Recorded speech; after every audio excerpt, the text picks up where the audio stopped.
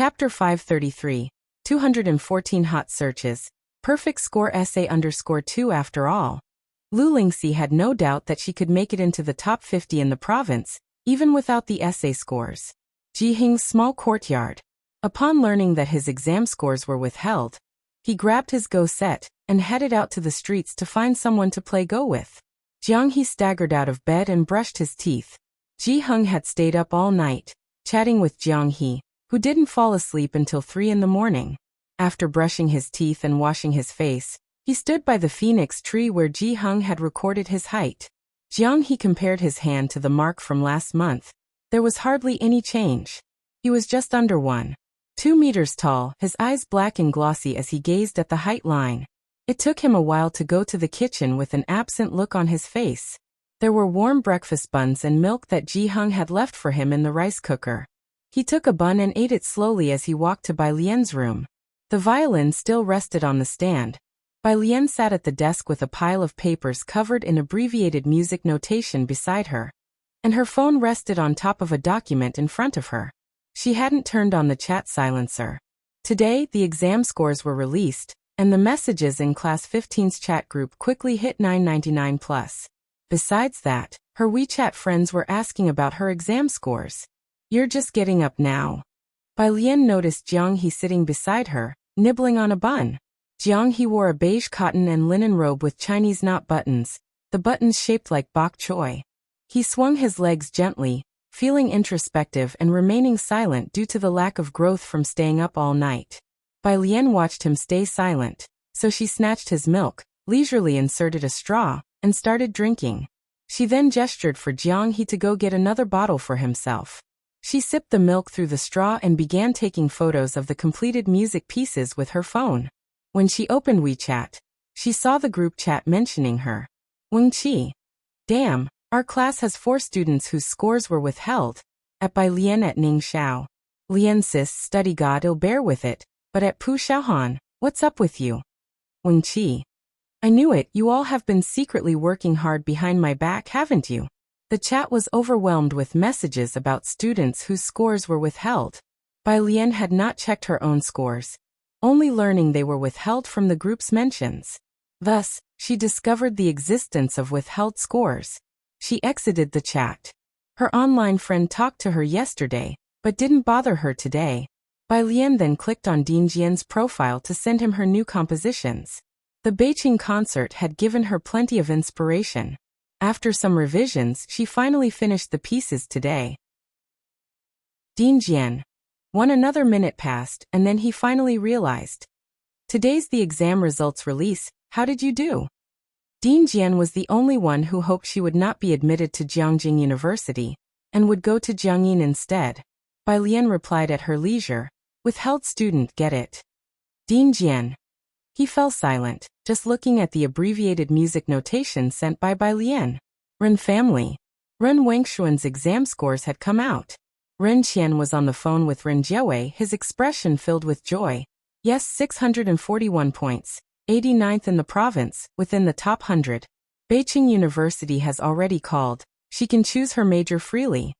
Ren Wanxian had never achieved such good scores before. It was rare for someone from Xiangqing to make it into the provincial top 100, except for Chenju. It was clear that Ren Qian was overjoyed. He made calls one by one to report Ren Wengshuan's exam scores. On the side, the house staff also offered their congratulations. Congratulations to Master and the young miss. Ren Qian with beaming joy said, "The young miss did well, it's just a pity she's in the same year as Chenju." Then he turned to Ren Wanxian beside him. "Xian, how much did Chenju score?" Ren Wanxian held her phone and remained silent. Her phone displayed the chat for Class 8, and everyone from her class had done very well. Ren Wanxian also performed beyond expectations and should have been happy, but she fixated on a message in the group. Class representative. 6 students with withheld scores are from Class 15.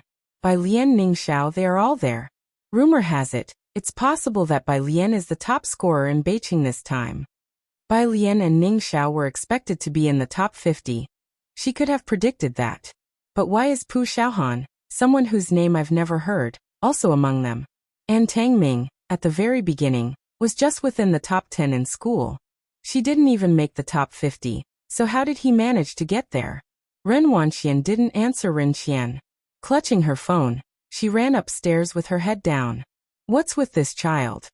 Ren Qian watched Ren Wangshuan's retreating figure, was momentarily stunned, then chuckled.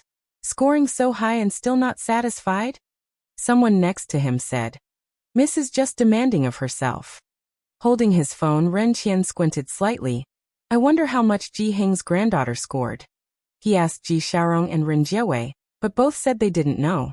Now that was strange. The 25th. This year, the rate of students from Xiangqing High School gaining admission to top universities reached an unprecedented 21%.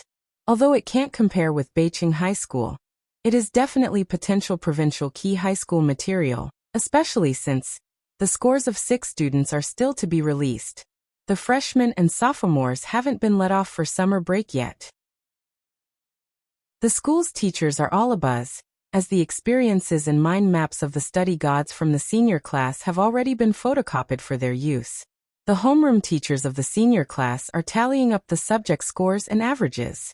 In the principal's office, he has already ordered a new banner and, at his own expense, purchased a load of fireworks and firecrackers, along with 2 big boxes of celebration candy. Lu Lingxi, holding the printed results, went to the principal's office and saw the 2 boxes of candy on the floor. Teacher Lu. Upon seeing Lu Lingxi, the principal greeted her cheerfully. Did Ning Xiao estimate a score of 700? I just heard that Song Min from Beijing estimated around 690. This year's provincial top scholar is definitely from our school. It's just a question of whether it's Ning Xiao or Bai Lian. Lu Lingxi nodded and handed the report card to the principal. He mentioned it. Why don't you seem happy? The principal was puzzled. Not at all. Lu Lingxi sighed and changed the subject. Is it difficult to be promoted to a provincial key high school? With a 21% rate to top-tier universities and the provincial top scholar in our school, the principal calmly picked up his tea, confident of victory. It's not difficult at all. Being promoted to a provincial key high school is indeed a good thing. After Lu Lingxi delivered the results, she headed to her own office. Along the way, she encountered many teachers who congratulated her. The homeroom teacher of the liberal arts class, who often visited Lu Lingxi's class, also stopped her. How did Bai Lian fare in Chinese this time in your class? There was a full mark composition in the exam this year. What full mark composition? Lu Lingxi stopped. The sunlight spilled onto her face. She was somewhat dazed. A full mark essay from this year's exam was leaked online without the candidate's name, the liberal arts teacher remarked. I've only ever seen full mark essays written by Bai Lian. I wonder how she did on the college entrance exam essay. Getting a full mark in the Chinese essay is no easy feat. Upon hearing about the full mark essay, Lu Lingxi suddenly had a strong premonition. She quickly finished speaking with the liberal arts teacher and opened the short video app on her phone. While some students' scores are still unreleased, the full mark essay has been prematurely shared by officials. In recent years, there's rarely been a full mark essay in the college entrance exam, but as soon as the officials showcased it, it climbed to the top of the short video search rankings. Lu Lingxi just clicked in and saw the 3rd on the hot search list. College entrance exam full mark essay, hot. General in the 25th year of Red Yuan, General Bai Li defended Xiangqing. The drumbeat abruptly started, rousing the general from sleep at midnight. He dressed and went alone to the high walls, facing 10,000 cavalry enemies ahead and behind, 1,000,000 commoners of Xiangqing. Yet Xiangqing's provisions were incomplete, with survival hanging by a thread. The north has not yet been subdued. The enemy persists. Amidst this dire strait, the general vowed to give his life for the public cause. How to retreat? Thus he stood with the people, guarding the city gates. The general dedicated half his life to the military, fought across all 9 provinces, willing to face death in battle without regret. What regrets does he have? You've not seen his son abandoning the pen to take up arms and slay the enemy's horses. You've not seen his loyal cavalry drinking to their heart's content in the northern wastes. You've not seen today's serene rivers and a prosperous, peaceful Chang'an. The general's sword has drunk the blood of 1,000 autumns, his bones buried in the yellow sand. He now enjoys the sunset's glow. Today, the festive banners fly red over the four seas, on an eastern campaign thousands of miles, planting peach blossoms in bloom. Epilogue General, is today's sunset beautiful beneath the towers of Xiangqing? If you find any errors, ads pop up, ads redirect, broken links, non-standard content, etc., please let us know. Report so we can fix it as soon as possible. Chapter 534. National Top Scorer in Exam 215 Second Update. _1 Seeing the first sentence, Lu Lingxi knew right away who the article was about. By Li, the great General Bai Li.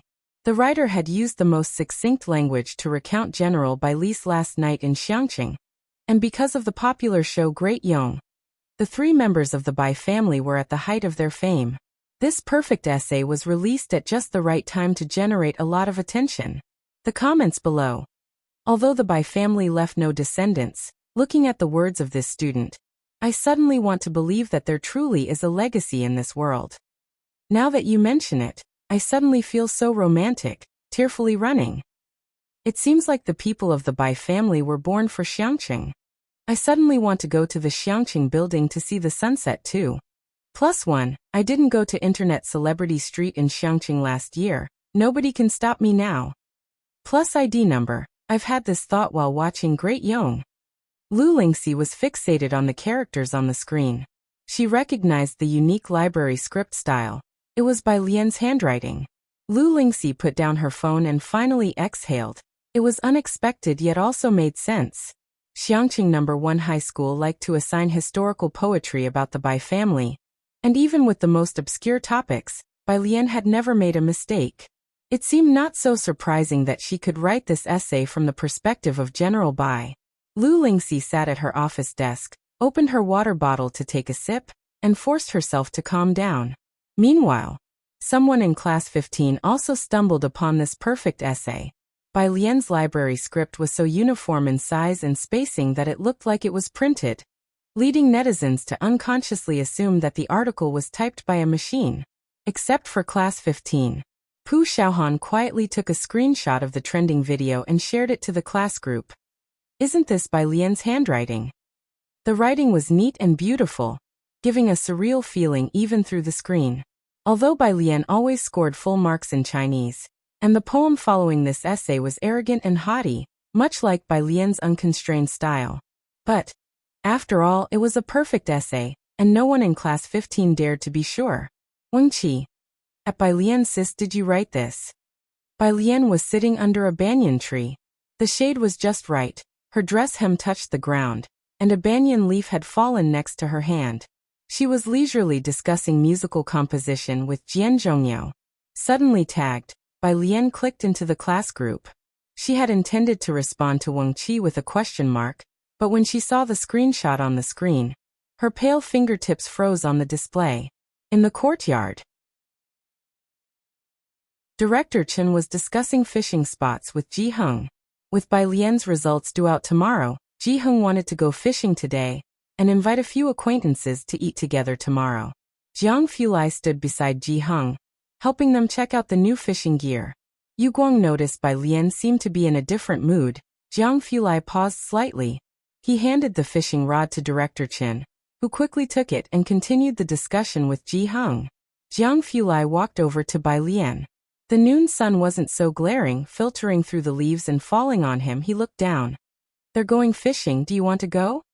Bai Lian came back to her senses, looked up, her dark eyes reflecting the gentle glitter of light. I won't go. I think. I want to go see the building. She gently picked up the banyan leaf that had fallen next to her hand. The Xiangqing building had been refurbished. Thanks to the broadcast of Great Yong, Xiangqing had also become a hot tourist spot recently, with crowds flocking to the old Xiangqing building every day. Beside the huge windmill stood a Great Yong film studio, where many realistic settings had been constructed in a short time. Jiang Fulai's car was parked in the parking lot. Bai Lian got out of the passenger side, needing to walk part of the way to the building because of the large number of people. Jiang Fulai was only wearing a white t-shirt, lazily grabbed a hat and put it on himself, tilting it down slightly, the brim almost completely covering his face. The sense of aloofness about him was significantly lessened. Even so, he and Bai Lian still attracted quite a few glances from passers-by, their appearance and temperament so superior that if it weren't for his inherently unapproachable nature, they might have already been snapped up by street photographers and ended up on trending searches. Jiang Fulai and Bai Lian stood side by side at the foot of the building, looking up at the tower that was worn by time. His pale eyes rested on the Xiangqing characters that had been repaired above. Next to him, Bai Lian stood still, quietly watching. About 10 minutes later, she withdrew her gaze and led him to climb up the building. The two reached the bottom of the stairs. Suddenly reminded of something, with what looked like an endless staircase ahead, Bai Lian raised her hand to block the sunlight. The sunlight enveloped her in a glittering halo. If you find any errors, ads pop up, ads redirect, broken links, non-standard content, etc., please let us know. Report so we can fix it as soon as possible. Chapter 535, 215 National Top Scorer, Second Update. _2 She showed some hesitation. Maybe you shouldn't go up? Jiang Fulai pursed his lips, lowered his gaze, and his pale pupils were always cold. He looked at her without saying a word. He always had that refined but distant demeanor, yet his ink-dyed brows and eyes now seemed to carry a hint of accusation. Bai Lian paused. Never mind, if you want to come up, then come up. The Xiangqing building was very long, with countless steps. It would take 2 hours to reach the end.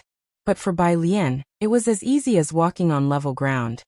She could run it 800 times without gasping for breath. After walking a section of the stairs, Bai Lian checked on Jiang Fulai, noting that aside from slower footsteps, his breathing was almost unchanged before she eased her mind. However, she still slowed her pace, chatting with him while walking towards the middle. It was past 5 in the afternoon. The two finally reached the top of the city wall. At this time, the sun had not set, but around the bright red sun, the clouds had already been dyed in various colors. Bai Lian propped her hands on the city wall and looked up at the sunset over the mountains, her black hair somewhat disheveled by the wind. Her posture was casual and relaxed, her gaze facing the wind. The sunset glow here is really nice, she commented. Jiang Fulai removed his cap, lazily resting one hand on the wall. His simple, clean clothes were worn with a cold elegance. Standing shoulder to shoulder with her, he looked in the direction she was looking at. His back was straight, yet his demeanor was relaxed, always exuding an effortless nobility. Indeed, it's not bad. Bai Lian glanced at him and then smiled. Bai Li didn't leave a corpse behind. The enemy had taken his body away. Bai Zhongyu had been the top scholar in both the regional and provincial examinations. Chun Yi had jokingly asked him if he was aiming for the honor of top scholar in the national examination as well, to ride a horse down the street in celebration. Unfortunately, just before the final examination, he received news of Bai Li and rushed to Xiangqing to take over Bai Li's position. Bai Zhongyu said that the yellow sands beneath Xiangqing were where Bai Li lay buried. Bai Lian believed him. Neither of them spoke again. The sunset gradually reddened the sky, the light pouring over them, causing Bai Lian's skirt to flutter in the breeze. In front of them was the sunset, and beneath their feet the city wall. It was like a richly colored oil painting. Many people came to Xiangqing building to check in, but few ever reached the highest point. Only a few girls not far away. They were a bit tired and sat cross-legged in a skewed position, facing the direction ahead. They both looked so good. The girl sitting in the middle couldn't take her eyes off the young man and woman standing at the very edge of the city wall, sighing in admiration. On June 26th, the scores for the students blocked from the college entrance examination were released. The fervor over the college entrance examination scores had already passed. The media had finished reporting everything that needed to be reported, but at this moment, the top universities around the country were tense, especially Beijing High School. The principal hadn't even gotten out of bed when he received a call from Director Pan of the Education Bureau, who urged him on the phone. "Why are you still sleeping? I'm already at the school." The principal, having been excited all night, had just fallen asleep when the phone awoke him. He got up to check the time on his phone. It was only 5 o'clock. Understanding Director Pan's feelings, and since the principal couldn't sleep either, he simply got up, washed his face, took his keys, and went to the school. Director Pan was already waiting by the conference room door. Where is Teacher Lu? Why hasn't she arrived yet? The head of the bureau and the others are waiting for me to report the scores of Bai Lian and Ning Xiao. Beijing High School was being quietly isolated by other schools. Fortunately, the overall results of this exam were good. If either Bai Lian or Ning Xiao secured the top provincial ranking, all the difficulties would be resolved, and the peak moment for Zhang Cheng's education would arrive. Don't worry, the principal turned on the lights and boiled a pot of water. I have already notified Teacher Lu. Lu Lingxi was rushed over by several calls from the principal. She was the homeroom teacher of Bai Lian and Ning Xiao, and their ID cards and admission tickets were in her possession. When Lu Lingxi arrived, the homeroom teachers of Class 8 and Tang Ming's class were already there. On the 26th, there was less traffic on the score-checking website, and it was no longer lagging. As soon as Lu Lingxi arrived, she saw the scores displayed on the computer screen of Class 8's homeroom teacher. They belonged to Chenju. Name, Chenju. Subject. Score: National Ranking Chinese. 127 Mathematics. 121 English. 132 Science. 258 total. 648 Provincial Ranking. 41 National Ranking. 1189. As it was the college entrance examination scores, there was no school ranking, but a provincial rank of 41, and a national rank within 1,000 had already broken Zhang Cheng's historical record. Director Pan adjusted his glasses and his eyes brightened. Very good. Well done, Teacher Lu. Are you here? Please check your class students' scores quickly. Lu Lingxi clearly couldn't wait for Bai Lian and Ning Xiao either. These two always worked at a snail's pace.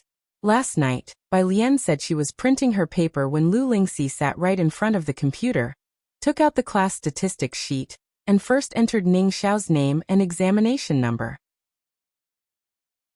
Today there was no delay. The school system was faster at releasing scores than any other place. Director Pan watched the page without moving and spoke to the principal. Ning Xiao's estimated score is 700, right? Could he be in the national top 100? Not sure. The principal, the data personnel, and the homeroom teacher of Class 8, among others, all stood behind Lu Lingxi, almost holding their breath. Even if not in the top 100, there should be within the top 200.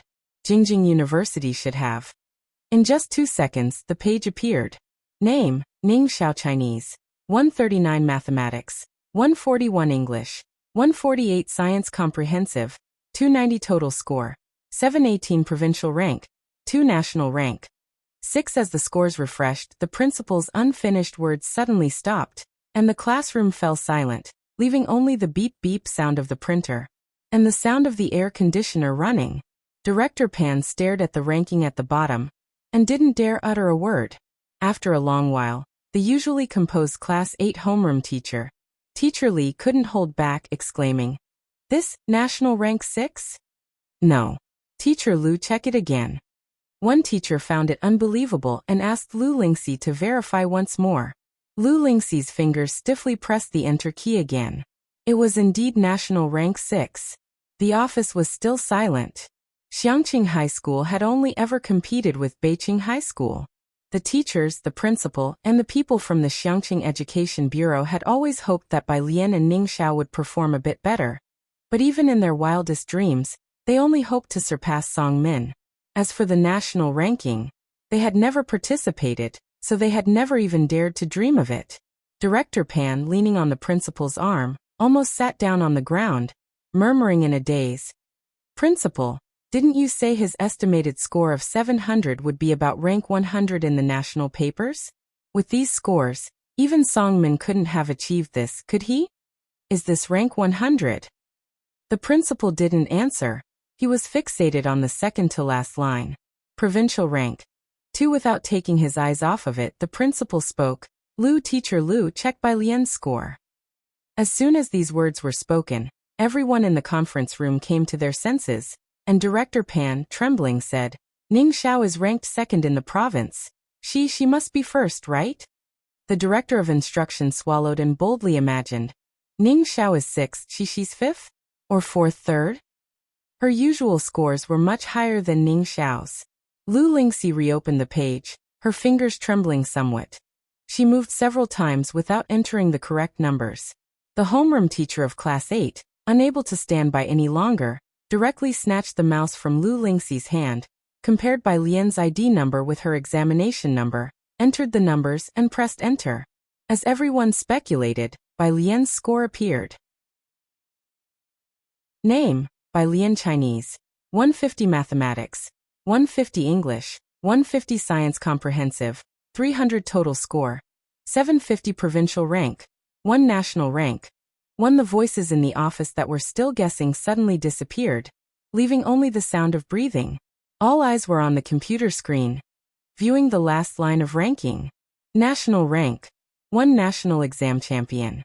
In an era when women were not allowed to take part in the imperial examinations, the champion title that Bai Lian was owed from that period, she claimed in this new era. It was as if she was proclaiming to the whole world. The Bai family's young miss from those years had forcefully reoccupied everyone's attention. Won't you take a ticket to celebrate for Sister Lian?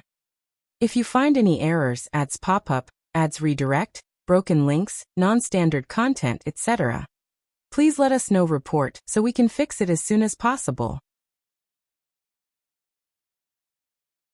Chapter 536. 216 paratroopers first to drop. Detonating _1 Bai Lian appeared before the teachers at the first high without any prior warning or groundwork, catching them all off guard. Lu Lingxi stared at the computer screen, scanning the entire set of results from top to bottom again. The usually composed her was now bewildered and confused. It wasn't 4th or 3rd place that the audacious director of instruction had imagined, but first. In Xiangqing, where it was already difficult to have a student get into Jiangjing University, to have one secure the first place in the national exams, it was something never before seen in the history of Xiangqing First High. The most the principal of First High dared to hope for was to surpass Song Min and take the first place in Beicheng. Song Min was a rare genius in Beicheng, and even surpassing him was considered their limit. But now, not only one student had surpassed Song Min, Ning Xiao had easily climbed past him to be among the top 10 in the national exam. And Bai Lian, it was even more unbelievable. The title of provincial top scorer and the national top scorer were 2 entirely different concepts. If it had been a student from Jiangjing who had achieved the national top scorer, no one would have been surprised. After the national exams were standardized, many people were dissatisfied. The resources and education that Xiangqing received were completely different from Jiangjing. With such a disparity in information, it was nearly impossible for students from Xiangqing to excel. All the teachers present knew that Bai Lian had switched from liberal arts to science. Under such circumstances, Bai Lian directly secured the top spot in the national exam. The conference room was still filled only with the sound of the air conditioning, as everyone, including the principal, watched on bated breath. These individuals had all weathered countless storms, but now, in the face of Bai Lian's abnormal ranking, they were still shaken, completely unable to express their thoughts. Several minutes later, the homeroom teacher of Class 8 was the first to snap back to reality. He checked Bai Lian's ID number again, inputting it 1 digit at a time before pressing the enter key with a clack. It was still that score and that ranking. This press of the enter key seemed to flip a switch in the conference room, and the principal could no longer support Director Pan. Holding his phone with trembling hands, Director Pan notified the Office of the Education Bureau about the great news. First place, first in the national exam. The Director of Instruction removed his glasses, wiping them with the corner of his clothes. Principal, your banners were not prepared enough. The principal had only secretly prepared a banner for the provincial top scorer. Teacher Lu, your class 15 really is. Tang Ming's homeroom teacher came back to his senses. The others congratulated Lu Lingxi. Congratulations, Teacher Lu, for having such outstanding students as Bai Lian and Ning Xiao. Lu Lingxi, listening to the other teachers, remembered when Bai Lian first came to class 15 with a score of 85 in integrated science. Who would have thought that a year later, not only did Bai Lian not repeat the year, but also secured the top spot in the national exam. Okay, Lu Lingxi took a photo of the computer screen with her phone, and then said, we still have 2 students in our class who haven't checked their scores. They were Yang Lin and Pu Xiaohan. Oh right, the principal, giddy with joy, was getting the factory to rush out printing banners. There are 2 more students. Pu Xiaohan with a 654, Yang Lin with a 691, the same score as Tang Ming. However, as Yang Lin's student number came before Tang Ming's, she ranked ahead of him. Your class really did well in Chinese, the homeroom teacher of class 8 commented as he looked at their Chinese scores. Pu Xiaohan scored 141 in Chinese, Yang Lin 140, and Tang Ming only 129. Lu Lingxi indeed knew how to teach. The average Chinese score of class 15 was always 10 points higher than the other classes. They must have written their essays quite well. Lu Lingxi was not surprised. Meanwhile, the grinning principal couldn't stop smiling. Yang Lin, Pu Xiaohan, and Tang Ming have done very well, extremely well. Any one of these 3 scores would have shattered the historical rankings of Xiangqing First High. Prepare the honor roll quickly. Tomorrow morning at 8:08, we will celebrate at the school gate. The principal was already in contact with the banner rush orders. Hang them all, said Director Pan, who had finished his phone call. Let's also hang a few at the entrance of the Bureau of Education. He exchanged a glance with the principal, and they could both see the thoughts in each other's eyes. This time, Xiangqing First High was truly soaring to the heavens. National number 1 and 2 in the top 10. 6 within the top 50 of the province. Be modest in demeanor, but grand in deeds. However, with such great results from Xiangqing First High this time, it may be impossible to keep a low profile. Xingyi Martial Arts School. Bai Lian arrived early, and was bending over to remove the last silver needle from Suhi's thigh. Pu Xiaohan held a video camera, capturing the details at the side. How does it feel? She asked, straightening up slightly and casting her eyes down to inquire about Suhi's condition.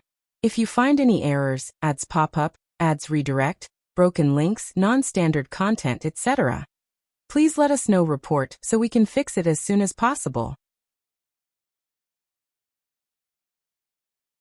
Chapter 537.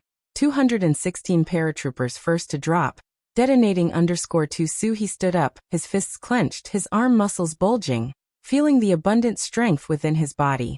After over 2 months of acupuncture, he had fully recovered to his previous condition. Miss Bai, Suhi looked at Bai Lian, excitement barely concealed on his stern face. I seem to have fully recovered. Bai Lian put away her silver needles and nodded slightly. The phone vibrated several times, and Bai Lian took out her phone. Beside her, Hall Master Jean asked Bai Lian, Miss Bai, are you going to Jiangjing soon? Soon. Bai Lian nodded. She swiped open the screen and saw several text messages. Hello classmate, this is Teacher Chen from the admissions office of Jiangjing University. First of all, congratulations on achieving such outstanding results in the college entrance examination. We will be in Xiangqing by 10 a.m. tomorrow. We hope to discuss the details of enrollment and major with you. If you have any questions, please call this number. Apart from Jiangjing University, there were messages from other schools too. Bai Lian had never experienced the warfare of modern schools. If it weren't for the fact that her phone rarely received spam messages, she might have mistaken these texts for marketing ads. At her side, Suhi quietly asked Hall Master Jean, looking somewhat hesitant, Miss Bai is going to Jiangjing? He had been in Xiangqing for more than 2 months and had not seen Su Nanjing. He had thought the Su family might have forgotten about this place. Did Bai Lian mean she was going back? Hall Master Jean nodded. Miss Bai is going to go to school in Jiangjing. Going to school in Jiangjing? Suhi followed Hall Master Jean in surprise, accompanying him as he saw off Bai Lian. Pu Xiaohan packed up her camera. Today, a few shielded students received their scores, and Ji Heng had invited these hardworking kids from class 15 to dinner. And Pu Xiaohan also planned to show the graduation video she had filmed to Ji Heng. After getting his confirmation, she would post the last video of the 3rd year of high school to her account, formally bidding farewell to their senior year. Jiangjing. Old Mrs. Su paced back and forth in the study. In front of the computer, Su Jiyue sat upright, entering her admission ticket number and ID number. Behind her, Ji Mulan watched the computer screen intently, without looking away. Suan held a cup of tea, also appearing calm. Old madam, the young lady also said she got all the scores she should have, the butler smiled. The papers were so difficult this year. Second place in the country is definitely not a problem. The old lady turned the sandalwood Buddha beads in her hands, remaining silent. Don't put too much pressure on Yeye. Suen looked at Su Ziyu's slightly trembling hands. Su Ziyue carefully pressed the enter key, and a row of scores appeared. Name: Su Ziyue Chinese. 141 Mathematics. 142 English. 150 Science Comprehensive. 292 total score. 725 city ranking. 2 national ranking. 3 Ji Mulan, seeing these excellent scores, couldn't help but cover her belly, now visibly showing months of pregnancy. National ranking 3rd. This was the first time she felt such overtly high scores. 725, a few points higher than what you estimated. Old Mrs. Su stood behind her, immediately seeing Su Ziyu's scores, which were higher than her estimates. This meant Su Ziyue had performed beyond expectations, and it was normal for her to rank second in the city. Pity, why today's college entrance examination had to coincide with the Liang family. The old lattice words were cut off midway as she suddenly saw the last line. National ranking 3rd? The butler also exclaimed in shock. Miss, aside from that Liang student, who else scored higher than you? Su Ziyue could not think of anyone. She pushed up her black-rimmed glasses, and took out her phone to inquire about Liang Hui's scores. Su En stood behind Su Ziyue. He didn't understand much about this year's college entrance exam, but he had heard Su Ziyue and Su Wenyao discussing its difficulty. 3rd in the country, Yeye is already very impressive. Wenyao was only in the top 10 back then. The question now is who is second? First place was undoubtedly Liang Wuyu without a doubt. Old Mrs. Su had always thought Su Ziyue could be second. Hearing now that it was 3rd, she couldn't help feeling a bit disappointed in her heart. But even if it was 3rd place, it was still an unprecedented high score for the Su family. She held the Buddha beads, brought her hands together, her mouth mumbling, "May Buddha bless us." "Butler, is the hotel booked?" At that moment, Su Ziyue also received a screenshot sent by Liang Wuyu. She whispered carefully, "This isn't right, something is very wrong this year. Liang Dog isn't first. The first place isn't from our school." "What?" Suen jumped in shock. Jiangjing High had always been the best school in the country, with every year's national top scorer emerging from there. This year in Jiangjing, many had been betting whether the top scorer would be Liang Wuyu or Su Ziyue. No one thought the national top scorer would be someone not from Jiangjing. Suen bent down, looking at the screenshot on Su Ziyu's phone. Chapter 538. 216 paratroopers first to drop, detonating _3 name. Liang Wuyu total score. 736 city ranking. 1 national ranking. 2. It's actually not him, Suen said, looking at those incredible scores. The exam questions this year were so difficult, and yet a score of 736 wasn't enough to be the top scorer. Where did this dark horse come from? Our principal is also looking into it, Su Ziyue murmured. How monstrously well did this person do to not come first with 736 points? Ji Mulan was happy for Su Ziyue. Being 3rd in the nation was something she had found difficult to come by in the past. If the nation's top scorer were to appear in the Su family, what kind of sensation would that cause? Chief Chen was invited to Ji Heng's house for dinner today. He had just gone fishing with Ji Heng yesterday, and was now leisurely sitting beside the stone table in the courtyard.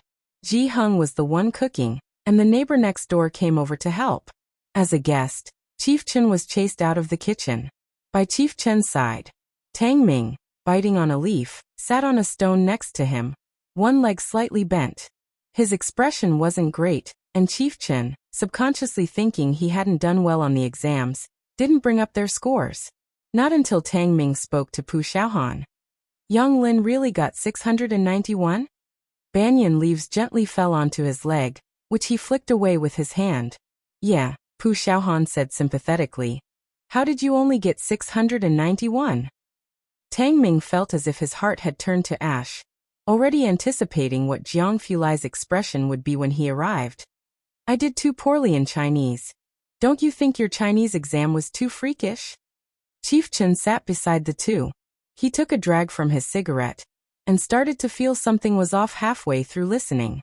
Chief Chen took part in the betting pool for this year's Jiangjing College entrance exam.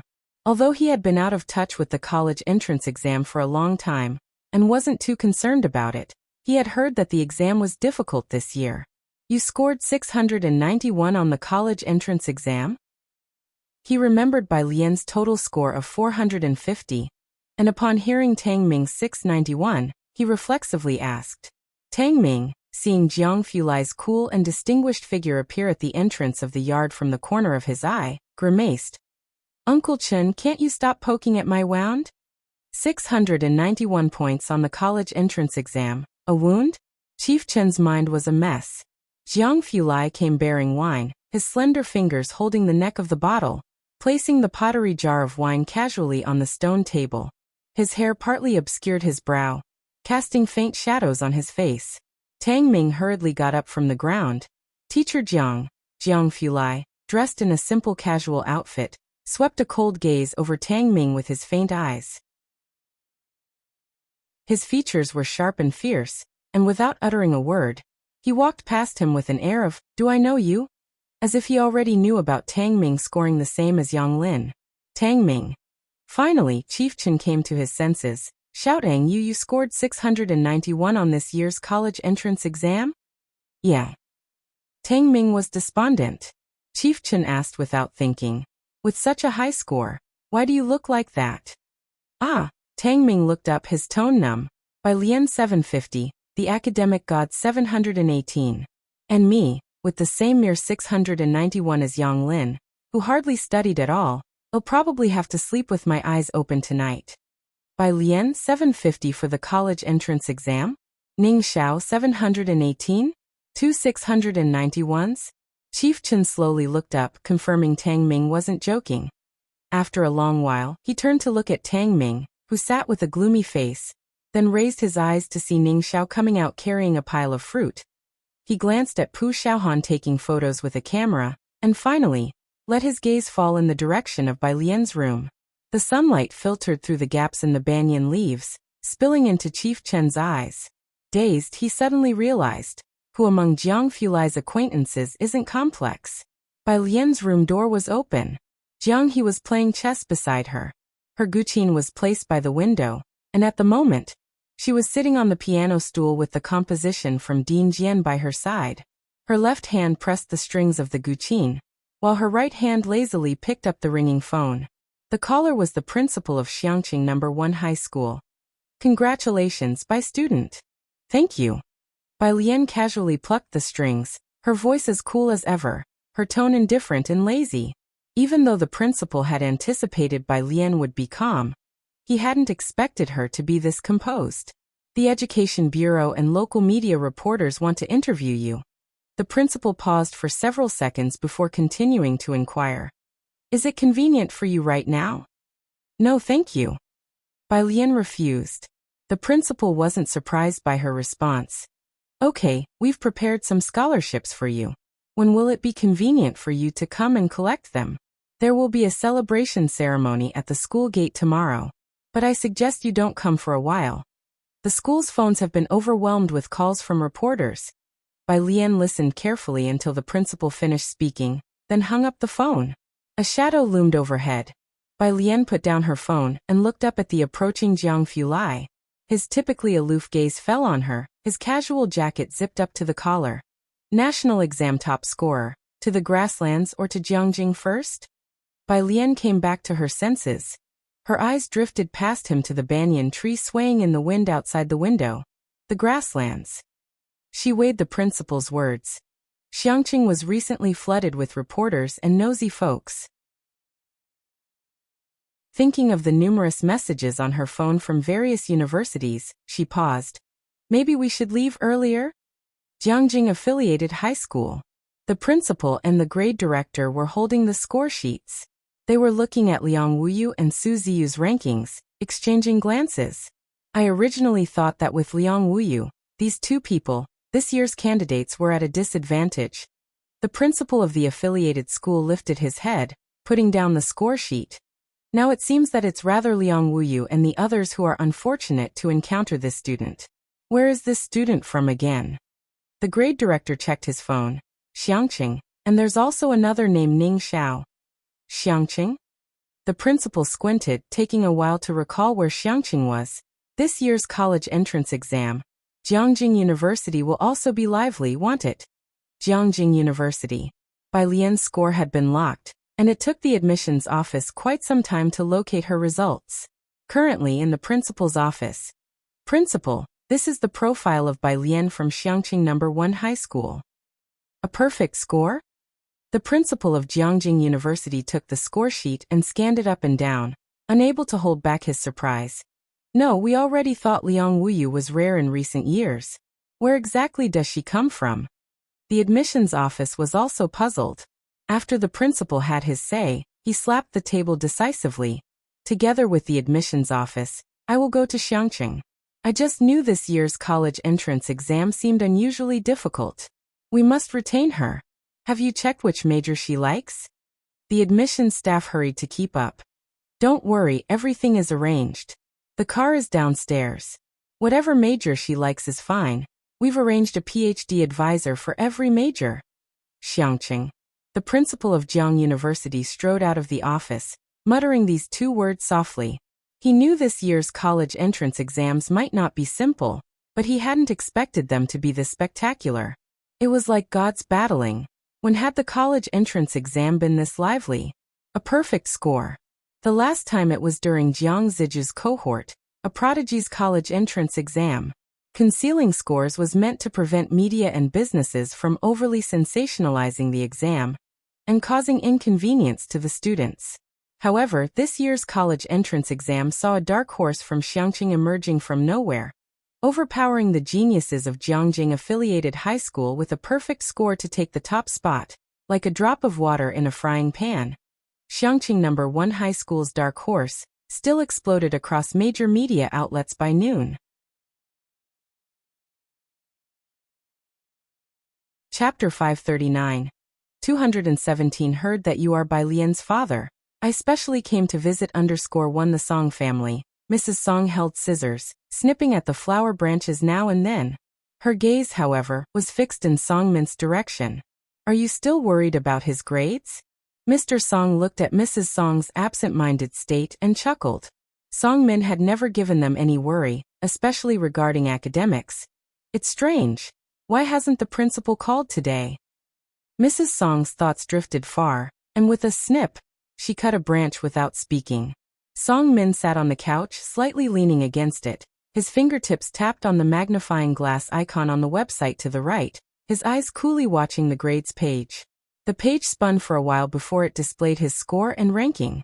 Total score, 686 provincial ranking, 5 national ranking, 36. A score of 700 was a watershed mark, with nearly every point below it accounting for several ranks difference, especially in the 400 to 500 score range. With nearly 1 million students across the province, a single point could mean a difference of tens of thousands of ranks. This time, the national ranking was still within Song Min's estimation, but the provincial ranking made Song Min stand up involuntarily. He didn't speak for a long time, and Mr. Song put down the phone and walked over. What's wrong? Did you do poorly? No matter, a momentary slip-up. Mr. Song felt it odd. Song Min always had access to excellent educational resources, especially with the Yin family's support. The resources he obtained were difficult for other Beijing students to acquire, as was the case with the Boyuan base recently.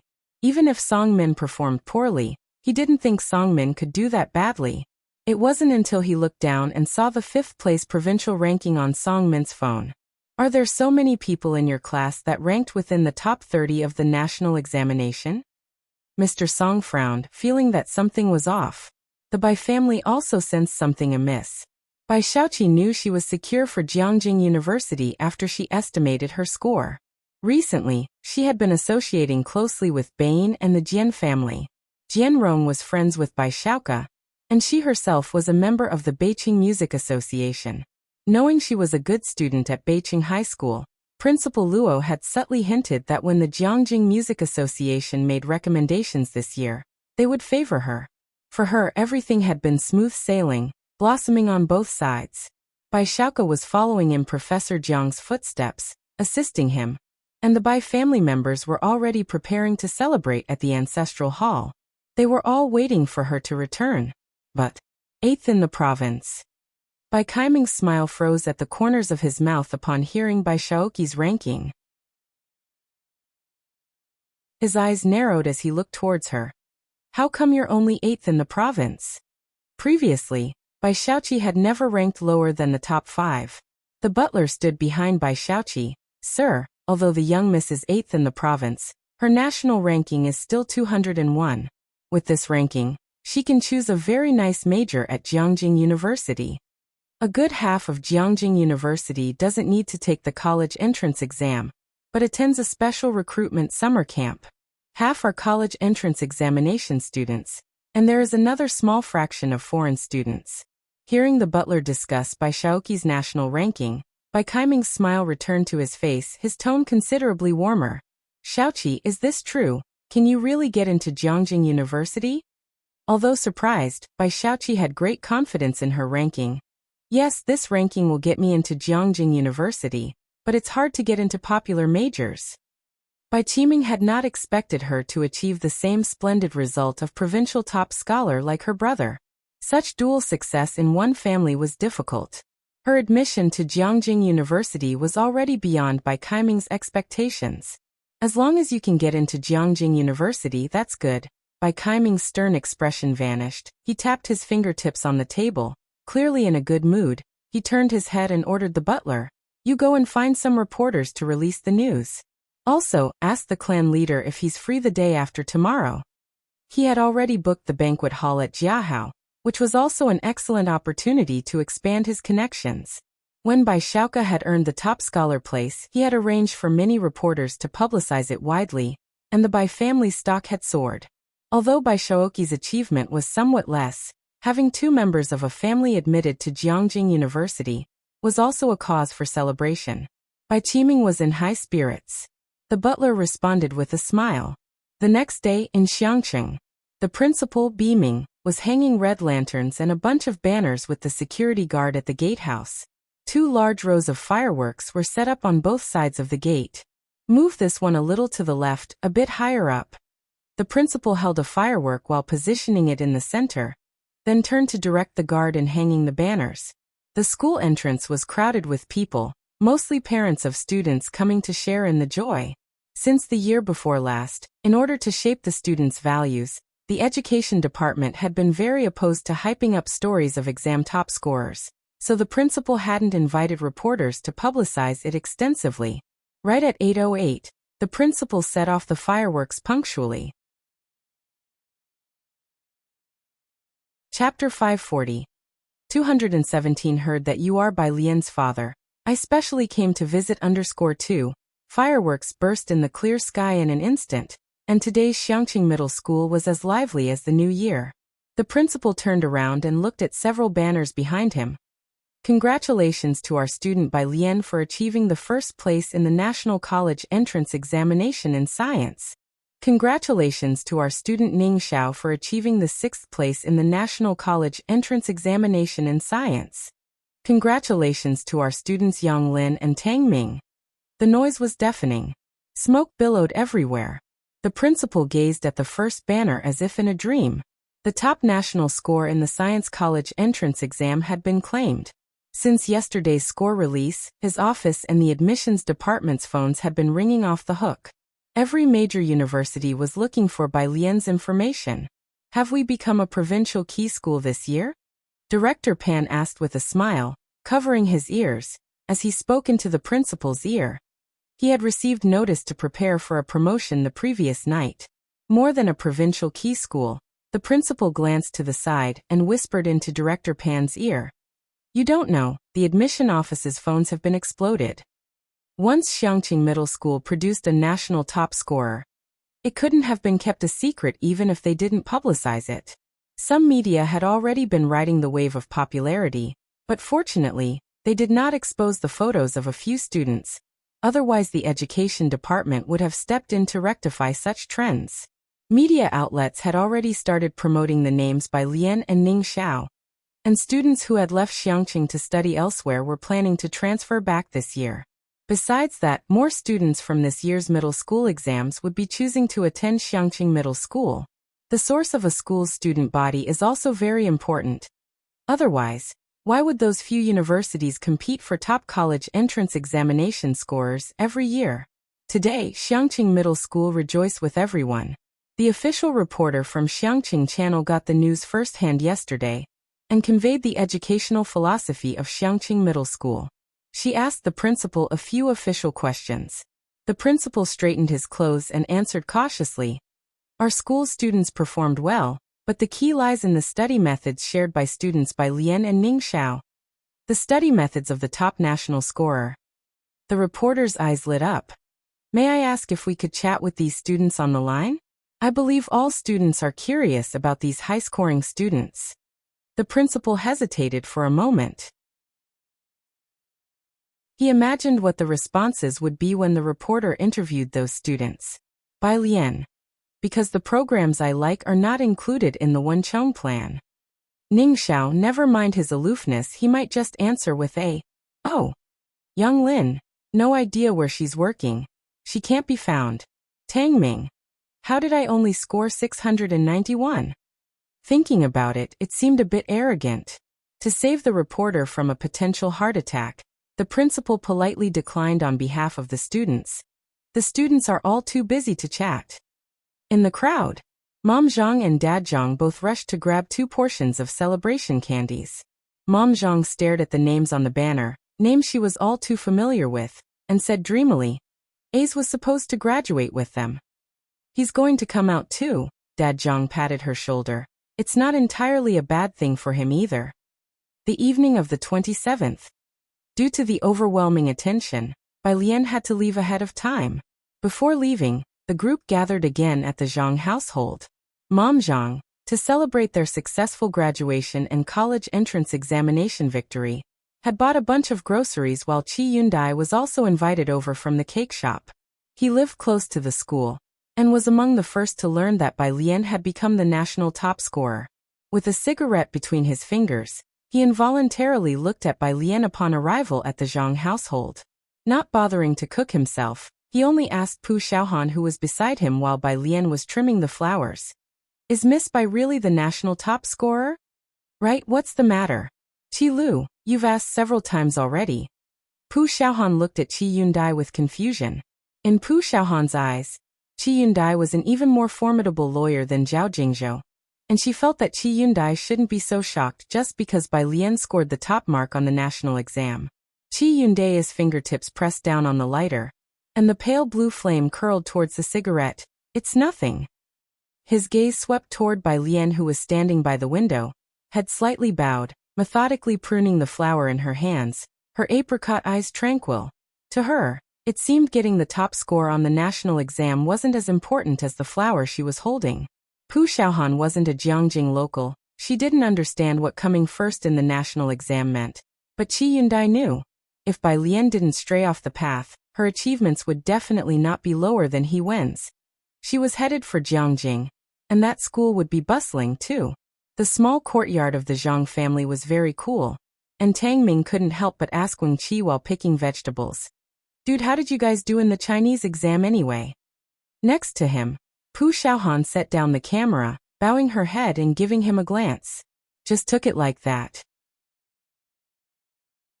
Pu Xiaohan's essay for the college entrance exam graduation photo excerpt. A very ordinary grade 12 year, and Lu's mom also had one less worry. After that, no one was ever late on Monday mornings again. The sports field was still the same sports field. Nothing had changed, only Bei and the others never went to play football again. This year's graduation photos have already been taken. Our grade 12 is drawing to a close, and his grade 12 will start anew. Why cling to that graduation photo with one missing spot? In Beijing, the Bai family was also very lively.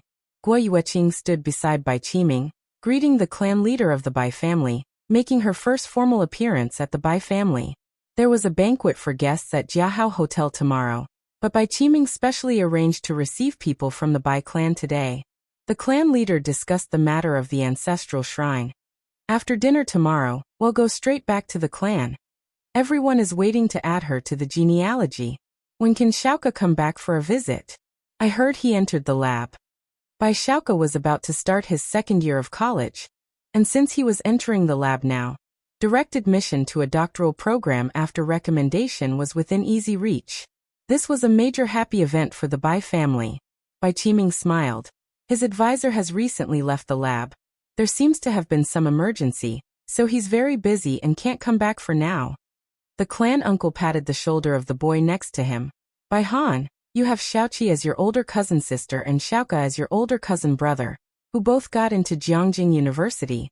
Xiaoka even got the provincial top score, and will be a doctor in the future. You should learn from them, understand? The boy glanced at Bai Xiaoqi and curled his lip, his gaze sweeping around. I don't want her, I want cousin sister Bai Lian. At the mention of Bai Lian, the atmosphere tightened for a moment. The clan leader remembered who Bai Lian was and smiled faintly, not saying anything. The clan uncle also glared fiercely at the boy, complaining that he had misspoken. Bai Qiming's brow furrowed. Guo Yueqing, dressed in a cheongsam, stood in front of Bai Qiming, and seeing everyone else's reaction, she subdued her emotions. Just then a servant from outside came in. Sir, the principal is here. It was the principal of Beiqing High School. Bai Qiming smiled. He must have come to congratulate Xiaoqi. Butler, go and ask Xiaoqi to come down, and stop practicing the piano. This was the principal of Beiqing High School, so the clan leader and the rest of the Bai family got up to greet the visitor.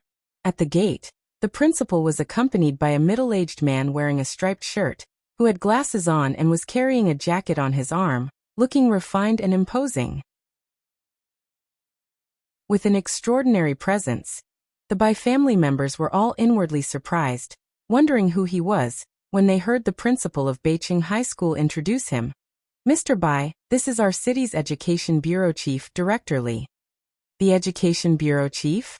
The Bai family members were all exceptionally amazed. The clan leader looked at Bai Qiming in surprise, the expression quite clear. How do you know the bureau chief? Bai Qiming, a businessman, didn't have very strong connections. Their family was just known as one of the wealthy families in the city. And last year when Bai Xiaoka was the provincial top scorer, the Education Bureau had just sent a notice. How could he have invited the bureau chief?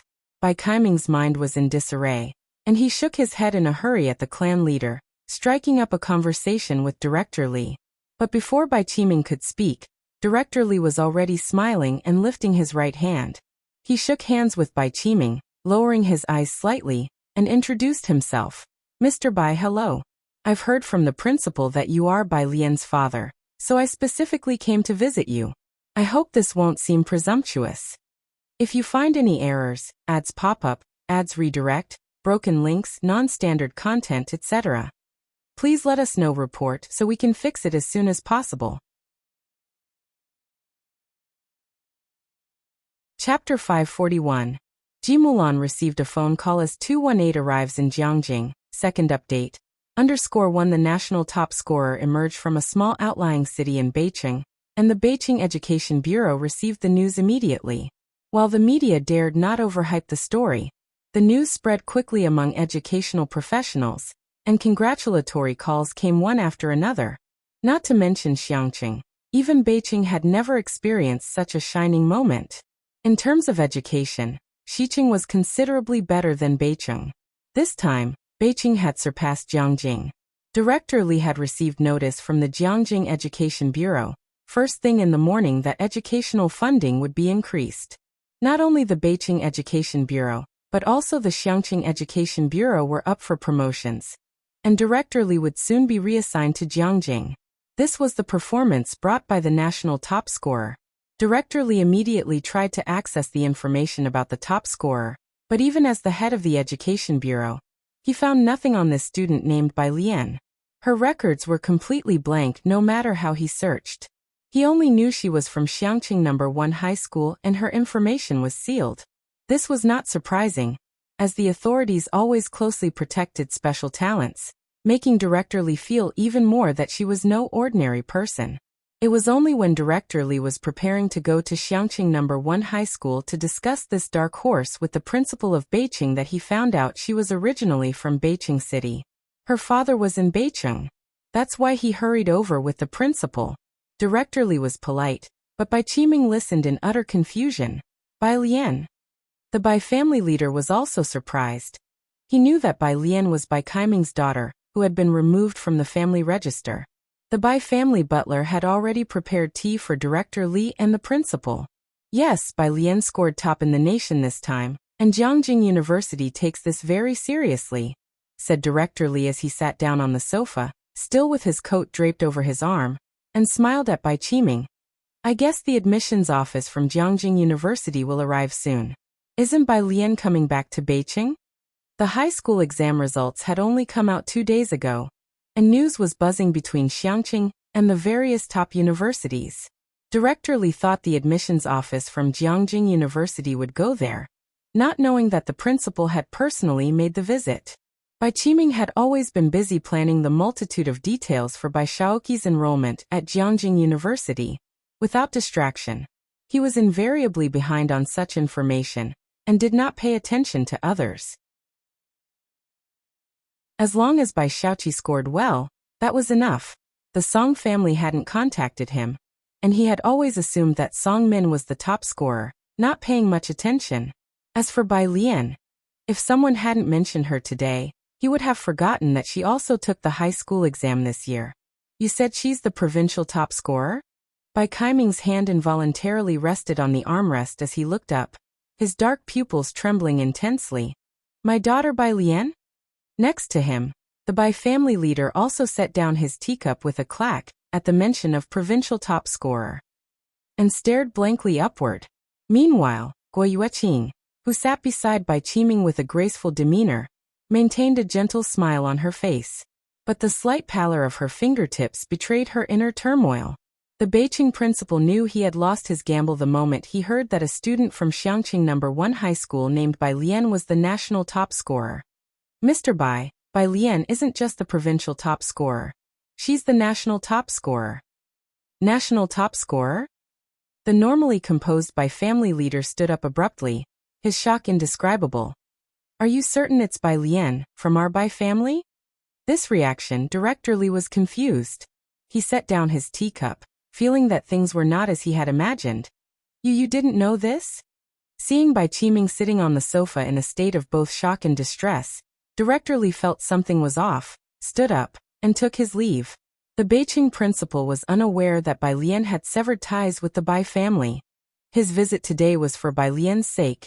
After all, she was a member of the Bai family, and he did not want to create enmity with her over the matter with Bai Shaoqi. Sensing something amiss, he left apprehensively with Director Li. After the visitors left, the Bai family's hall remained silent. Even the ever-diplomatic butler, holding a tray, stood frozen in place. Upstairs, Bai Shaoqi changed her clothes and came down the stairs, her expression puzzled. Dad, family leader, what's going on with you both? Her question dropped like a pebble into still water. The family leader clasped his chest, turning to Bai Qiming. Qiming, take me to Xiangqing to find her. We must bring her back and have her rejoin the Bai family lineage, no matter what. When Bai Shaoqi was the provincial top scorer, the Bai family had ignored the fact that he was an illegitimate child, visiting him 3 times in earnest. Now with Bai Lian as the national top scorer, even the family leader was willing to lower his pride and personally go to Xiangqing to invite Bai Lian back. Until now, there had never been a national top scorer in the Bai family. Of course, the Bai family only knew that Bai Lian was the top scorer in the national exam, but they did not understand the true significance of this distinction. If you find any errors, ads pop up, ads redirect, broken links, non-standard content, etc., please let us know. Report so we can fix it as soon as possible. Chapter 542. 218 comes to Jiangjing. Ji Mulan received a phone call. Second update. _2 Even so, it was enough to make them rush to Xiangqing overnight. As for tomorrow's celebration banquet, they couldn't care less about it now. 28th, early morning. An expansive airport near the border grasslands. The plane's wheels rolled on the cement ground, its wings sweeping past on both sides before coming to a slow stop. The airport staff efficiently placed stairs for the passengers to disembark. Bai Lian stepped off onto the carpet, looking up slightly. This was her first time here. At the bottom of the stairs, people dressed in ethnic attire approached the two as they descended, offering a booklet with respect. Master Jiang, this is the sightseeing plan we've arranged for you. Jiang Fulai, holding a document in his right hand, upon hearing this, switched the document to his other hand and took the booklet. Take a look, where should we go first? His eyes were faintly downturned as he glanced at the booklet before casually handing it to Bai Lian. It was then that the person dressed in the ethnic style carefully raised their head. Seeing the girl standing beside him, she wore a long dress, its hem slightly lifted, reflecting the blue sky behind her. The azure pattern on the skirt's hem was perfectly embellished, crafted to the highest degree. Bai Lian's eyes scanned the booklet, which had several routes mapped out. Zhongwang Tomb. Her slender fingers paused on the last route as she hesitated slightly. Here. Jiang Fulai handed the booklet forward. Well, go here. Clearly, neither of them were people who would typically go sightseeing. Only after the two had left did someone look at the route Bai Lian had chosen and exclaimed in surprise. Isn't this area sealed off, forbidden to be shown to outsiders? Sealed off. The middle-aged man in ethnic attire looked up, his voice quiet. That depends on whom. The young person scratched their head. Not understanding. The middle-aged man, holding the booklet in one hand, adeptly dialed a number on his phone. With their family, our boss doesn't even know which way their mansion's gates face. Summer vacation hadn't officially started yet. Not many tourists came here. Bai Lian stood with a bottle of water at the foot of a hill. A tomb guardian explained to Jiang Fulai. Follow this mountain path up, and you'll reach Zhongwang Tomb. You still have tomb guardians now? Jiang Fulai's gaze drifted toward the tomb he mentioned. The elderly man, his hair completely white, replied. Me? I should be the last generation. He led the way in front, veering into a no-entry path. We rarely let people disturb them nowadays, though occasionally reporters come to interview. Look, it's just ahead. Bai Lian followed the old man silently, listening. She followed his gaze to an anciently constructed tomb. The name of the tomb was still marked beside its gatehouse. Princess Huaiyan isn't here? Bai Lian repeated the name to herself, her fingertips tapping the water bottle unconsciously. Princess Huaiyan. The old man paused, then remembered who she was referring to, pointing casually to the neighboring hill. She's not qualified to be here. She should be on that hillock. Before he could finish, Bai Lian started walking in that direction. The old man was surprised. He hesitated for a moment before following her, speaking to Jiang Fulai. Master Jiang, that area isn't a scenic spot and hasn't been maintained. The path is rough. No problem. Jiang Fulai stopped halfway up the hillside. He looked down at his watch, his tone undisturbed. Let her have a look. The old man dared not say any more. On the mountain, the burial mound was built quite casually. Bai Lian identified the inscriptions, taking some time to find the words Princess Huaiyan on the unrenovated tombstone. She stood in front of the grave, surveyed the surroundings, and then casually sat down. Dressed in plain clothes, Bai Lian wiped the yellow mud off the tombstone with her hand, and then took out her phone to snap a photo of the tombstone. Having taken the photo, her index finger absent-mindedly tapped the phone screen. As fate would have it, the phone rang, a call from Pu Xiaohan. Bai Lian, are you out? In the video, Pu Xiaohan was in a crowd with a camera in hand. Is that the prairie? Yes, Bai Lian, propping her elbow on her knee, spoke in a languid tone. Are you escaping something? Ah, these university folks are searching for you and the prodigy. I don't know why they're bothering me. Pu Xiaohan said helplessly, shouldering her camera. When are you heading to Jiangjing? Pu Xiaohan's grades weren't enough for Jiangjing University, but Media University was within her reach. She was planning to visit Media University first. Hearing this, Bai Lian raised an eyebrow, her youthful arrogance soaking through. Today. So soon. Pu Xiaohan calculated the time. Then I have to wait another 2 days. My parents want to take me back home for ancestral worship. Oh, and they also need to pay respects to my grandfather. Tell your grandfather to be aware. As far as I know, the prodigy's uncle is also going to pay respects to your grandfather. I won't mention the others from class 15. They all know where you live. If you find any errors, ads pop up, ads redirect, broken links, non-standard content, etc., please let us know. Report so we can fix it as soon as possible.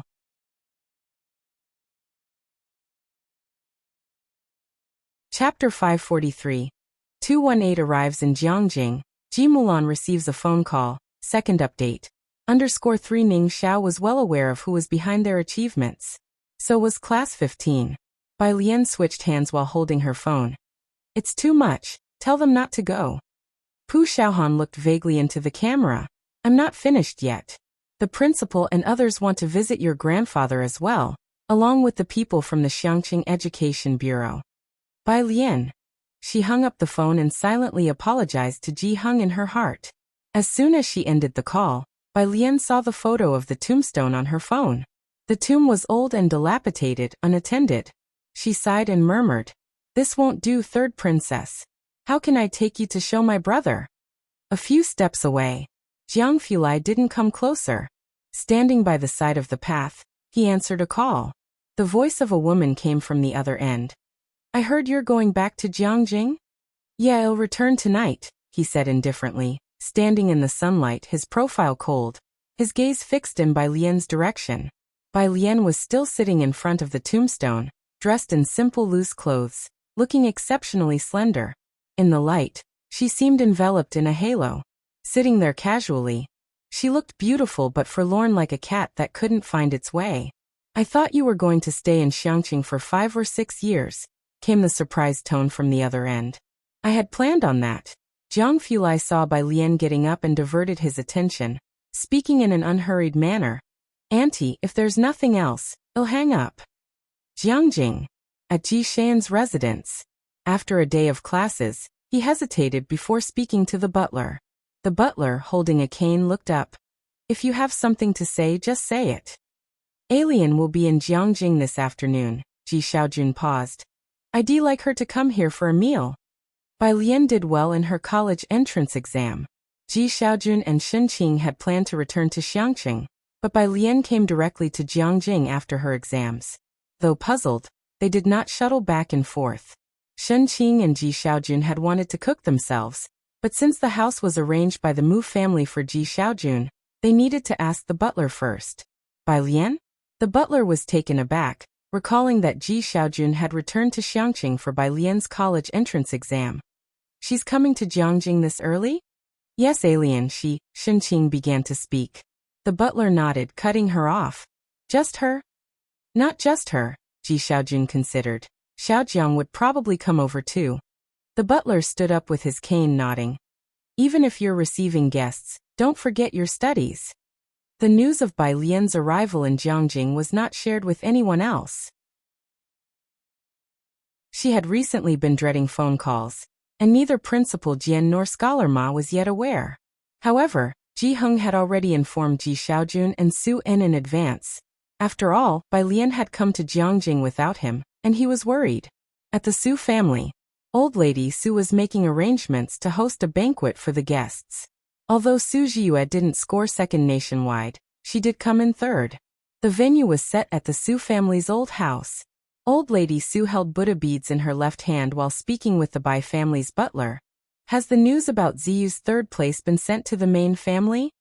The Su family, being extensive, doesn't pay attention to the college entrance exam every year. Without explicit communication, the Su family wouldn't know of the achievement. "Rest assured," the butler nodded. "I've informed the family members, and several of them have confirmed their attendance."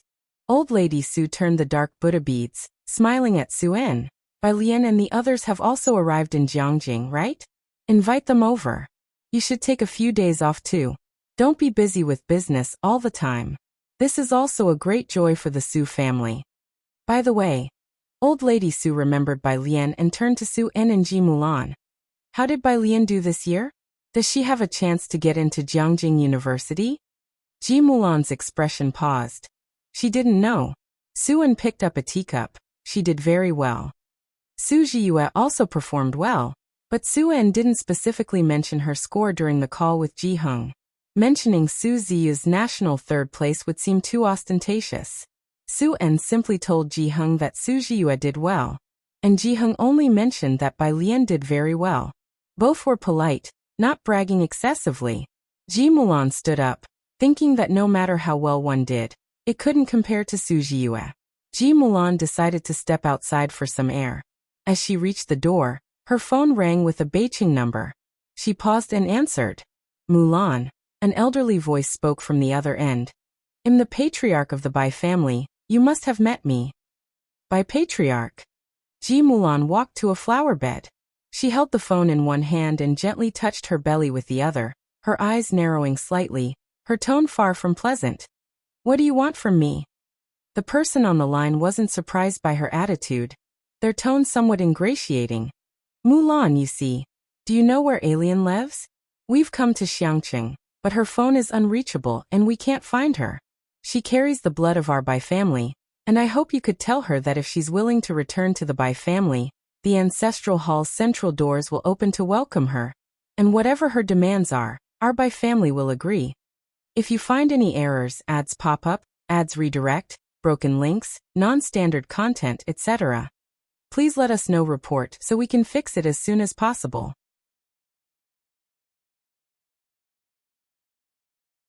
Chapter 544. 219 has returned to her rightful place. _1 Ji Mulan's relationship with the Bai family was strained. When the news of Bai Xiaoke first came out, the Bai family didn't hesitate to ignore Ji Mulan's personal appeal, and went to ask Bai Xiaoke to come back. She, always accustomed to pride, faced setbacks in both marriage and her children. She took it to heart. The current attitude of the Bai family. Thinking back to the college entrance exam, Ji Mulan knew that Bai Lian might have performed better than she imagined, but surely not well enough for the head of the Bai family clan to personally call? Alien. Ji Mulan's hand stopped moving, her tone casual. What do you want with her? She knew that Bai Lian had transferred her household registration to Ji Hung's name, but was unaware that Bai Lian had been struck from the Bai family's genealogy. There were indeed some improprieties in how Qiming and the others handled Shuke's incident back then. Fate has played cruel tricks on us all. But now, you have married into a good family, which is a blessing in disguise, the head of the Bai family gently persuaded. I know the Su family has considerable assets, but after all, Bai Lian carries the Bai family name, with our blood flowing in her veins. The Bai family clan typically favored sons over daughters. If it weren't for Ji Mulan's support when Bai Lian was born, she wouldn't have had the privilege of being included in the family tree. Now, to protect her, the head of the Bai family had even learned to grovel. She won't take pride in the blood of your Bai family, Ji Mulan scoffed. When you kicked her out, I didn't see you rushing to Xiangqing to find her. What's changed now? Suddenly remembering she's part of the Bai family. Forget about it. She doesn't even want to join the Su family, let alone return to the Bai family. The audacity. She didn't wait for the other party to respond and directly cut off the call, blocking the number. Staring at the screen, she picked up her phone and dialed a call to Ji Hung. They usually didn't talk much, and Ji Hung was silent upon receiving the call. Ever since Ji Mulan arrived in Jiangjing, she and Bai Lian had grown increasingly distant from Ji Hung. With new expectations, she thought much less about Bai Lian. She didn't say much, only reminding Ji Hung that the Bai family had been looking for him, then paused before asking, her. How many points did she score on the college entrance exam? Why would the Bai family go looking for her? Welcoming her at the clan gates? Her? On the phone, Ji Hung's voice was as light as a breeze. She's the national top scholar. What? Ji Mulan's fingers froze, her eyes slightly unfocused. Su Jiyue only scored 725.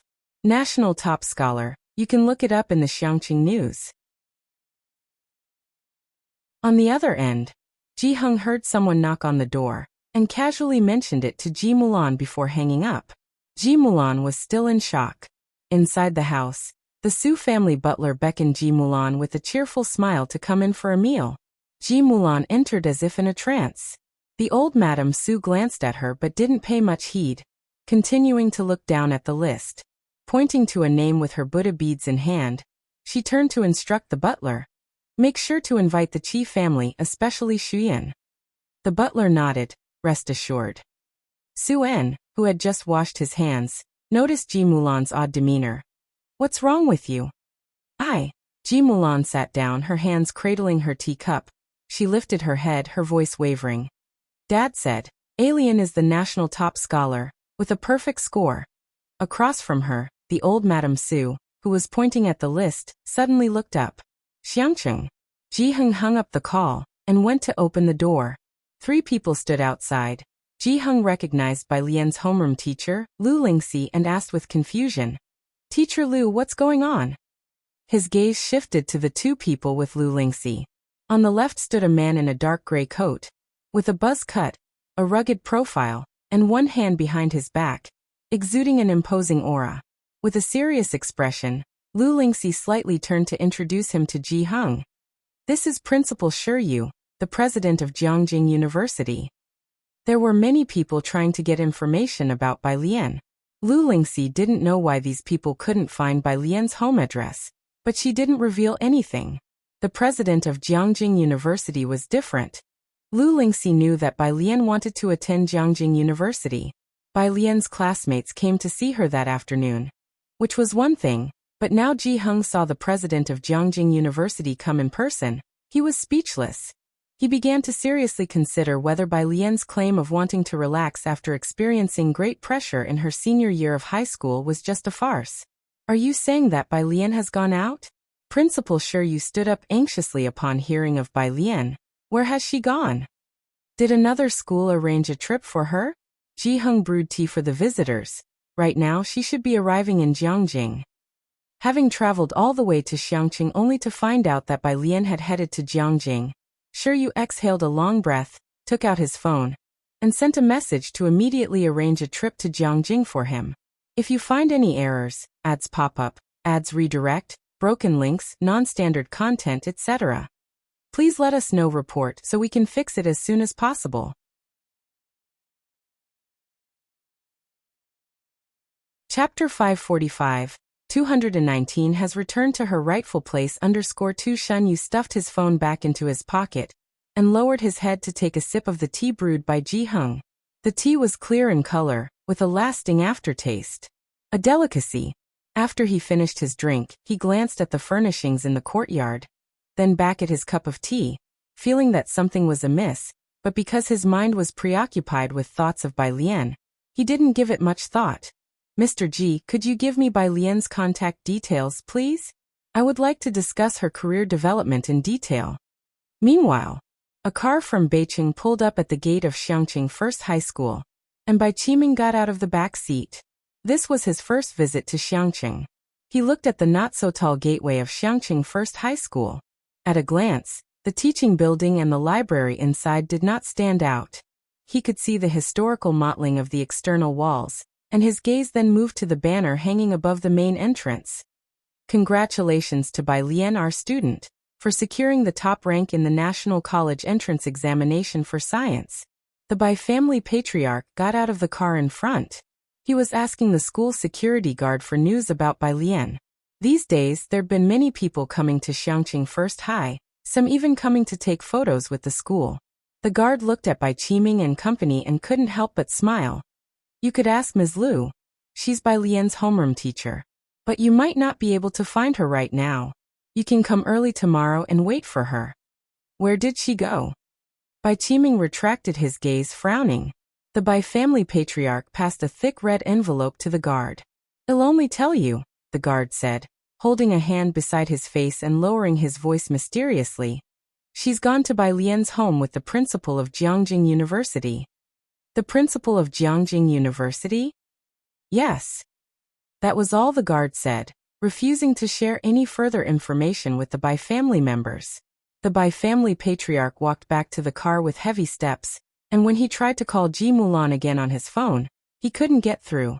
Bai Qiming, look at the mess you've caused. At first, when Ji Mulan hung up on him and Bai Lian blocked him, the Bai family patriarch was somewhat infuriated. As the head of the family, he had never been so disregarded before. When other members of the Bai family had gone to plead with Bai Shaoka, Gui Yueqing had treated them with utmost courtesy. But now, hearing that the principal of Jiangjing University had personally come to look for Bai Lian, all the patriarch of the Bai family felt was regret. The national top scholar, The principal of Jiangjing University himself had come to Xiangqing. This was a talent that not even 100 years could necessarily produce for the Bai family, and he had come to realize this point already. Bai Qiming returned to the car and, looking towards the Bai family patriarch with a disillusioned gaze, said, "What's the use of talking about this now? Let's just wait and see. She's not easy to predict, and Xiaoke is working so hard at school. His future achievements might not be inferior to hers. Who else do you know that can enter the lab in their first year of university? He's about to take part in the Buyuan summer camp. At times like these, you decide what to do." To keep looking for Bai Lian would undoubtedly chill Bai Shuk's heart. He was also someone the Bai family had managed to bring back after much effort. It was a matter of choice. The Bai family patriarch lifted his head but didn't speak. The Jiangjing University summer camp is attended by top students from both domestic and international backgrounds. It's useful for guaranteed postgraduate and doctoral direct admissions, and may lead to entry into key labs. Bai Qiming lowered his voice. "You know about Xiaoqi's zither skills, and Xiaoke has good relations with the Jian family." Jiangjing Airport. Jiang Fulai and Bai Lian deplaned. Their luggage had been brought back to Jiangjing ahead of time by Ming Dongheng, leaving Jiang Fulai to travel light, and Bai Lian only with a black bag. Ming Dongheng had arrived ahead of time, and was waiting for them at the airport, while Jiang He leaned on the window of the business car watching them. Jiang Fulai was several steps behind Bai Lian. Ming Dongheng was sitting in the driver's seat, looking back. "Where are we going?" Just as Jiang Fulai was about to speak, Bai Lian recited an address. Ming Dongheng looked it up. A nearby apartment, very close to Jiangjing University. Xiaoqi and Sun Chun had arrived in Jiangjing a few months earlier, and had arranged the place. Her phone chimed with a WeChat notification. Bai Lian glanced down, saw Ji Heng had recommended a contact card, replied with a quick message to Ji Heng saying she had arrived at Jiangjing, and then added the contact. Shanghai apartment was located on Sally Road next to Zier Avenue, just 2 stops away from Jiangjing University. Not far at all. The layout was 2 bedrooms and a living room. The living room was quite small. One of the bedrooms had been transformed into a study for Bai Lian by Sun Chun. Everything was readily available for moving in right away. Jiang Fulai carefully placed her guqin to one side, then walked around the entire apartment. His expression was neutral as he casually commented, "Small." Bai Lian paid no attention to him, simply handing him the suitcase and asking him to arrange her books in the study. Ming Dongheng, busy moving the sofa to a suitable location, noticed Jiang Fulai's upright yet detached and inexplicably morose figure. If you find any errors, ads pop up, ads redirect, broken links, non-standard content, etc., please let us know. Report so we can fix it as soon as possible.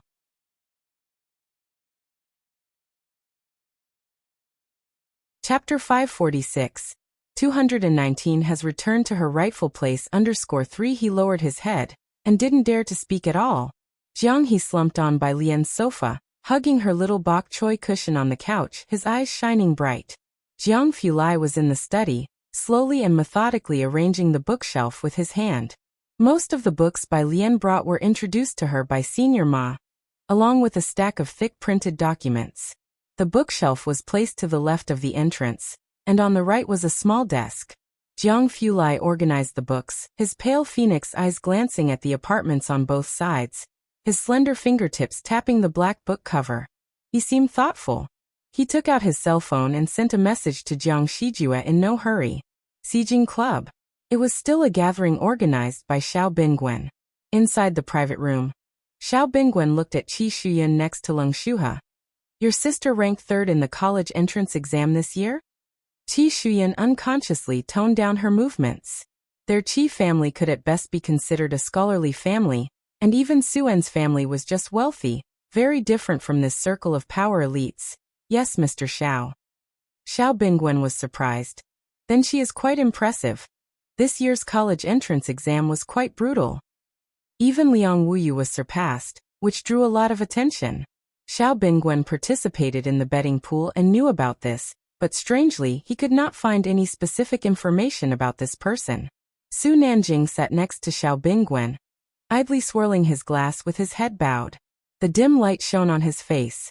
He nonchalantly browsed his phone, soon stumbling upon a friend circle post sent by Bai Lian's friend, One Big Bull 8. Image. The screenshot of her chat with Bai Lian, one in Xiangqing, the other in Jiangjing. Su Nanjing paused and he commented, Sister Bull, is Alien in Jiangjing now? He had only added 2 of Bai Lian's classmates, Ning Xiao and Pu Xiaohan. Sister Bull was a nickname Wang Qi gave to Pu Xiaohan, although Su Nanjing did not understand why someone named Pu Xiaohan would have the nickname Sister Bull. 1 minute later, One Big Bull 8 replied. They had all learned the one-character method. Su Nanjing stood up. He picked up the keys set aside, and without looking back said to Xiao Bingwen, It seems like Alien has come to Jiangjing. I'm going to find her. She's arrived this early? Xiao Bingwen exclaimed in surprise, standing up to see Su Nanjing off. Everyone sitting down stood up as well. Shuhe, who is the person the third young master mentioned? Someone asked Leng Shuhe, who was acquainted with Xiao Bingwen. They hadn't heard the name clearly, but from Su Nanjing's attitude, they knew she was no ordinary person. I don't know, Leng Shuhe pondered after watching the attitudes of Xiao Bingwen and Su Nanjing. But the third young master seems to not even treat Miss Tu with such an attitude. Miss Tu. Qi Shuyan didn't quite understand their circle. The only one she knew of was Yu Hongyi. Leng Shuhe glanced at her, then explained in a low voice. In our circle, the only one who can be called Miss Tu is Miss Jeannie from the Su family. Just don't offend her, and you'll be fine. With the Su family riding the current tide, their status soared. Although Su Jeannie was Su Jiming's daughter, everyone knew that Su Juling's wife, Gao Yan, had no daughters and treated Su Jeannie as her own. And Gao Yan, she used to be the best friend of the young matron of the Jiang family. Her status within the Jiang family incomparable to others. As a result, Su Jeannie held a lot of sway among the sons and daughters of Jiangjing's elite. Everyone addressed her respectfully as Miss Tu. Upon mention of the Su family, Qi Shuyan roughly understood which Su they were talking about. Qi Shuyan watched in the direction Su Nanjing left, finally certain that this man was the target of her grandmother and the Jiangjing Su family. Shanghai apartment. By the time the old Mrs. Su and Su-en arrived, Bai Lian was just coming downstairs. The old lady was turning her Buddha beads, inspecting the neighborhood and complaining to Su-en. The environment here is so poor. How could you let her live here?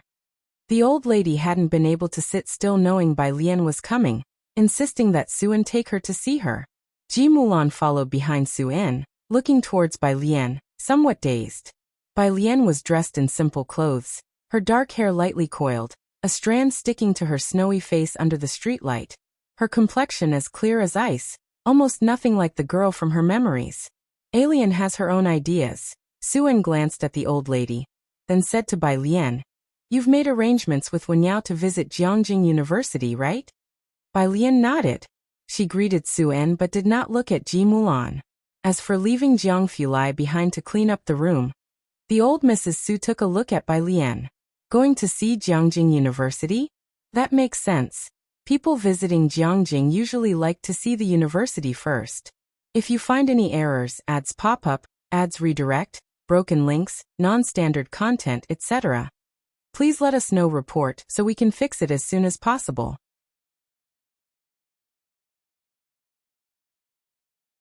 Chapter 547. 219 has returned to her rightful place _4. Mrs. Su wasn't surprised at all. As a native of Xiangqing, Bai Lian's excitement about getting into Jiangjing University was expected. It was almost 8 o'clock. Jiangjing University was busy with people, and at this time, many students taking the national exam were checking in at the entrance. Su Wenyao was waiting by the campus gates and waved at Bai Lian and her companions from afar as soon as he spotted them. Alien little sister. Su Wenyao felt a sense of unrealness upon seeing Bai Lian. He had just learned that Bai Lian was the national top scorer of the year. Let me first take you to the statues of the notables. Being an insider, he could bring family members in as long as they registered.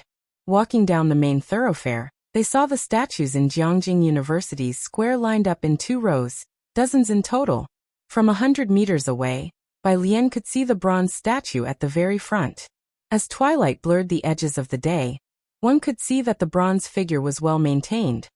One hand held a book while the other was placed behind his back. He appeared to be reading intently, his garment caught in a fold by the breeze. With the aura of an ascetic sage, it seemed as if he might turn into an immortal at any second. This was Liang Zuan. Seeing these statues, even Mrs. Su put her palms together solemnly, her gaze devout and admiring. As the end of term drew near, many students came here to carefully pay homage to these statues and to the giant rock behind them. "These are statues of notable figures, you must know them," said Su Wenyao, after his own observance, highlighting one statue in particular to Bai Lian. "This is our senior sister."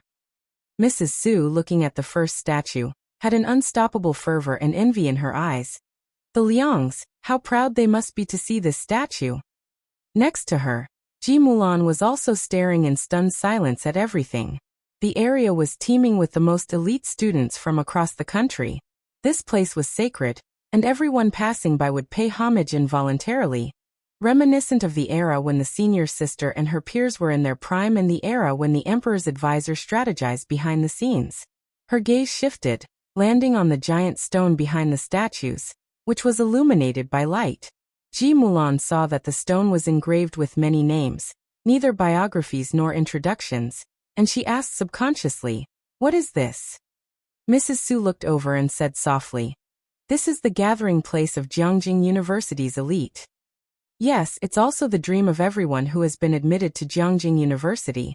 Su Wenyao walked over, pointing to one of the names, his expression becoming emotional. The last name added was that of Senior He Won. Although he was from Xiqing, he was the only one who made the list in recent years. If one makes a significant enough contribution, they could even have a new bronze statue erected at the back, but that's even tougher. He spoke with utmost seriousness, clearly holding great respect for He Won. Ji Mulan looked at the names etched in the stone, barely concealing her shock. It was her first time being so close to these people. It's exceedingly difficult to stand out among the world's top geniuses, not to mention having your own statue. Mrs. Su sighed as she looked at the names. "Just getting your name on this stone. Our family hasn't produced more than 3 in the last century. I think Alien has a good chance." Su Wenyao, hearing this, turned to look at Bai Lian beside him. Alien emerged from the mist of Xiangqing as the top scorer, and made it to Jiangjing University. "I think." Su Wenyao paused for quite some time as he spoke. In the past few days, Bai Lian had already left an impression of a formidable presence in the hearts of her fellow Jiangjing high school seniors. He believed that after she graduated, she could, like Senior He Won, have her name inscribed on this stone. Jiangjing seemed to be on the cusp of becoming even livelier. Mrs. Su also turned to look at Bai Lian, clenching her Buddha beads a little tighter, evidently realizing this possibility too. Bai Lian's phone vibrated. It was Su Nanjing asking where she was. She replied carelessly with her location. Listening to Su Wenyao's words, she didn't respond. Her gaze fell on the statue next to Liang Zuan that Su Wenyao had specifically pointed out, and she looked up slightly. The statue depicted a profile view of someone holding a long spear, mysterious and dangerous. The lights cast a cool glow upon the statue. Break through the fog? It wasn't about breaking through the fog. She was merely returning to her rightful place. The once dashing senior sister of Jiangjing University was finally back. If you find any errors, ads pop up, ads redirect, broken links, non-standard content, etc., please let us know. Report so we can fix it as soon as possible.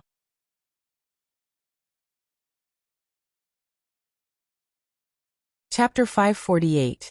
Bustling Jiangjing, 3 visits to the thatched cottage. Principal Sure, 2 chapters combined.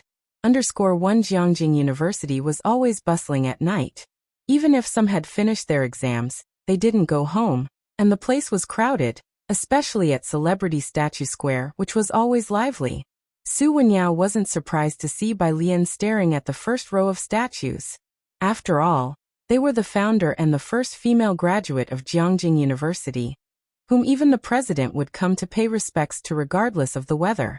Next to them, Ji Mulan and Old Lady Su were still standing under that huge rock, a dark brown stone 4.17 meters tall and 9.82 meters wide, with Jiangjing University inscribed on the upper left, and the much smaller words honorary alumni written below.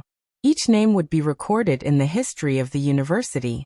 When Hewan first entered Jiangjing University as the top student, nobody paid attention to him, and his advisor pushed him hard to graduate, until he became an honorary alumnus and swept the whole Jiangjing University. Most of those who could become honorary alumni were from Jiangjing. From a young age, they received top-notch education. While others were still learning 123, they were immersed in various summer camps and lectures influenced by their parents and seniors. The case of Hewan was truly unique. The butler followed behind old lady Su, sighing, "This is the ceiling of intelligence." They were still looking at the huge rock, but Su Wenyao, who was used to it, asked Bai Lian, "Do you want to check out other places? Our university's library is huge, with a large collection of books and 7 canteens." "No thanks." Bai Lian withdrew her gaze. "I'll come back to read in a couple of days."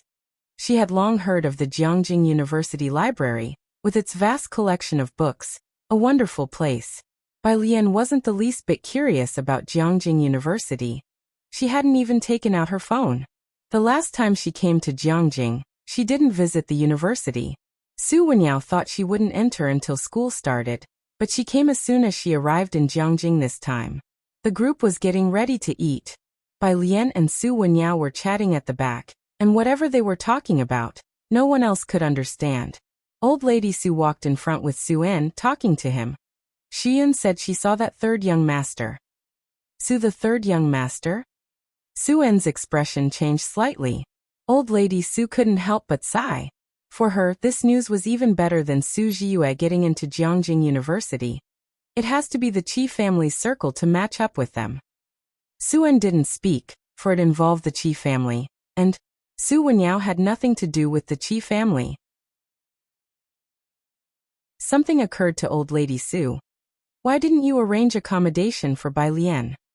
"Shanghai apartment." Old lady Su really didn't favor it. "I did arrange it," Su En glanced back, "but she didn't want it." Those matters weren't of particular concern to the old lady. She fidgeted with her Buddha beads, lowering her voice. "Have you mentioned our Su family household registration to Mulan? You don't know what kind of person Alien is?"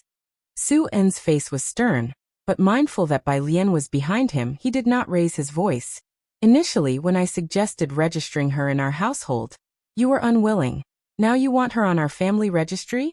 Mom, have you forgotten the call you made to her?" Su-en would have been better off not mentioning it. The old lattice expression grew stiff at the memory. How could she have known back then what would happen today? She knew very well what Bai Lian was like. She would take the soft approach but resist pressure. If she had followed Su-en's wishes back then, Bai Lian might have really entered the Su family's household register. Today's top national scholar was also a member of their Su family, but it was of no use to talk about these things now. Shanghai apartment. A fiery red sports car was parked right in front of the building. Most residents of the apartment were students of Jiangjing University. Although Jiangjing was a captivating city of wealth, the kind of ostentation that Shanghai apartment displayed with a sports car fully decorated with 8s was unprecedented. Quite a few people stopped to take pictures. Su Nanjing took off his sunglasses, stepping out of the driver's seat. Used to his privilege as the third young master Su, he couldn't be bothered to find a parking spot, so he handed the keys to the security guard and directly went upstairs. Bai Lian was in room 303. He got out of the elevator and surveyed the surroundings, not very satisfied with the environment here. He reached out to ring the doorbell. As the door opened, he was greeted by a cold face. It was Jiang Fulai. Su Nanjing wasn't surprised, but he was taken aback at the sight of a cardboard box in Jiang Fulai's hands. After a moment of hesitation, he followed Jiang Fulai inside. Bai Lian's living room was not small, about 10 square meters. Ming Dongheng was moving a flower pot to the balcony. Jiang Fulai held a pair of scissors and nonchalantly snipped open the tape on a cardboard box, which contained things Bai Lian had brought over. As soon as it was opened, Jiang Fulai saw a swinging pendulum ball.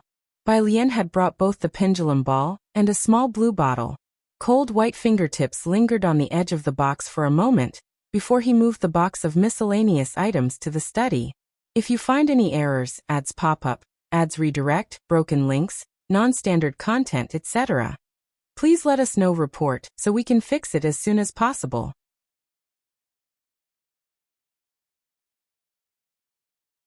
Chapter 549. Bustling Jiangjing, 3 visits to the thatched cottage. Principal Sure, 2 chapters combined. _2 Su Nanjing didn't find Bai Lian, but saw clearly what Jiang Fulai was up to. He was sorting junk? Su Nanjing finally understood how Ming Dongheng felt back in Xiangqing. Aside from his research, young Master Jiang wasted not a second with anyone else. His hands used to handle delicate instruments, scale rulers accurate to the millimeter for gunpowder, and pens wielded with decisive lethality upon his team members, not to mention sorting junk, if he were willing to pour himself a cup of water. Su Nanjing would doubt the reality of this world. Xiaoming, Su Nanjing went out to the balcony and spoke to Ming Dongheng. Where's Alien? Ming Dongheng looked up, his reply succinct. She's gone out to eat with her mom. Su Nanjing hadn't seen Ming Dongheng for a while and was startled by his eyes. Xiaoming, how come you're as intimidating as Sister Beixian now? Ming Dongheng ignored him, handed him a kettle, and asked him to help out. I'm going to take out the trash. When they deliver the TV, sign for it. Bai Lian didn't have a TV here, but as soon as Jiang Fulai arrived, he ordered one. Realizing later, Su Nanjing asked, wait, Alien has a mom? He hadn't looked into Bai Lian's background, only knowing she had a grandfather, and assumed her parents were deceased. Hearing that Bai Lian had a mother, Su Nanjing pulled out his phone and messaged Gao Yan. Latest news, Alien has a birth mother. Empress Dowager. One more doesn't make much difference, does it? After helping Bai Lian set up the TV, Su Nanjing returned home, still contemplating the matter. On Lao Street, Su Jueling was confirming tomorrow's schedule with his secretary. Are Su Jin and Su Genie familiar with Azure Dragon Bar? Since last year, Azure Dragon Bar had shifted its focus to Jiangjing. All the big families of Jiangjing had a sword hanging over their heads, aware of the international powers behind the bar. Especially the 3rd floor for information trading, which houses a black market not open to the general public, has all the major families enviously eyeing it. Su Jin frequents various bars and has more channels of information than others. That Su Kong seems to have some connection with the Jiang family. Saying this, the secretary glanced toward the yawning Su Nanjing. The young master was also a regular at bars, but he didn't dare mention Su Nanjing. Gao Yan was baffled. Why would these forces suddenly come to Jiangjing? Gao Yan, clad in a dark, figure-hugging cheongsam with only slight wrinkles at the corner of her eyes, possessed a strong aura. She looked well-maintained, appearing only to be in her early 30s. I don't know. Su Jueling's secretary shook his head, but Azure Dragon Bar has indeed shifted its focus to Jiangjing. Now that was strange. Rare auctions that normally didn't happen often were held twice this year in Jiangjing, things that previously only happened on Bakhtar Street. Has young Master Jiang arranged his lab? Su Jueling mused. I don't know. Su Nanjing replied casually. Su Jueling took a look at him and then remembered. This can wait. Has Miss Bai arrived?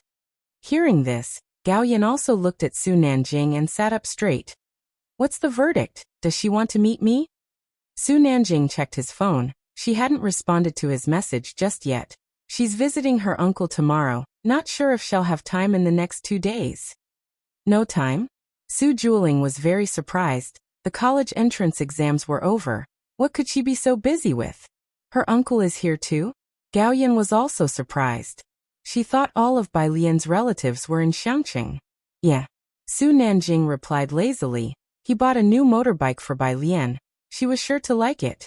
Gao Yan averted her gaze from him. Bai Lian had also arrived in Jiangjing. She took out her phone and messaged President Jian. President Jian, hello, she has arrived in Jiangjing. The next day, Ji Xiaojun got up early and headed to the Mu family branch, managed by manager Su, who was a confidant of the old master of the Mu family.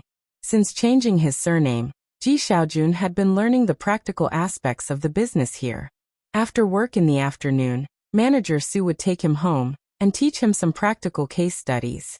Xiaojia parked the car at the market, and Ji Xiaojun went to buy groceries. Manager Su sat in the passenger seat and listened as Xiaojie mentioned Ji Xian's niece was coming, quite surprised. A niece? Yes, Xiaojie remembered Bai Lian. She came to Jiangjing right after finishing her college entrance exams.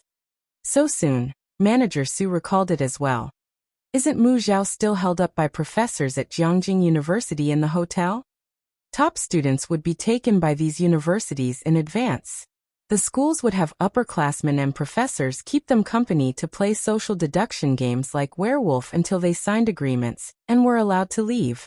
If you find any errors, ads pop up, ads redirect, broken links, non-standard content, etc., please let us know. Report so we can fix it as soon as possible.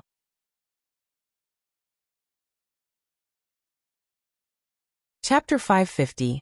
Bustling Jiangjing, 3 visits to the thatched cottage principalshire, 2 chapters combined. _3 This is also a great opportunity for social interaction among new acquaintances. His grades seem pretty good, Xiaojie mentioned just as he saw Ji Xiaojun carrying a bunch of vegetables back, opening the trunk. They soon arrived at Ji Xian's residence.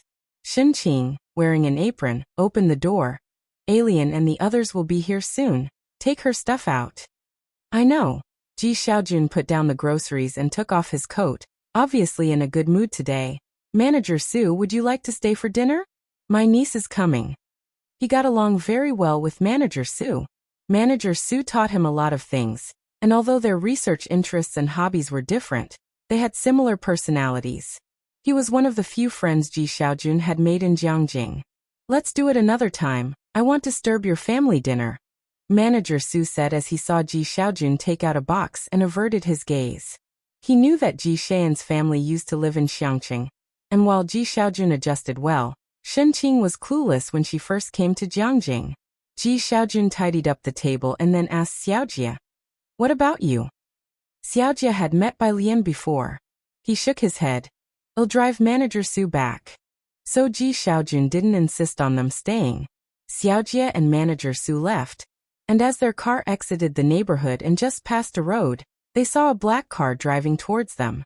Xiaojie looked at the car. Feels like it's from one of those families? Manager Su, sitting in the passenger seat, rolled down the window and looked back, speechless with shock, for they had once been a part of Jiangjing's elite and had a broader experience than others. Indeed, Xiaojie frowned slightly. That should only be in Chang'an District and Xinjiang District. Has something happened in Xinjiang District? Manager Su nodded. He also had a feeling. Don't know, but it felt like things were getting lively. At Ji Xian's residence, the one knocking was Jiang He. He was short, and as soon as Qing opened the door, she picked him up and pinched his face. He, did you not eat well? You haven't gotten taller or put on weight. Jiang He pursed his lips and didn't greet Qing. Qing knew he had autism, and thought he was too shy to speak after not seeing her for a long time, so she paid it no mind. She laid out the fruit and a new jigsaw puzzle on the carpet for Jiang He to play with. Jiang Fulai put down the paper bag he was carrying, which contained tea and cigarettes, and greeted Qing and Ji Xiaojun politely. He was dressed in loose casual wear today, his eyes and brows much softer than usual, although he still looked cool and distant. Qing's hair had grown out. She wasn't wearing a cap, and had a neat haircut. Ji Xiaojun was cooking in the kitchen, and Qing brought the item from Jiangjing University to her. It's this box, but alien, what is this? Bai Lian looked at the box with a chibi image of Liang Zuan on it, her fingertip lightly touching the box. Souvenir. Jiang Fulai brewed a pot of hot tea, watching Bai Lian with her paper box, without saying a word. There weren't many at the table, with only Ji Xiaojun drinking alcohol, chatting intermittently with Jiang Fulai. By the way, alien, Ji Xiaojun began, suddenly remembering something. Isn't your birthday coming up soon? At the dining table, the uncommunicative Jiang He, engrossed in his meal, looked up slightly. Qing hadn't heard about Bai Lian's birthday either, and upon hearing Ji Xian's mention, she also remembered. When is alien's birthday? August 8th. Ji Xiaojun remembered Bai Lian's birthday. Bai Lian had never celebrated her birthday with the Bai family before. This would be their first time celebrating for Bai Lian, and neither Ji Xiaojun nor Qing wanted to take it lightly, guessing that Ji Hung would also come by that time. Alien, how many classmates and friends do you have? Ji Xiaojun knew that Bai Lian always had many classmates and friends. People of all ages and walks of life. No rush. Bai Lian slightly lowered her gaze, reached out for a vegetable, and her voice was quite casual. It's still early. Jiang Fulai looked up at her slightly, without further comment. After the meal, Shen Qing asked Bai Lian to stay the night, and Bai Lian did not refuse. Jiang Fulai left first. The next day, Bai Lian got up very early. Shen Qing was making breakfast in the kitchen while Bai Lian was working on problems in an app. After the college entrance examination, her problem-solving speed had clearly improved. There were many blank sheets of paper from Ji Xiaojun. She sat beside the coffee table, her left hand pressing a white sheet, her right hand holding a black pen, and slowly wrote down complex formulas on the paper. The doorbell rang, and after taking a photo and sending it, she went to open the door. It was Xiaojie and the butler. Xiaojie had come to take Ji Xiaojun to the company, and upon seeing Bai Lian, both of them were obviously startled. If you find any errors, ads pop up, ads redirect, broken links, non-standard content, etc., please let us know. Report so we can fix it as soon as possible.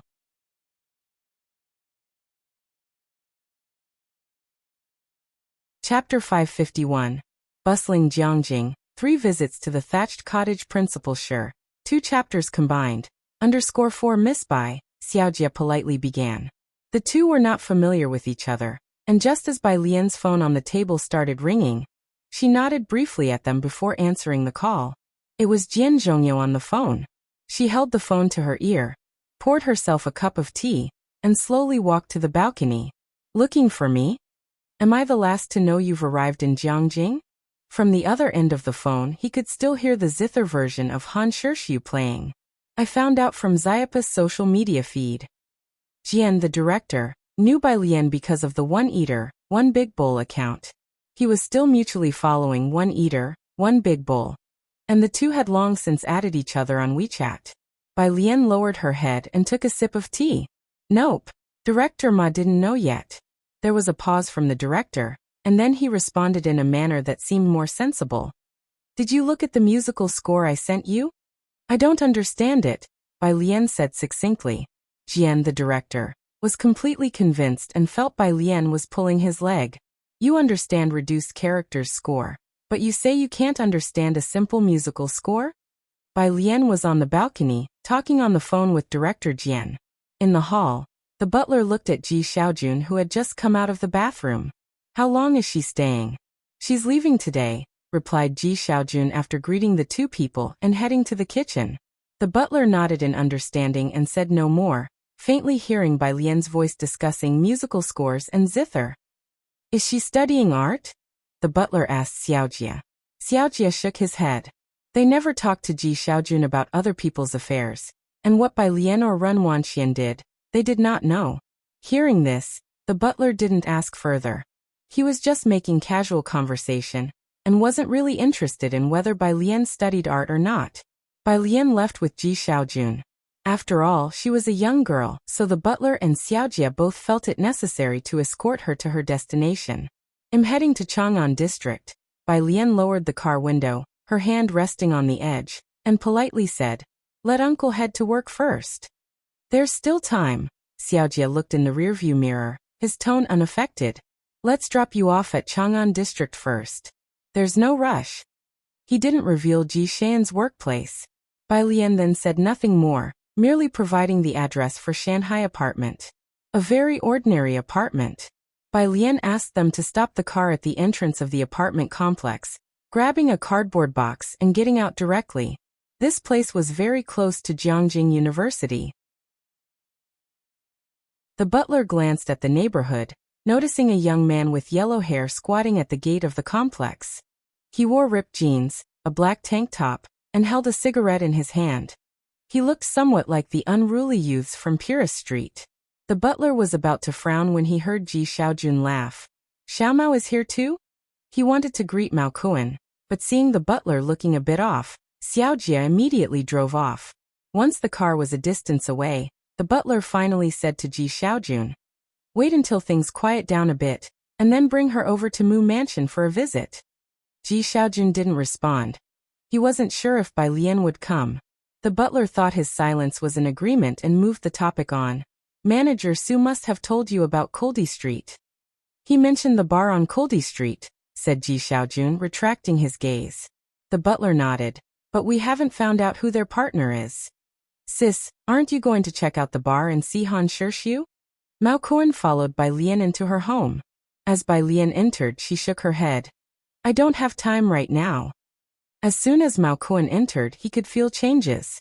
The sofa had been moved. There was not only a cabbage-shaped embroidered pillow that Ji Hung made, but also a cabbage-style blanket. There were succulents on the balcony. And there were 2 empty flower pots. Mao Kuan looked at the flower pots. What are you planning to plant here? Next time, bring some cabbage seeds, Bai Lian suggested as she opened the door to the study and took out a small copper statuette commemoration badge from the box, placing it on her desk. Mao Kuan immediately saw her desk. It was made of natural wood, 2 meters long. In the middle was a black computer without any logos, on the left was a stack of documents, and on the right a small vase with blue crystal flowers, along with a Newton's cradle. And then there was the small copper statuette she had just placed there. Plant cabbages? This was something Mao Kuan had not anticipated. From the next door came a clang. When he first came up, it seemed both doors to apartments 301 and 302 were open. I remember both apartments were rented out. Did they both change tenants? Mao Kuan closed the door tightly, not quite understanding. Bai Lian's eyes narrowed, and she sent a message to Jiang Fulai, tossing her backpack behind her carelessly, her tone calm and steady. No rush, I'm heading to the library to borrow some books first. How could anyone like reading and doing homework so much? If you find any errors, ads pop up, ads redirect, broken links, non-standard content, etc., please let us know. Report so we can fix it as soon as possible.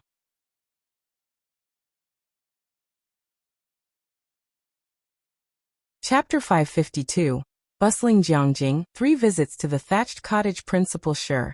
2 chapters combined.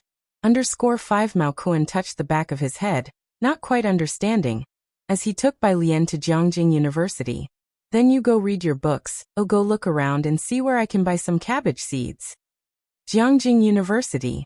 In the computer room, Su Wenyao received a message from Bai Lian, and got up to pack his things. Have you finished with the data? Asked a male student wearing black-rimmed glasses, noticing Su Wenyao packing up again, squinting his eyes.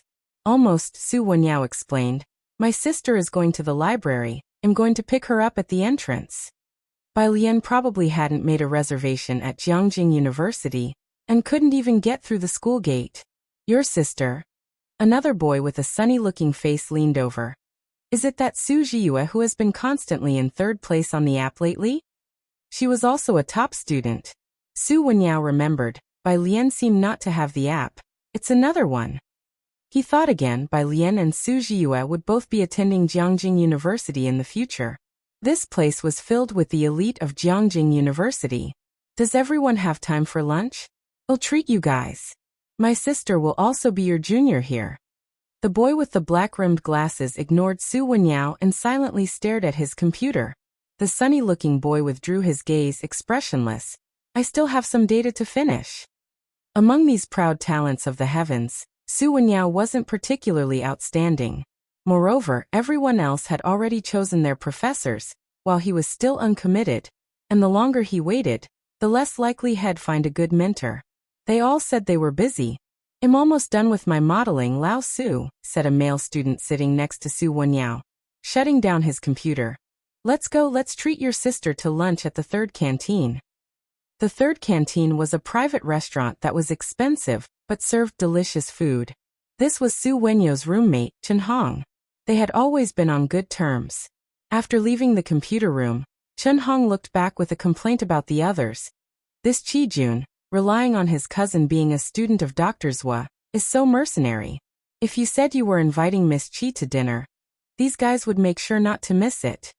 Su Wenyao never spoke ill of others behind their backs, and simply replied, I broke up with her. Qi Shuyan was also quite well known in their cohort. Her mentor was Dr. Zhua, a student of Dean Huang. Everyone knew who student Dean Huang was. She had also joined a family of academic elites, and after people in the class learned of Su Wenyo's breakup, their attitudes changed. I don't know why you broke up with her, Dr. Zhua. What kind of paper do I have to write to get noticed by him? Chun Hong looked wistful, then sighed. Ah well, let's go to the school gate to meet your sister first. Did she also get into our school? She just got accepted, Su Wenyao nodded. I heard there was a monster in today's freshman college entrance exam. Probably someone like Senior He-won.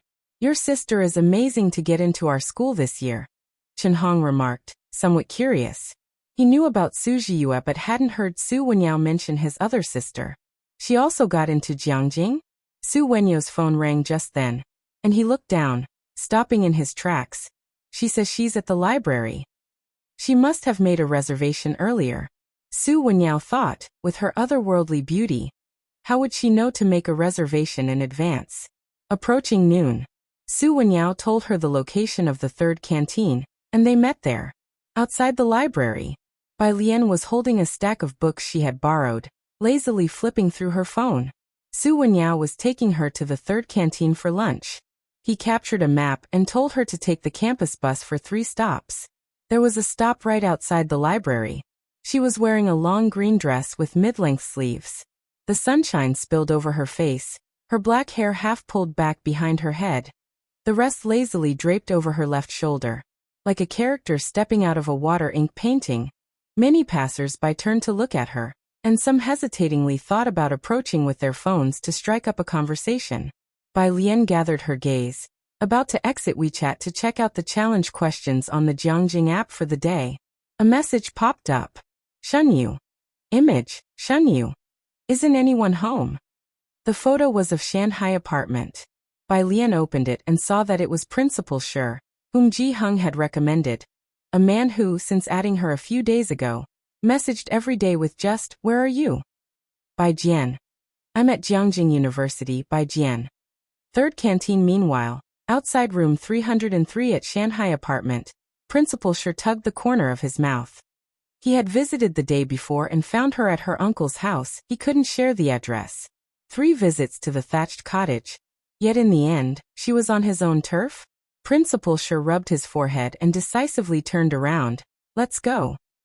Where to? The director hurried to keep up. The top scorer of the college entrance exam was indeed hard to find. Principal Shi rolled up the documents in his hand, anxious not to miss her again at the third canteen. So he didn't wait for the elevator and took the stairs instead. To the third canteen to intercept her. Shouldn't you wear a mask? The director hastened after him.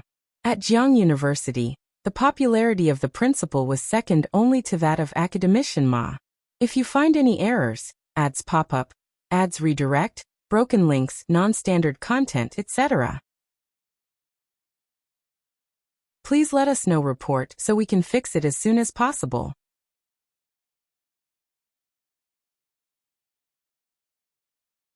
Chapter 553. 221 agreed to meet.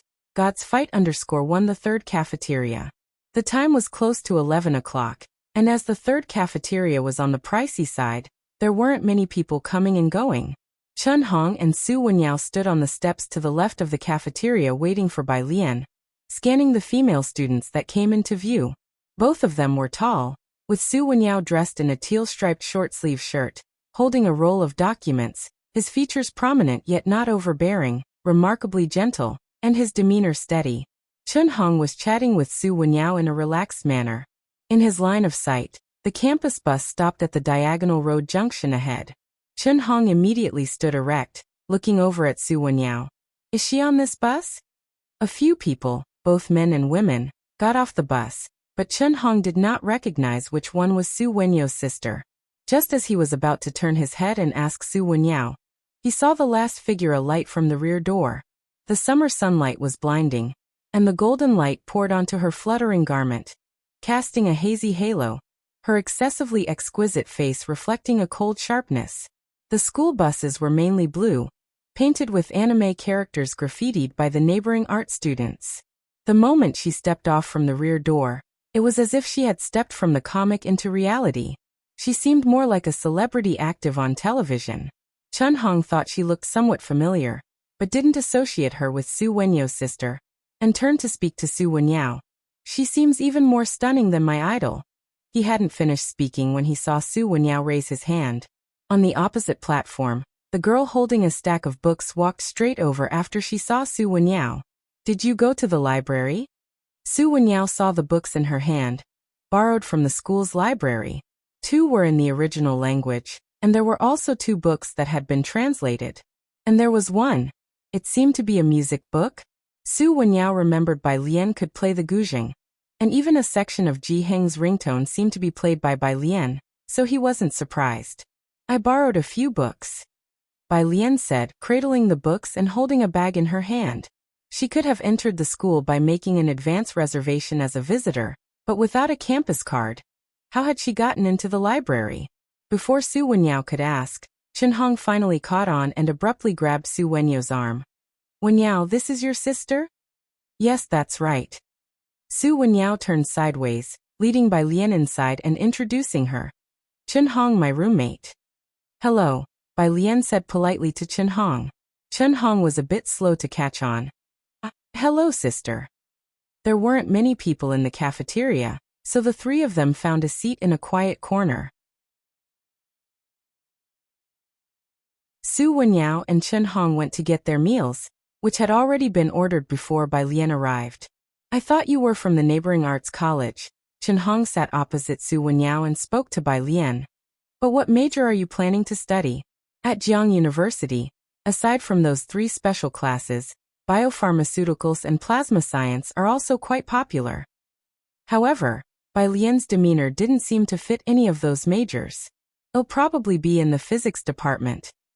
Bai Lian picked up a vegetable with her chopsticks, both quantum mechanics and plasma science falling under the physics department. With her other hand, she grabbed a cola placed beside her and opened the pull tab with one hand. Chun Hong also picked up his chopsticks, his eyebrows lifting. Then you're like us, definitely our physics department's little junior sister. Bai Lian was not very talkative while eating. Chun Hong chatted with Su Wenyao, both of whom were to attend the Buyuan base summer camp during the vacation.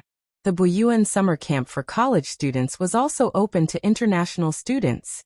There were many applicants, and the competition was fierce. Those freaks from the Tongfeng and Buyuan classes will be there. Chun Hong casually complained to Su Wenyao. I mean, they've all been guaranteed a spot for research. Why don't they just stay in the lab instead of joining us for the summer camp? Jiangjing University's summer camp was highly regarded, and achieving good results there was very beneficial for graduate and doctoral admissions. Bai Lian heard a familiar name, the Buyuan class? The school's 3 special classes. Su Wenyao explained to Bai Lian, the Buyuan class, the Tongfeng class, and the preparatory class. They're like 3 camps for geniuses filled with freaks. Chun Hong put down his chopsticks, a look of respect in his eyes when he mentioned these special classes. Most of them were exceptional talents directly recruited from national math competitions, bypassing the college entrance exams. Especially the Tongfeng class, which has 2 rounds of written exams and interviews. For us regular college entrance exam students to get into these classes, would have to go through a secondary admission process. Getting into Jiang University is just a ticket to compete. National competitions and provincial teams, Bai Lian hadn't heard of them. When she was in Xiangqing, she knew the gap between Xiangqing and Jiangjing in terms of student resource information was huge, but only now did she realize how immense it was. If you find any errors, ads pop up, ads redirect, broken links, non-standard content, etc., please let us know, report so we can fix it as soon as possible.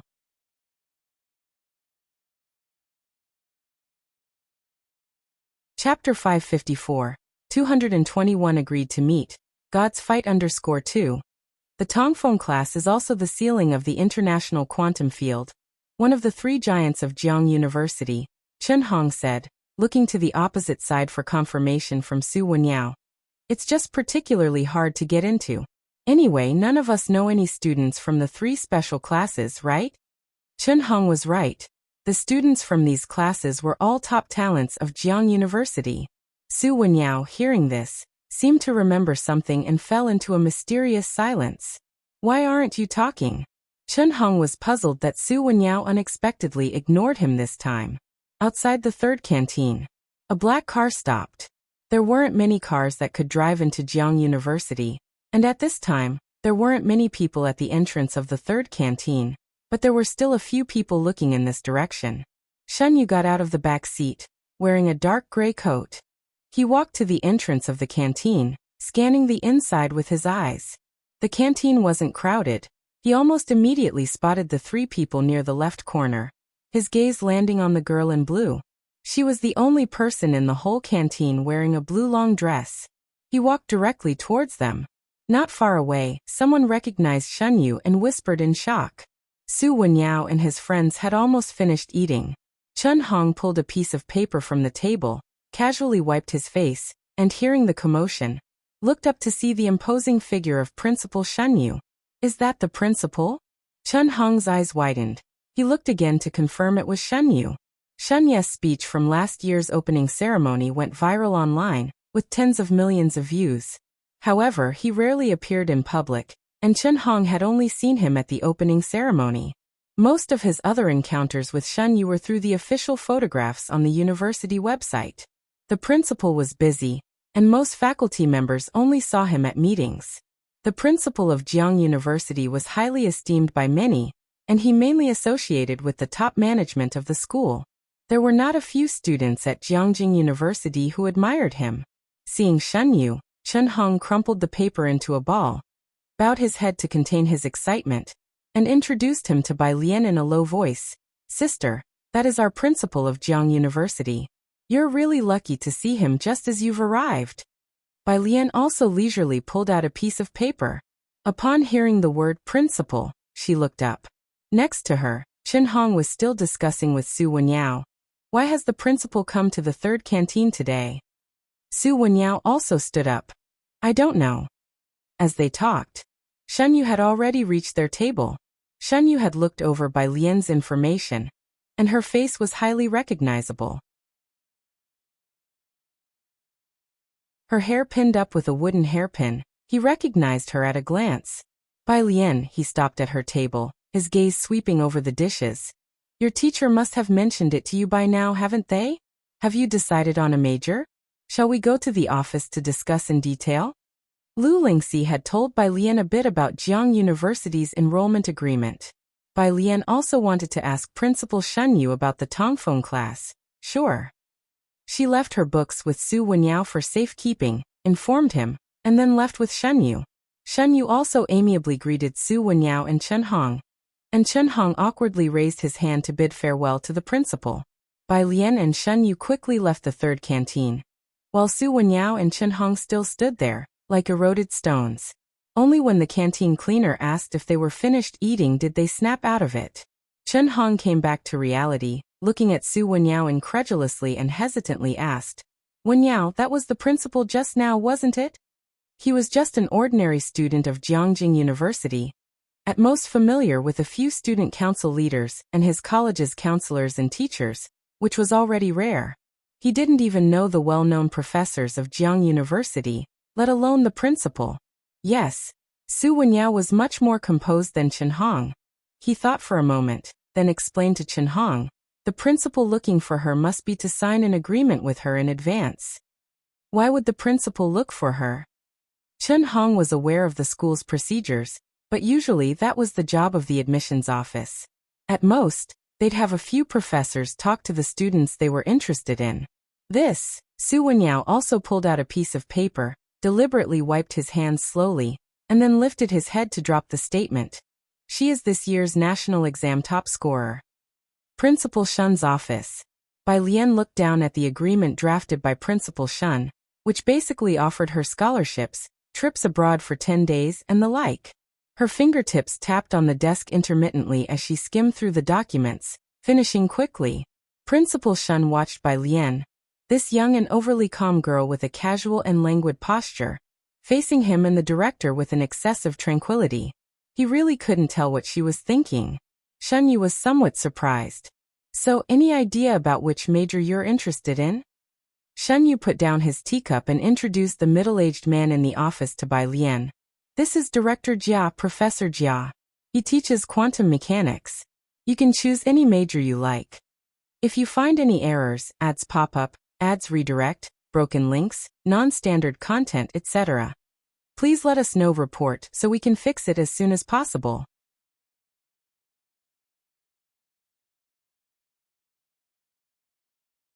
Chapter 555, 221 agreed to meet.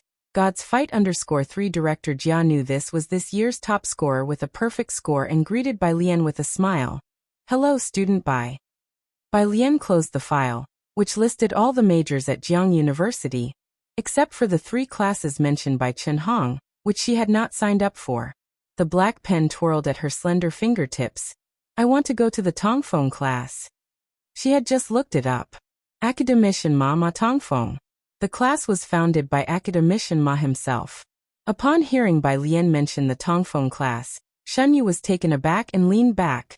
Student Bai, I can arrange for other classes, including the preparatory class and the Buyuan class, but not for the Tongfeng class, as it requires a second internal recruitment. However, I don't think this would be difficult for you, Shen Yu said. Director Jia, at Shen Ye's side, wasn't surprised by Bai Lian's request either. The Tongfeng class, founded by Academician Ma, not to mention Ma's transcendent status in the physics community. The major itself had surpassed foreign universities in the first 2 years, becoming the number 1 in the quantum field. Most of Tongfeng class students are from the national team, and there haven't been many who got in through the college entrance exam over the years. Okay, Bai Lian gripped the spinning black pen and smiled nonchalantly. Then I will participate in the recruitment after enrollment. After saying that, she carelessly ticked the physics department on the agreement. Then she handed the agreement back to Shen Yu. Relieved to have finally settled this year's top scorer, Shen Yu breathed a sigh of relief. He sent Bai Lian out before sitting back down in his chair. The Tongfeng class, Director Jia picked up the agreement, looked down at the neatly signed name, and couldn't help expressing his admiration. I knew the school would be lively this year. She and Liang Wuyu seem to be aiming for the Tongfeng class. I wonder how these two will compare to those specially recruited students. The second school-based recruitment was not as simple as the college entrance exam. It was a real battle of the gods, focusing solely on mathematics and physics, just like the national team training. Pretty intense.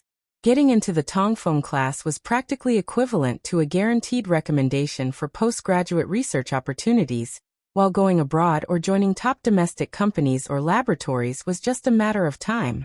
If luck was on one's side, they might even become disciples of an academician. Joining the ranks of a super sect as a disciple. Don't worry about that. As long as she's our student, that's fine. Principal Shun stood up, a rare smile on his face. If she can't get into the Tongfeng class, there's still the Buyuan class and the preparatory class waiting for her. Bai Lian left the office. Su Wenyao and Chen Hong were waiting for her downstairs. Did you sign it? Su Wenyao handed her the book. I did. Bai Lian reached out to take the book, and when she saw the materials that Su Wenyao and Chen Hong were holding, she asked, Are you two working on a mathematical model? Su Wenyao was curious about which major Bai Lian was studying, but since she didn't say, he didn't ask. Yes, the summer camp at Buyuan Base Group Modeling. He and I plan to sign up. Chen Hong had just finished printing the materials, which were quite deep. Generally sophomores might not understand it, and Chen Hong guessed that Su Wenyao had previously told Bai Lian about their mathematical modeling. Junior sister, if you're going to the preparatory class, there will definitely be math modeling competitions in the future. Feel free to ask me or your brother if you don't understand something. Bai Lian responded to Chen Hong with a smile. Without saying anything, she just looked ahead. Just as Su Wenyao was about to ask her what she was looking at, he saw a tall figure under the tree ahead, whose presence and posture were exceptionally good. He wore a pure white shirt and a black duckbill cap with the brim pulled low, his back to the light, revealing only his cool, jade-like jawline. As if sensing someone in this direction, he stood straight and looked over here. Even though they were 200 or 300 meters apart, Chen Hong still felt the pressure of being glanced over, and realized that what his teacher had said in class was nothing in comparison. I'll head back first. Bai Lian said goodbye to Su Wenyao as soon as she saw Jiang Fulai. Jiang Fulai seldom paid attention to others, And Bai Lian didn't bring him over to Su Wenyao and Chen Hong's side. Su Wenyao knew Jiang Fulai's disposition. Though he was of the same age, Jiang possessed an innate commanding presence. He stood still, watching Bai Lian leave. Okay. Bai Lian walked over to Jiang Fulai with the book in hand. He reached out and took her bag. Did you see Principal Shun? He said there would be a second recruitment. Bai Lian walked beside him, feeling the hot air cool down, speaking lazily with him. Jiang Fulai could only respond with mild annoyance to her determination to try for the Tongfeng class. Oh. Chen Hong, watching the departing figure, finally settled down. He's finally gone. Wenyao, who was that? If you find any errors, ads pop up, ads redirect, broken links, non-standard content, etc., please let us know. Report so we can fix it as soon as possible.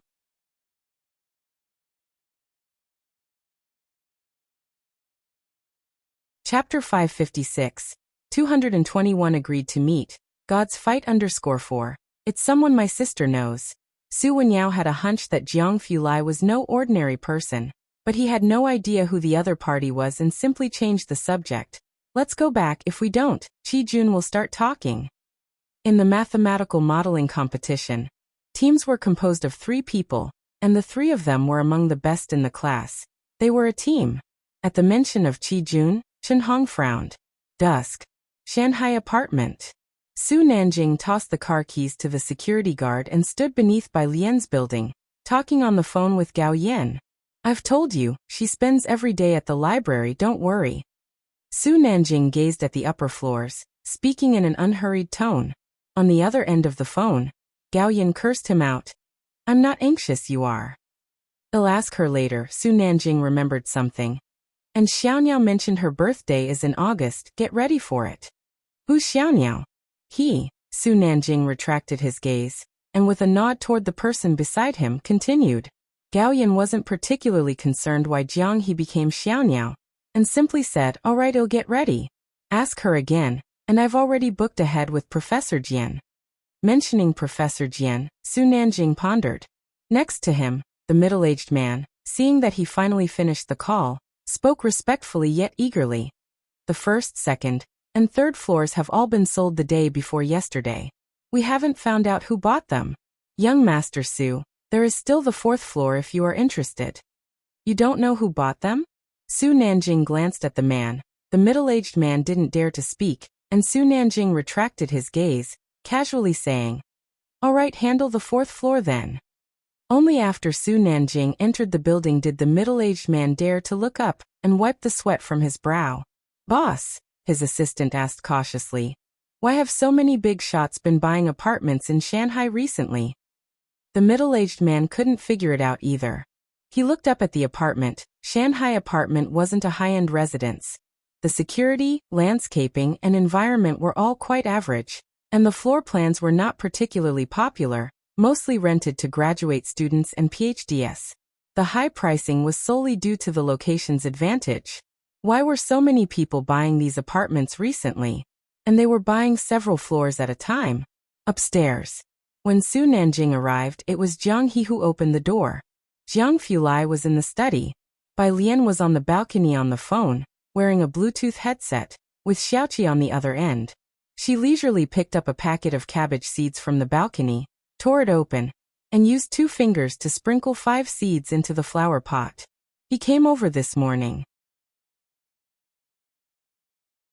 She stood up straight and looked at the seeds in the pot before reaching for the watering can to water them. Sayoki's voice was still gentle and polite. When will you come to recognize the place? You've never been to the bars in Jiangjing.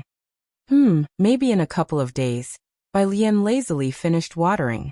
After she spoke with Xiaoqi, she pressed her headset to switch to her thesis.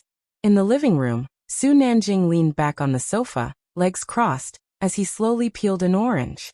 Glancing up after she finished her call, he said, my mom knows you're in Jiangjing. She's been eager to invite you to dinner, and she also wants to introduce you to an old teacher of hers. He was now quite familiar with Bai Lian. Not to mention the motorcycle incident.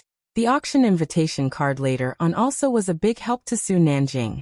Bai Lian walked over to the table to pour herself a glass of water, her pale fingertips slowly tapping the glass. and tilting her head slightly she said, "Sure, find a time." She had added Gao Yin on WeChat. The other party didn't talk much, just reminded Bai Lian to bring an umbrella when it rained and sent messages of encouragement during her exams. They didn't communicate much, but Bai Lian knew that Gao Yin must have been keeping an eye on the weather in Xiangqing. So every time the weather changed, Gao Yin would remind her. Su Nanjing abruptly sat upright, stuffed the orange in his hand into Jiang He's mouth, and took out his phone to send a message to his mother. "Get ready. Alien has agreed in the study." Jiang Fulai sat at the desk, installing software on Bai Lian's computer. The phone on his left side was lit up, showing the forehead of academician Ma, who had just taken off his jacket and sat down at his own computer. "Have you all returned to Jiangjing?" Jiang Fulai unhurriedly helped Bai Lian install the software, replying, "Yeah." Ma Tongfeng appeared to be in a good mood. He logged into the school's back end. "She didn't even tell me she was back. I wanted to show her around my lab. She's applying for the Tongfeng class, right?" Having taken the crown of International Quantum Science #1 last year, Ma Tongfeng was obviously confident in himself. Young Master Jiang, annoyed by the conversation, stretched out his hand to hang up the call. In the sudden silence, Ma Tongfeng wasn't upset, but instead he looked up at Director Huang in the office. "She's finally arrived." Director Huang knew whom he was referring to. Pausing, he ventured, "My little junior sister?" Ma Tongfeng took off his glasses, cleaning them leisurely without contradicting. Director Huang took a deep breath. A visit to the Buyuan base to see a group of high school seniors should hint at who the teacher's last disciple would be. Is she applying for the Tongfeng class? Not a few dignitaries in Jiangjing had sent their offspring to Ma Tongfeng, but he hadn't taken a liking to any of them. Ma Tongfeng put his glasses back on, smiled and affirmed, "Yes." "What will her grades be like?" Director Huang speculated. "My little junior sister must be very good at math." Ma Tongfeng just glanced at him. The school's second recruitment phase only tested mathematics and physics, which was unfriendly to most high school graduates, but quite fitting for national competition students. So the principal and director guessed that Bai Lian wouldn't perform very well, but they didn't know. In the deep pit of mathematics and physics, there are always a few immortals flying around chaotically.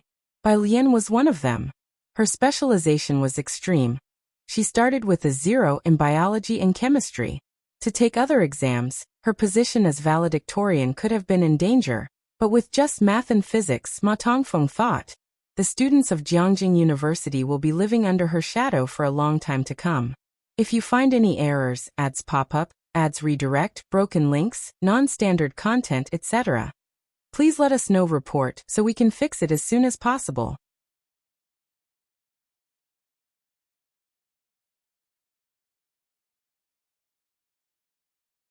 Chapter 557. 222 Mysterious Bar, bringing Dean Jian to meet Alien_1. Academician Ma opened the document and looked down without speaking. But Director Huang, observing his expression, could probably guess. Academician Ma's status in Jiang University and the domestic physics community goes without saying. Countless schools wanted to invite him to give lectures, and it was a point of pride for many to join his lab, the benchmark of Jiang University.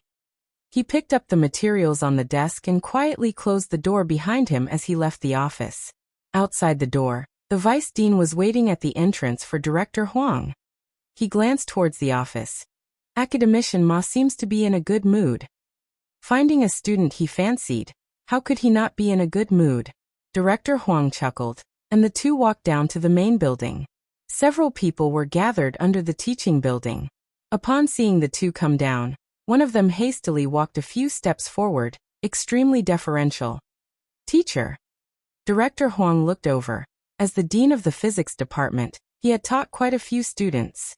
This was one of his former team members, Zhuo Jinhua, who was quite talented. He nodded slightly to Zhuo Jinhua. After Director Huang and the vice dean left, the students around Zhuo Jinhua still stared after Director Huang's retreating figure without turning away. Not until the figure disappeared did Qi Shuyan turn to Zhuo Jinhua. "Dr. Zhuo, that was Director Huang, right?" At her words, the others too looked at Zhuo Jinhua.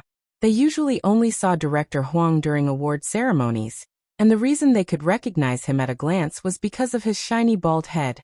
Yes, Zhu Jinhua responded to them indifferently. Everyone get the data ready for me as soon as possible. After Zhu Jinhua left, the group remained huddled together. I remember Academician Ma has an office here, right? Could Director Huang have been coming to see Academician Ma? Maybe, but what is Academician Ma doing at the school today? As they discussed, Qi Xuyan bowed her head and pressed her phone, sending out a WeChat moment. Today I had the honor of seeing Director Huang photo. Coming from a scholarly family and with a wide social network, her phone quickly filled up with likes. Meanwhile, Beicheng Song family. Song's father stood at the bottom of the stairs, looking upstairs. Has he not come out yet? Food was sent to his room, but he didn't eat, Mrs. Song said regrettably. The impact on him this time was a bit strong. Give him some more time. Songmin didn't do poorly this time. He was still Beicheng High School's top student, and was admitted to Jiangjing University as he wished.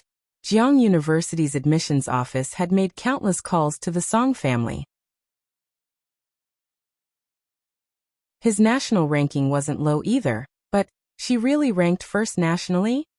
Song's father didn't pay much attention to these things and asked Mrs. Song to confirm again. Correct. Mrs. Song thought of Bai Lian, and her heart filled with bitterness. When Bai Lian was first sent to Xiangqing by the Bai family, Mrs. Song's first thought was to annul the marriage with Bai Lian, as the Bai family clearly valued Bai Xiaoke and Bai Xiaoqi more. They favored the favorable and avoided the harmful, and she was well aware of Bai Lian's lack of worth at that time.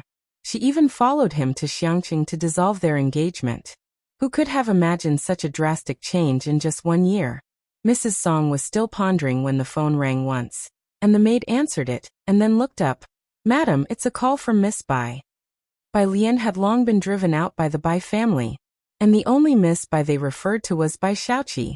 Mrs. Song went forward to take the call.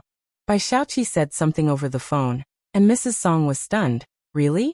Okay, I'll accompany you to Jiangjing tomorrow afternoon. After hanging up, Song's father looked at Mrs. Song. What's the matter? Principal Luo has connected Xiaoqi with a teacher from Jiangyin, Mrs. Song said, the gloom of many days finally easing somewhat. The person is said to be a leading authority in Jiangjing. Jiangyin? This was beyond Song's father's sphere of influence, but he knew the Yin family had always been very concerned about Bai Xiaoqi. Why are your brothers so concerned about Xiaoqi? The concern wasn't for Bai Xiaoqi, but for someone who could play the guzheng, and just so happened to share the Bai surname. These were the issues within the Jiangjing circles, unknown to the people of Beicheng. We'll talk about it when we get there, Mrs. Song said as she turned to walk upstairs. Bai Lian, don't mention her in front of our son anymore. Bai Qiming has already come back from Xiangqing. He's back. Song's father was shocked. What is Bai Lian thinking, not returning to the Bai family? The struggles of an individual are not that effective, and in the end, the Su family had no blood relation to her. These were things Mrs. Song didn't know. The next day, Bai Lian went to Jiangjing University's library early in the morning, which was connected to the campus network. Inside, she could access materials only open to internal students of the university.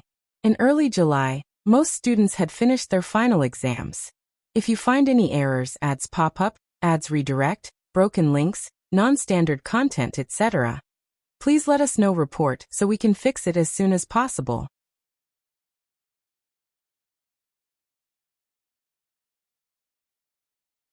Chapter 558.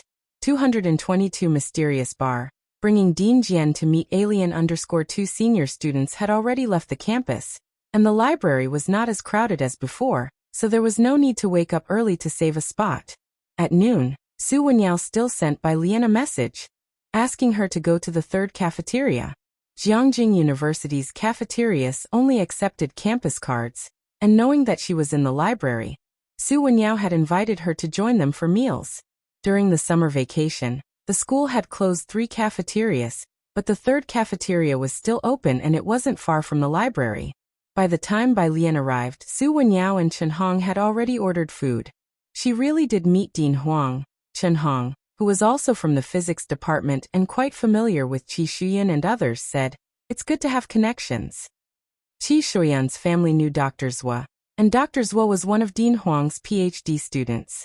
While saying this, Chen Hong also asked Su Wenyao with a puzzled expression, "How come you haven't confirmed your advisor yet?"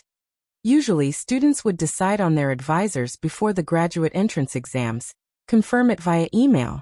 Qi Shuyan had early on confirmed Dr. Zhua, and those who knew her were envious of her joining such a powerful faction. Upon hearing this, Su Wenyao lowered his gaze. "I'm waiting for the results of this summer camp first." Chen Hong knew about the issues between him, Qi Shuyan and the others, and didn't ask further. Seeing Bai Lian, Chen Hong enthusiastically stood up to greet her. "Sophomore Bai."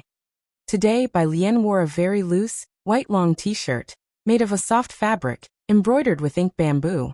Her black hair was completely swept up using 2 hairpins, with a white backpack casually slung over her shoulder. The lazy cat lying on top was quite eye-catching. Chen Hong, looking at the lifelike embroidered cat, suddenly remembered. "I just recalled, sophomore. Did you come to our school's main gate last year?" Bai Lian sat down opposite him and looked up. "How did you know?" Su Wenyao was surprised. That time Bai Lian had come to deliver tickets to him.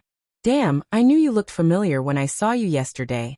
Chen Hong excitedly turned to Bai Lian. The school's forum had a sticky post with over 9,999 replies, and she was the featured photo.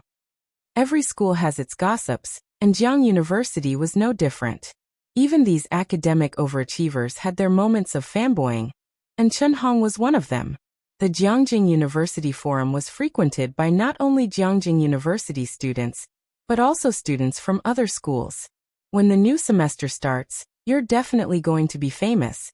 Chen Hong pulled out his phone to show the post to Su Wenyao. He wanted to show it to Bai Lian as well, but she only glanced at it casually. Chen Hong came from an ordinary family background. People like Su Wenyao, Qi Shuyan, and Qi Jun were the targets he strived to reach. If he could ever cause such a sensation on the forum, he would definitely tag his friends and family to see it, but Bai Lian seemed indifferent to it.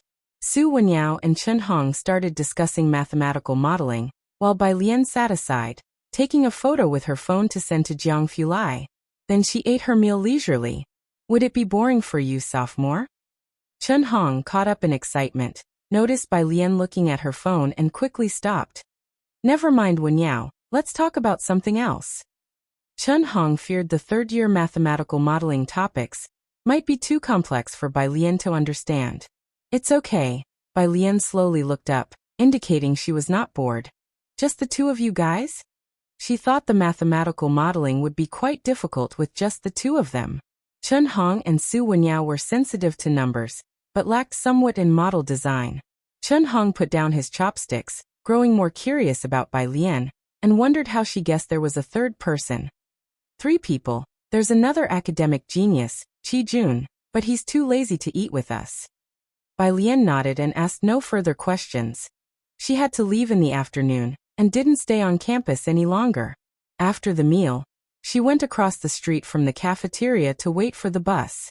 New entrants would soon be added to the Jingjiang Preparatory Camp app, and the rankings of Bai Lian and her peers were also about to be included in the overall ranking. She opened up the challenge question bank, and uploaded the question she had just solved in the library. 3 minutes later, the scores for correctly solving questions in the challenge question bank would be multiplied. In the lower left corner, her ranking changed from N01, 68587 to N01, 137174. The bus arrived, and she got on to leave. At the bus stop, Chen Hong and Su Wenyao were heading to the study room. Chen Hong, looking down at his phone, stumbled upon something. "Holy shit, Wenyao, someone surging in Xinyu points has surpassed 100,000. Hearing this, Su Wenyao knew Chen Hong was talking about someone specific, and also took a quick look at his phone. This has to be someone from a lab, right? Definitely one of those people from the national team before. Chen Hong lifted his head, muttering in disbelief. This crazy, they'll probably enter the overall points top 10 like he won, right?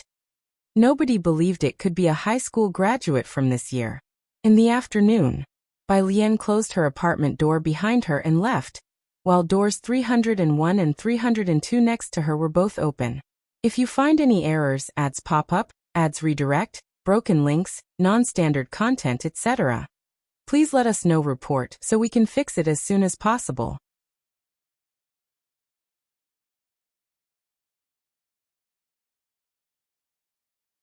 Chapter 559, 222 Mysterious Bar, bringing Dean Jian to meet Alien_3. Someone was renovating inside, and it seemed that as soon as she came out, the workers inside began the bang and clatter of demolishing walls. She couldn't hear the noise at home, but once she stepped outside, construction started both above and below her floor. Bai Lian walked towards the staircase and took a longer look at 2 other apartments. She bowed her head to send a message to Xiaoqi, and then headed for the entrance of the residential area.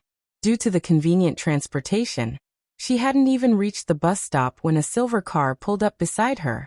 It was Su Wenyao in the driver's seat, his brows slightly cool. Get in, where to? Where are you going?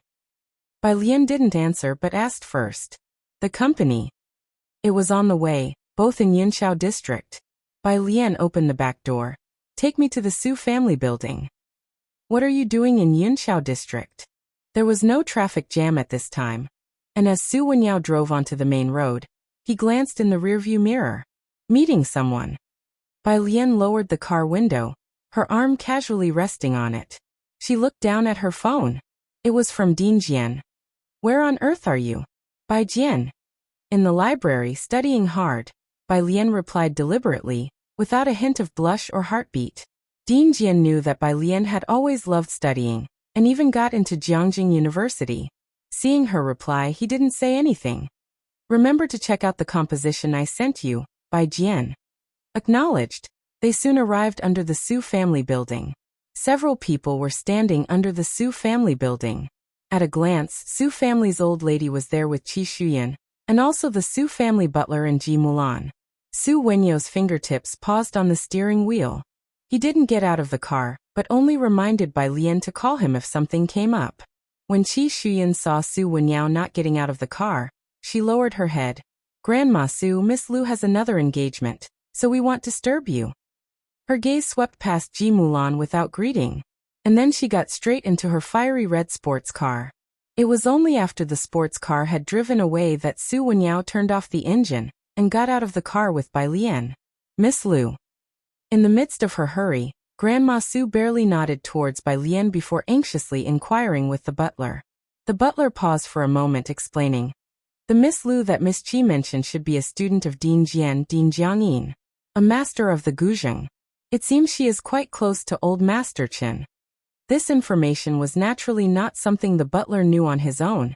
It had been relayed to him by the Qi family. What? Grandma Su looked astounded at the butler, involuntarily clutching her Buddha beads tighter. Ji Mulan did not recognize any Miss Lu, nor did she know who the old Master Chen they mentioned was. But hearing Dean Jian's name, she guessed that this person must also be on a par with the Su family main branch, a world beyond her imagination. She had once taken photos for Bai Lian during Dean Jian's apprenticeship ceremony. With that in mind, she turned her attention to Bai Lian. But Bai Lian wasn't looking at her. She simply greeted Su Wenyao. I'll be going now. Only then did Grandma Su watch Bai Lian's retreating figure, pausing for a moment. Where is she going? To see someone, Su Wenyao said indifferently. Chief Chen was still in Xiangqing and hadn't returned. Bai Lian knew someone in Yunxiao district?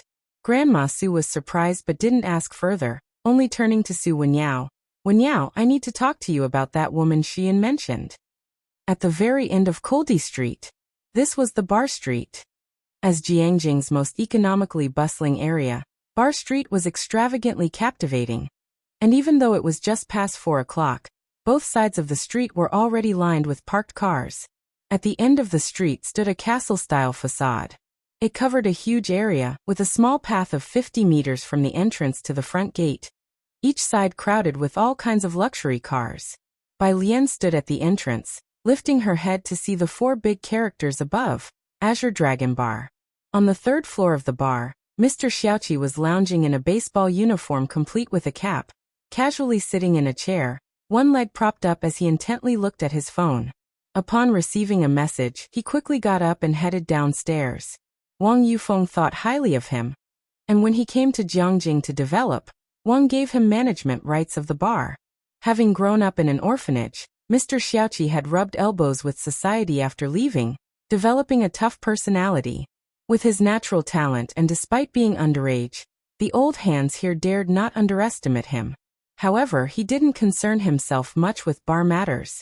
Although there were many rumors about his life-or-death experiences with Wang Yufeng, few had actually met him.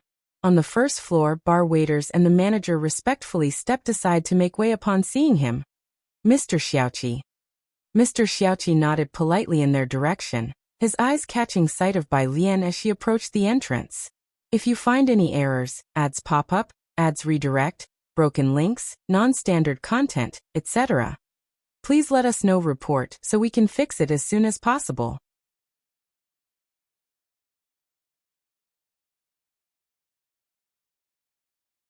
Chapter 560, 222 Mysterious Bar, bringing Dean Jian to meet Alien_4. He laughed, sister. When Bai Lian approached, he didn't bother introducing her to the manager or anyone else, just led her upstairs. At this hour, the bar had just opened its doors, and the crowd was sparse. In a booth on the first floor to the left, Qi Shuyan had just arrived not long ago. She was sitting on the fringes, unable to make out the faces of people there, only seeing the bar manager nodding and bowing towards two people. Who is Manager Li talking to? All eyes turned to Leng Shuha in the center. The mysterious nature of Qinglong Bar was something spoken of in certain circles, its secrecy even greater than that of Xijing Club, with no one daring to leak any information about this place. Because Xijing Club might reason with you, Azure Dragon Bar certainly wouldn't. Here only Leng Shuha had had contact with people from Azure Dragon Bar, because she was friends with the second young miss. It must be that Mr. Xiaoqi they talked about. As for the woman by his side, Leng Shuha was uncertain. Their seats were off to the side, and she hadn't even gotten a clear look at Mr. Zioki's face, let alone the girl who was just a vague figure in white clothes, probably quite tall. She watched the closing elevator, with the red digits stopping at 5L. In the booth, a group of excited young people who had come to Azure Dragon Bar fell silent. They all knew the bar's rules. You needed a membership for the second floor, and none of them had ever been to the third floor. As for the fifth floor, no one had heard about it. This 5L was noted by quite a few people on the first floor. Qi Shuyan was about to speak when her gaze swept across the bar counter to the woman mixing drinks not far away. She wore a silver tank top, revealing her pale, delicate collarbones, with lazy black curls draped over her shoulders.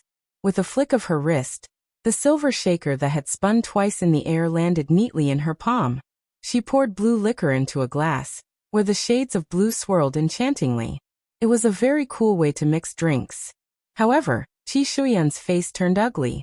She recognized her, the girl who had been in touch with Su Wenyao these past few months. Was she just a bartender? Su Wenyao really knew how to insult people. Qi Shuyan's face was cold as she took out her phone to send a message to her mother. A little after 5, Qingxin Building. Gao Yan, dressed in a moonlight white cheongsam with pearl buttons at the neck, held a small black folding fan in her hand, restlessly looking out the window. Where is she? At her side, Su Nanjing cracked a melon seed and flicked it into the air. He opened his mouth and missed catching it. Glancing at the seed on the floor, he said nonchalantly, "Don't be in a hurry, Jiang Fulai has already gone to pick her up." What's the rush? Where is she? Why hasn't she arrived yet? Gao Yan walked back and forth in the carpeted room, holding the small folding fan and wearing high heels.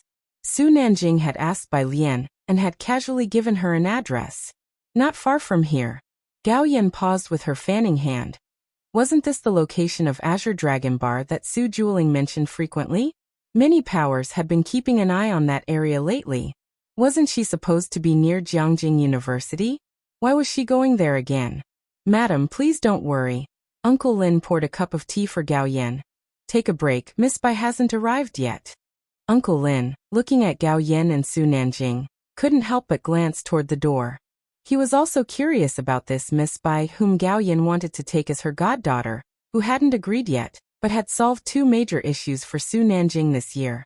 Putting aside Gao Yan's wish to take her as a goddaughter, Just the help she had provided Su Nanjing was enough to earn Uncle Lin's regard. Gao Yan picked up the teacup and sat down gracefully. She put away the folding fan and picked up her phone to message someone. Shushu, I'm going to see Alien first. Gao Shu. Live broadcast Gao Yan. Nanjing says she looks better than in the photos. I'll have her join your stream later. While she was still messaging, Su Nanjing stood up to open the door. She's here. Gao Yan hurriedly put down her phone, then her teacup, slightly nervous as she picked up her folding fan, and rose to look towards the door. Su Nanjing had already opened the door, and stepped aside to let the person outside come in. The first person to enter wasn't Jiang Fulai, whom Gao Yan had expected, but a tall and slender girl. She was wearing a loose white t-shirt, with trousers of the same color scheme, holding a black cell phone in her left hand, her snow-white slender fingertips pressing on the screen. After stepping into the room, she slightly lifted her head. Gao Yan could see her face clearly, a visage of flawless beauty that captivated all. Even Gao Yan, who had seen many beauties in Jiangjing, couldn't help but pause for a moment. In her youth, Gao Si was considered the #1 beauty of Jiangjing, and the Gao family sent her to the Jiang family. Now the young miss of the Ming family also had a reputation for her beauty. If you find any errors, ads pop up, ads redirect, broken links, non-standard content, etc., please let us know. Report so we can fix it as soon as possible.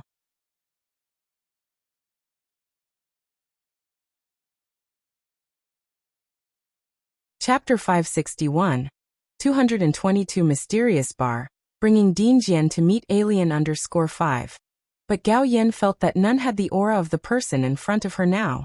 As she was thinking, Bai Lian entered the room with Jiang Fulai carrying 2 books behind her. He was dressed in a soft, casual outfit, yet his usually stern expression hung like frost. Auntie, Jiang Fulai lifted his head, taking the rare initiative to greet someone. He placed the 2 books on the table, and the unsociable chill about him dissipated. Gao Yan snapped back to reality. She glanced inadvertently at Jiang Fulai, then turned her gaze to Bai Lian, wanting to reach out and pull her hand, but was held back by Su Nanjing, who emotionlessly urged her to be reserved. Gao Yan shot Su Nanjing a glance and had to settle for greeting Bai Lian. You're Lian, right? Auntie, hello. Bai Lian looked up and greeted her sincerely. Pretty and well-behaved. This was straight out of a dream. Gao Yan covered her chest. Uncle Lin stepped forward to attend to them. Jiang Fulai then placed the books on the table and pulled out a chair on one side, indicating for Bai Lian to sit down. Uncle Lin, who was about to serve, paused for a long moment upon seeing Jiang Fulai's hand resting on the teapot, then stepped back to become invisible. Su Nanjing sat next to Jiang Fulai, unsurprised by this behavior. In a muted demeanor, Gao Yan watched Jiang Fulai serve tea, then saw him pass the tea to Bai Lian, and couldn't help but think, so you have these days too? She took out her phone and sent a message to Gao Shu, her attention briefly on the books Jiang Fulai had set aside. They were 2 music theory books. Everyone knew that young Master Jiang hadn't studied music, but had once taken up Chinese painting for a while, almost scaring a well-known teacher to death. Those books must belong to Bai Lian then.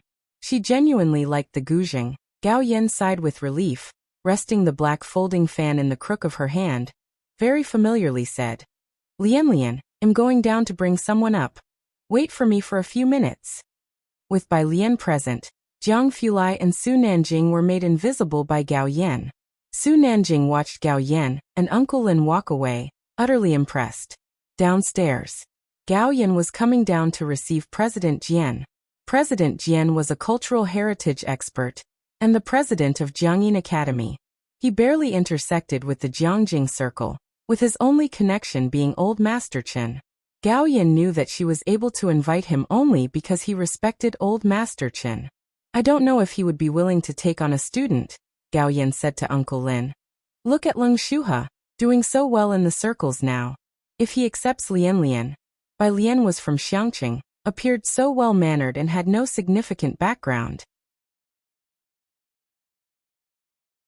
Even Gao Si couldn't escape the clutches of the Jiang family, which devoured without a trace.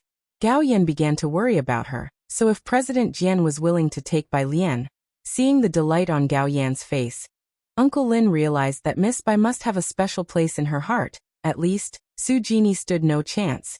President Jian doesn't lack students. That was true, sighed Gao Yan. Her gaze caught the elderly man just arriving in the lobby, and she quickly approached him with utmost respect. President Jian, thank you for making the trip. Gao Yan knew that President Jian was not only a leading figure in the Guzheng, but also a distinguished guest of Old Master Qin. The two were very close, and even the old master of the Su family would show deference to President Jian. Uncle Lin also bowed respectfully. Meeting Gao Yan for the first time, President Jian greeted her without any sign of inferiority or arrogance. Madam. Gao Yan led him straight to the private room. Facing such a master of the arts world, Gao Yan felt a little pressure. It's a junior from my family who really likes the Guzheng, she explained to President Jian as she opened the door. President Jian nodded, following Gao Yan inside. Bamboo room. President Jian stepped in, and immediately saw the person seated at the table, facing away from him, who claimed to be studying hard at the library according to himself. Very good. President Jian thought calmly. If you find any errors, ads pop up, ads redirect, broken links, non-standard content, etc., please let us know. Report so we can fix it as soon as possible.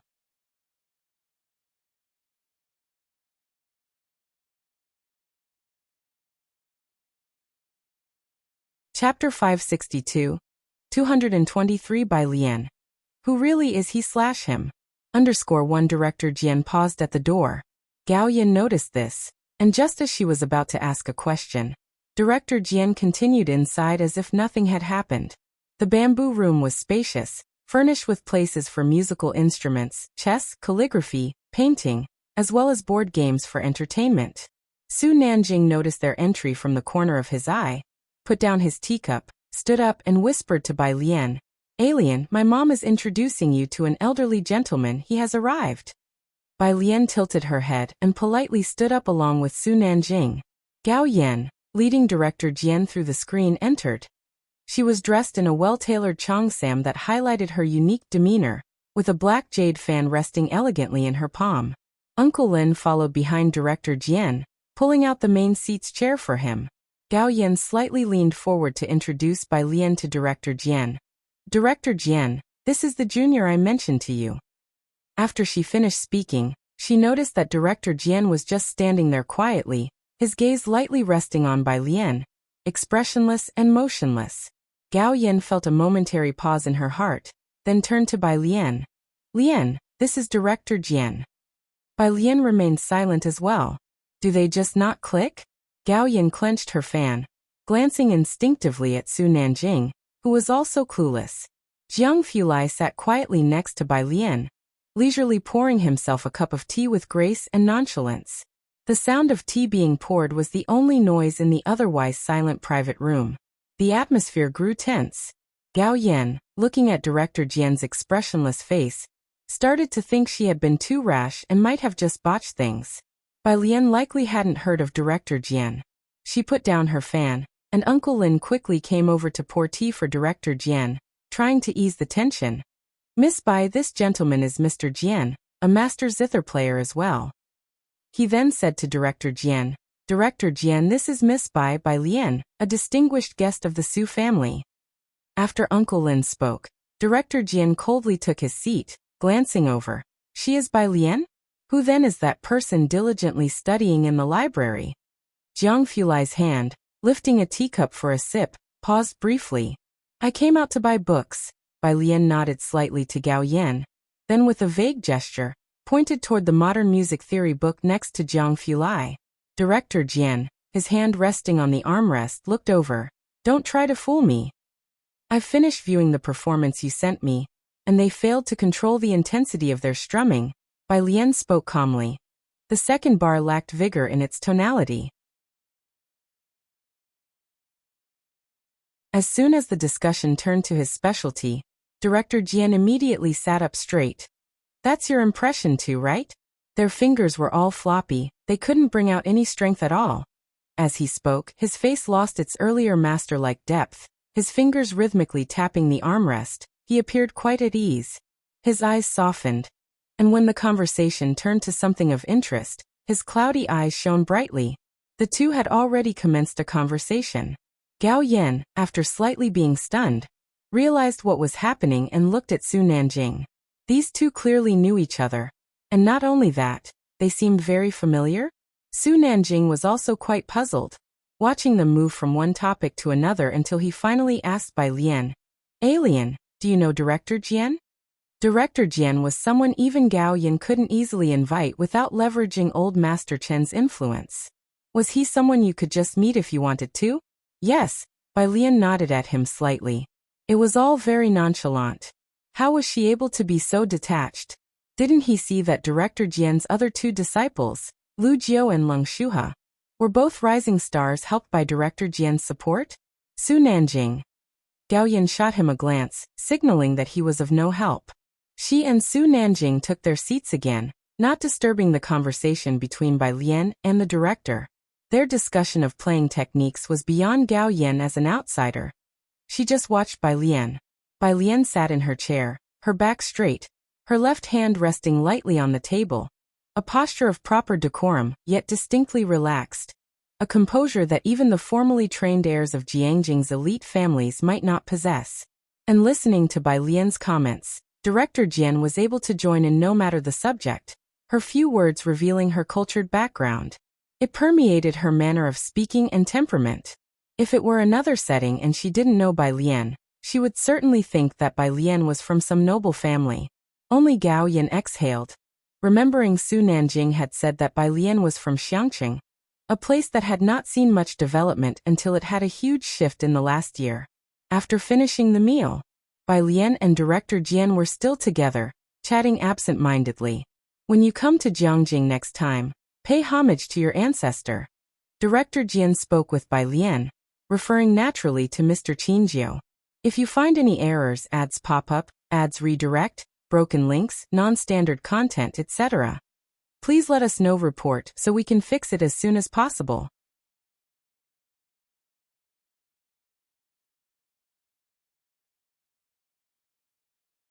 Chapter 563. Who exactly is Bai Lian? 223. The way these two people chatted with each other. It resembled more the sort of friendship that defies age gaps. A group of people said their goodbyes at the door. Gao Yan looked at Bai Lian and handed over a gift for their first meeting. At first, I thought you didn't vibe with Director Jian. Little did she know, Bai Lian was so familiar with Director Jian. Director Jian was aware of who Gao Yan and Su Nanjing were, and knew they were both very friendly towards Bai Lian, which made his attitude much warmer. He began to explain, "I've been looking for her for several days, and she kept saying she was very busy, needing to read. She even said this afternoon that she was studying hard in the library, but tonight here she is at your place, Mrs. Gao. I must thank Mrs. Gao because otherwise, she might have continued reading until the start of term." As he said this, Director Jian glanced at Bai Lian. He wanted to say more, but the sight of the tall and handsome Jiang Fulai beside Bai Lian, his light eyes sweeping over them, made Director Jian gloomily board the Su family car that came to pick him up. He bid farewell to them. Jiang Fulai also took out car keys and left with Bai Lian. Once everyone had left, Uncle Lin stared blankly towards Gao Yan. "Madam, did Director Jian just say, he's been searching for Miss Bai for several days now?" Bai Lian had been brushing him off. Director Jian was always distant when speaking with Gao Yan. He wasn't like those from the noble families. He represented the traditional music school, and also served as the face of domestic traditional music internationally. Chen Lao and others like him held him in the utmost respect. Not to mention Director Jian's students, who wouldn't dare speak his name lightly outside of school. Yet Director Jian's attitude toward Bai Lian was beyond belief. It was truly baffling. No one in Beijing had ever heard of Bai Lian before. Who exactly was Bai Lian? She was close enough to Director Jian to instill fear in the people from Jiangyin. Gao Yan was also confused. "And you said Director Jian isn't lacking students?" Uncle Lin. Director Jian's communication with Bai Lian was completely as equals. Gao Yan looked down at her own small folding fan, remembering how Bai Lian had looked at it several times, and instructed Uncle Lin. Custom make a folding fan with a white jade frame. Her folding fan was made of dark jade, but she felt that Bai Lian suited the flawless purity of white jade. Mom! Su Nanjing stood by the roadside with one hand in his pocket, still unable to figure it out. Does Alien play the guzheng really well? But I've never heard of her. Gao Yan glanced at him irritably, slightly disdainful. What use are you? She got into the car, slammed the door shut, and then ordered the driver to start the engine. Su Nanjing was left standing there, opening his mouth to look at Uncle Lin. Uncle Lin frowned at him too. Young master, you don't seem to care much about Miss Bai. The title young master carried a hint of dissatisfaction. Su Nanjing. All right, he was the clown of the entire meal then. On this side, outside the gates of Jiangyin, Madame Song and President Yin stood by Shaoqi's side. Bai Shaoqi was talking with a middle-aged man. This was a performance-level teacher, Teacher Ning, introduced to Bai Shaoqi by Principal Luo. President Yin also took the time to come over and chat with Teacher Ning. As they were talking, a car pulled up to the entrance, its black body bearing a red flag on the left side. Spotting the license plate, President Yin recognized it as one from the Xinjiang district. He immediately stood up straight, looking intently in that direction. This plate was a rare sight in Chang'an district. Many people at the school gates instinctively looked over. The driver got out from the driver's seat and opened the door to the rear seat. It was Director Jian who emerged from the car. Seeing it was Director Jian, Teacher Ning quickly stepped forward to greet him. Director Jian, you've returned. Yes. Director Jian seemed in a good mood and gave a slight nod to Teacher Ning. After thanking the driver, he headed towards the school. Once people walked away, Teacher Ning retracted his gaze. He looked at Bai Shaoqi. To win so many awards at such a young age is quite impressive. Tomorrow, you can come to the practice room to study with the other students. Thank you, teacher. Bai Shaoqi returned her gaze and thanked him. After speaking with Bai Shaoqi, Teacher Ning greeted everyone and quickened his pace to catch up with Director Jian. Bai Shaoqi watched Director Jian's retreating back, and then glanced at the gate tower of Jiangyin. Recalling the car she had just seen, she sensed that President Yin and Teacher Ning held it in great reverence. Uncle Yin, the car that just brought back Director Jian seemed extraordinary. Of course, President Yin was still looking in the direction the car had gone. It's just one of those few prominent families, Director Jian. Which families? Bai Shaoqi's heart stirred, remembering that the Yin family only lived on the fringes of Jiangjing, a marginalized corporation. Looking up again, President Yin did not continue. If you find any errors, ads pop up, ads redirect, broken links, non-standard content, etc., please let us know. Report so we can fix it as soon as possible.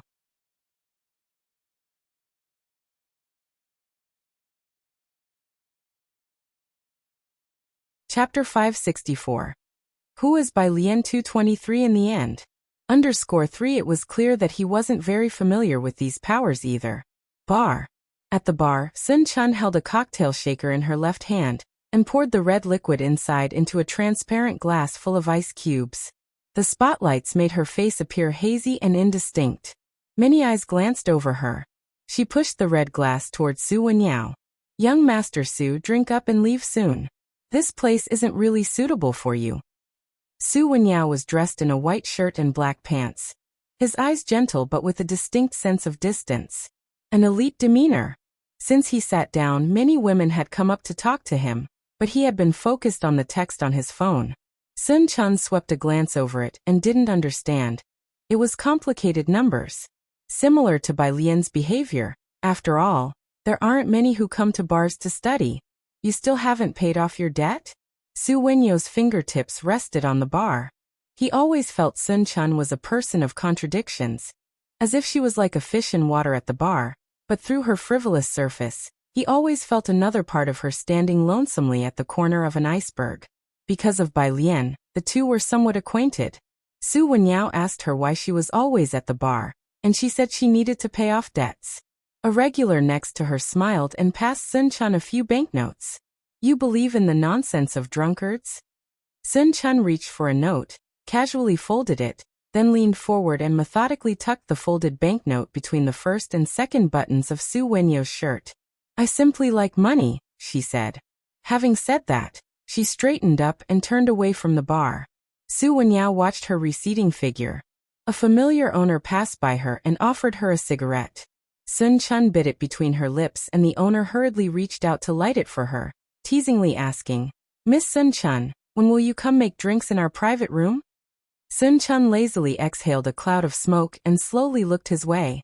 "I'm off tomorrow," she said. She made her way to the break room just as Xiao Wu also returned. "I'm exhausted. I'll go see tomorrow if Miss Bai needs anything else." "I'll go too." Sun Chun flicked the ash from her cigarette, suddenly remembering.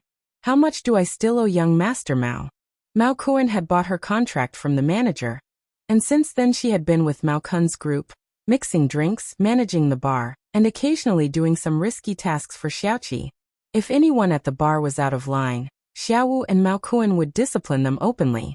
Now everyone at the bar knew she was under someone's protection, and no one dared to behave improperly towards her. Even the manager was very polite to her.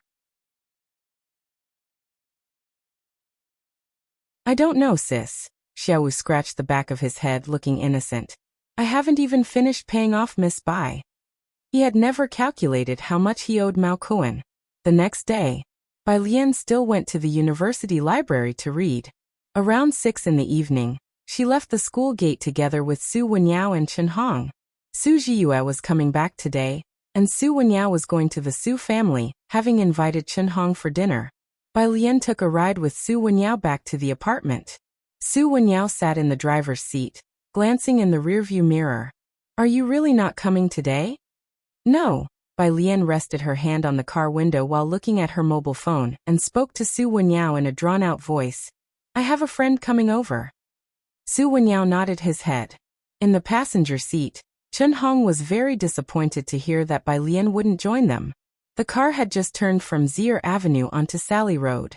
Sally Road was a small street, rather empty unless someone was specifically heading to Shanghai apartment. Chen Hong instantly noticed people fighting about 100 meters away. "Old Su, should we report?" He just started speaking when he saw Su Wenyao hit the brakes hard. In the back seat, Bai Lian also looked up and immediately saw Xiao Wu and Sun Chun not far away. She got out of the car. Xiao Wu, with his red hair, was pinning a burly man in black down under his foot. Sun Chun wore black shorts, a white tank top, and an overshirt in a tartan pattern, standing with her arms crossed under a tree 3 steps away, watching the fight. Chen Hong, witnessing a fight for the first time, saw Bai Lian approach and quickly unbuckled his seatbelt to follow. "Junior sister, be careful," he called out. As the two walked closer, Xiao Wu was bawling, looking up at Bai Lian, crying while saying, "Sis, they hit me." Chen Hong looked down at the 3 big men Xiao Wu had beaten to the ground, and then back up at the tear-streaked Xiao Wu. He fell into a deep self-doubt. Sun Chun straightened up when she saw Bai Lian, and promptly reported the situation.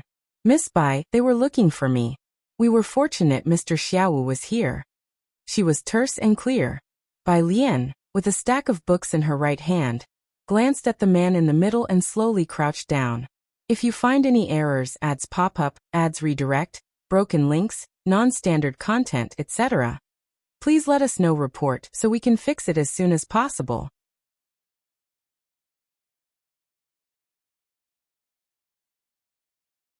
Chapter 565. Who Really Is Bai Lian 223_4. Indifferently pulling out a book.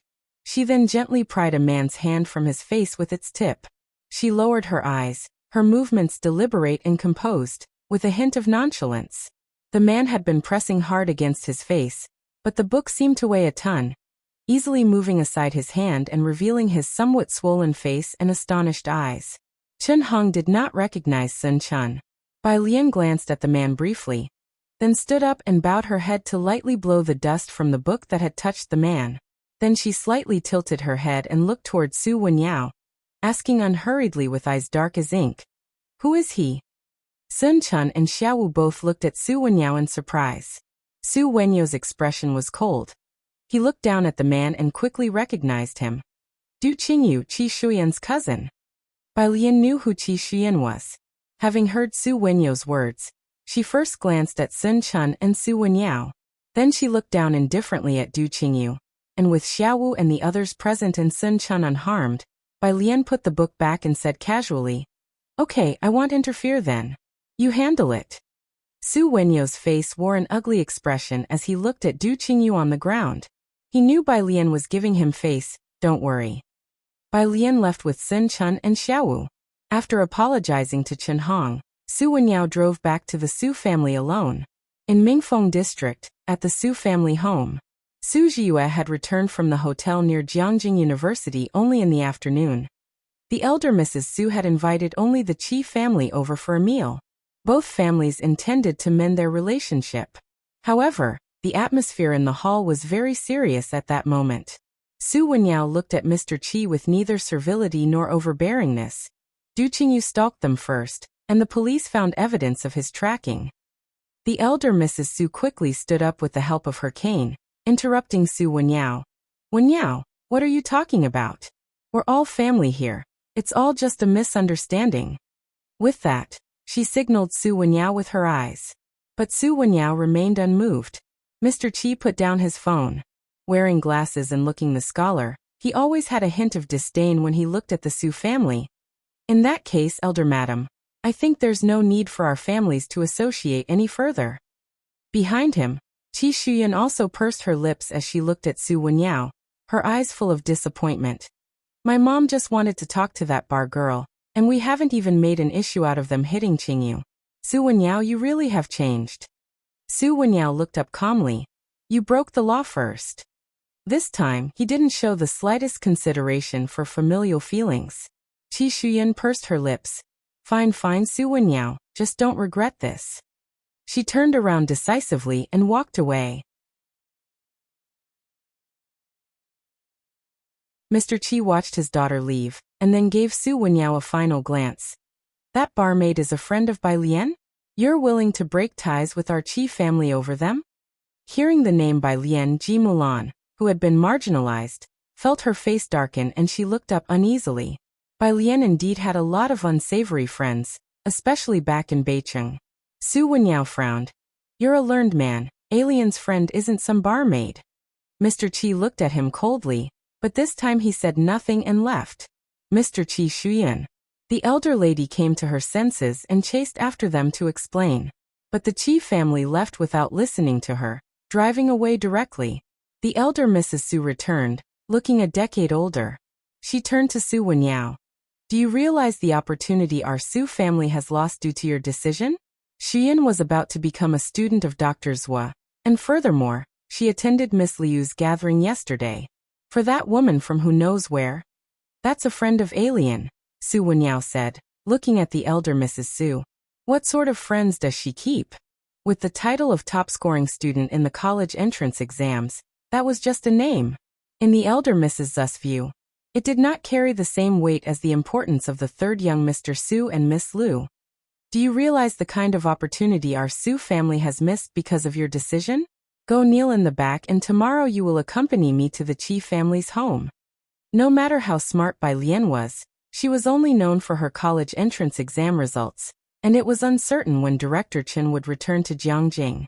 She could be crushed by anyone at any time. With that, the elder Mrs. Zu's gaze swept over Ji Mulan. Su En stood up, looking at Su Wenyao. "Go upstairs and check on Jiyue." After Su Wenyao left, Su En bowed his head to the elder lady. "Mom, stay at home these next few days and don't leave." In the past 6 months, Su En's say in the Su family affairs had far surpassed the elder lattice. Even she could not influence his decisions anymore. Having said that, he left with Ji Mulan. Zu's assistant followed a step behind Su En. He had been to Bacter Street with Bai Lian, and seeing the elder Mrs. Su like this, he hesitated. "Elder lady." The elder Mrs. Su looked up coldly, clutching her Buddha beads. "You should be grateful." The assistant looked at her and spoke softly. "Today it was the young master who dealt with this. If it had been Miss Bai," he trailed off, lowering his eyes respectfully as he bid farewell to the elder Mrs. Su, and did not continue further. Then he left and followed Su En out. The elder Mrs. Su was taken aback. The assistant was a smart man, valued by Su En, and he wouldn't speak without reason. "Butler Su, what does the assistant mean by that?" "If you find any errors, ads pop up, ads redirect, broken links, non-standard content, etc., Please let us know report so we can fix it as soon as possible.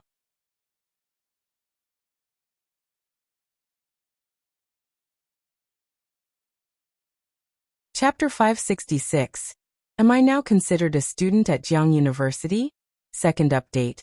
_1 by Lian had been in Jiangjing for quite a while, but she hadn't seemed to do much. Director Chen hadn't made an appearance either, and was reportedly still in Xiangqing. They didn't know the current situation in Xiangqing. Both Old Lady Su and the Qi family people thought Bai Lian's backer was Director Chen. Thus, with Director Chen's absence, they didn't hold her in such awe, only politeness. What the assistant Su meant, even the butler didn't know. But, having worked with Suan for so long, when Assistant Su said this, it wasn't without reason. The butler spoke in a low voice. Old madam, if the young master and the others are doing this, they must have their own reliance. You shouldn't worry about it. But, old Madam Su sat on the sofa lost in thought. In the end, she remained silent. The next day, Bai Lian stood at the entrance of Jiangjing University. A few steps away, Pu Xiaohan was frantically shooting the gate. Everyone around her was doing the same thing. Bai Lian lazily used her hand to shield her head from the sun. Okay, Pu Xiaohan had just arrived in Jiangjing and was eager to visit Jiangjing University. Let's go into the campus. As she spoke, she took out her phone to scroll through WeChat for the reservation message. Before she could find it, she saw Bai Lian already standing behind the barricade. Bai Lian held a campus card in her hand, tapping it leisurely against her palm, her pitch-black pupils looking at her as if asking, "What's the hold-up?" Pu Xiaohan stowed her camera properly and followed her in. "Where did you get this campus card?" She reached for the card in Bai Lian's hand. "Classes haven't started yet. Even if you are a student here, you wouldn't have received your card, right?" As she spoke, she looked down and saw the name on the campus card, Jiang Fulai. Pu Xiaohan. Ah, so it's Brother Jiang's. She silently returned the campus card to Bai Lian's hand. Ha! Brother Jiang hasn't graduated yet? Bai Lian took her to the library. I don't know. Pu Xiaohan. Not daring to speak, she just followed Bai Lian, shooting footage of Jiangjing University all the way. Shall we go to the cafeteria for lunch? She wanted to make a video about Jiangjing University. Sure. Bai Lian took out her phone and sent a WeChat message to Su Wenyao, asking him to meet her at Cafeteria 4 at noon. Cafeteria 4 was the place where you chose your food, and it was also the place Pu Xiaohan wanted to film. At noon, Bai Lian led Pu Xiaohan to Cafeteria 4. Pu Xiaohan followed behind Bai Lian, ready to film her getting the food. Bai Lian held a large tray and leaned her card against the card reader. Beep. Pu Xiaohan hurried to capture the scene. The red balance displayed 999,997. 00. Pu Xiaohan took a sharp breath. She shifted the camera. Was Bai Lian planning to use this card to eat for a lifetime? The first-time cafeteria user, Bai Lian.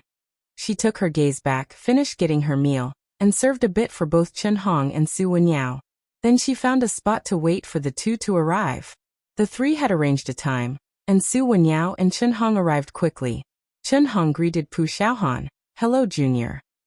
Pu Xiaohan had just turned off her camera and hurriedly responded. Legend, I didn't get into Jiangjing University. I'm just following Sister Lian for the experience. Su Wenyao had met Pu Xiaohan a few times. They exchanged greetings.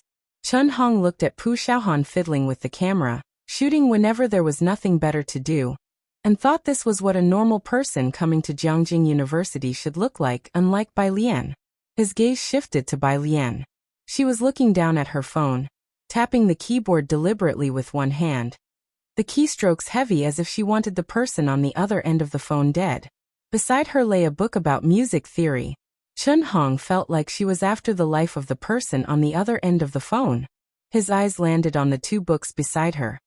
Junior, you're looking at music theory too? Yeah, Bai Lian slowly put down her phone, casually lifting her head. Just a cursory glance. Oh, Chen Hong nodded. He was just about to say something. At the entrance of the cafeteria, a group of people appeared. Chen Hong lifted his head and immediately exclaimed with excitement, Hey, old Su, it's Qi Shuyan and the others. As he spoke, he waved to the people at the entrance. Seeing Chen Hong's reaction, Pu Xiaohan also turned to look towards the entrance of the cafeteria. Qi Shuyan gave a brief glance in their direction, but didn't come over. The boy wearing glasses beside her walked towards Bai Lian and the others. Qi Jun, Chen Hong stood up smiling. You came to eat with Qi Shuyan and the others. Why don't you call her over too? We were just discussing the issue with the model. Oh right, this is Wenyo's sister Bai. With a stern countenance, Qi Jun looked at Chen Hong, cutting him off abruptly. No need to discuss it. I have decided to leave the team. Chen Hong was stunned. Now. Yeah, Qi Jun's gaze swept over Su Wenyao. I came to notify you to reform the team. Without waiting for Chen Hong or Su Wenyao to respond, he left immediately. Is there some kind of misunderstanding? Chen Hong quickly stood up and chased after him. The three of them were fixed partners, each with their own areas of focus. The Boyuan Base summer camp was about to start, and most people had already formed their teams. Finding a temporary teammate would not only be difficult, but the integration could also be a problem. Qi Jun paid no heed to Chen Hong. He was always a man of few words, no misunderstanding. Having said that, he walked directly towards Qi Shuyan and her group. Qi Shuyan's team were all potential candidates chosen by Dr. Zhua, and there was even a student from the Boyuan class. Compared to Su Wenyo's team, Chen Hong seemed somewhat lackluster. Qi Jun always held himself in high esteem and had always looked down on Chen Hong. Leaving this team was nothing but good news for him, and furthermore, the Qi family could provide him with things the team could not. Qi Jun. Chen Hong wanted to say something more, but he stopped after seeing the looks from Qi Shuyan and her group. He sat back down in a foul mood and looked at Su Wenyao. I mean, what's up with Qi Jun?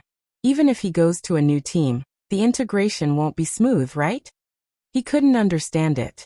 Su Wenyao put down his chopsticks, interrupting Chen Hong. It's not your concern, maybe he just has an issue with me. He didn't let Chen Hong continue talking about Qi Jun. Don't say that, Chen Hong shrugged. Wenyao, I know I'm usually the weakest link. Qi Jun might have wanted to get rid of me a long time ago. It's just that, we might not achieve great results in the summer camp this time. Model building required teams of 2 to 3 members, each with a specific role. Most of Chen Hong's work involved organizing the format and collecting data, which wasn't very difficult. Bai Lian sat beside Su Wenyao. Listening to their conversation, she occasionally glanced at them, and only after they finished speaking did she put down her chopsticks, reached for the lemon water on the side, leaned back, and spoke in a very casual tone. Qi Jun, what's his relationship with Qi Shuyan? He's Qi Shuyan's cousin. Chen Hong looked at Bai Lian with surprise, remembering that she was Su Wenyo's sister, yet she seemed unclear about their relationship. Su Wenyao didn't have time to stop Chen Hong and explain to Bai Lian. He's been wanting to leave the team for a while. Pu Xiaohan sat on the side, not daring to speak. She had never participated in model building and only silently put down the camera, feeling some sympathy. Now that he's quit, you're down one person. Won't that be very troublesome? Definitely. Chen Hong picked up his chopsticks again, clearly devoid of energy. Qi Jun's professor gave him a lot of tasks. His grandfather is a professor, and he has read countless papers. He is still very important to us, and we probably won't find a suitable teammate in a short time. He had hoped to make a push with this summer camp, but now that the team was suddenly one member short, the results were definitely going to be affected. Bai Lian held the clear straw between 2 fingers, absently stabbing it into the lemon water, contemplating. Can university students also participate in the Boyuan summer camp? Chen Hong didn't understand what Bai Lian meant by the question and simply nodded. Yes, it's not a summer camp for direct PhD.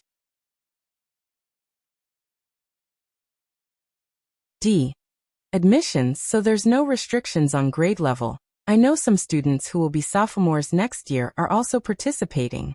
Bai Lian bit the straw, looked down at WeChat, and saw a message from Jiang Fulai with just an ellipsis. She skipped over it and asked, Am I currently considered a student of Jiang University? Jiang teacher. Did you sign the agreement? Bai student. 1 Okay, 111. Jiang teacher. Then you are. Jiang teacher. Why do you ask? Bai Lian looked up, her eyes on Su Wenyao, tapping the straw thoughtfully. How about I join you as an extra member? Chun Hong was taken aback. Junior sister, have you participated in math modeling competitions before? Bai Lian hadn't participated in a formal competition. She shook her head. No, but I have studied math modeling. She had never taken part in a serious competition. She had only ever researched models with He1, and later built a quantum simulation model. If you find any errors, ads pop up, ads redirect, broken links, non-standard content, etc., please let us know report so we can fix it as soon as possible.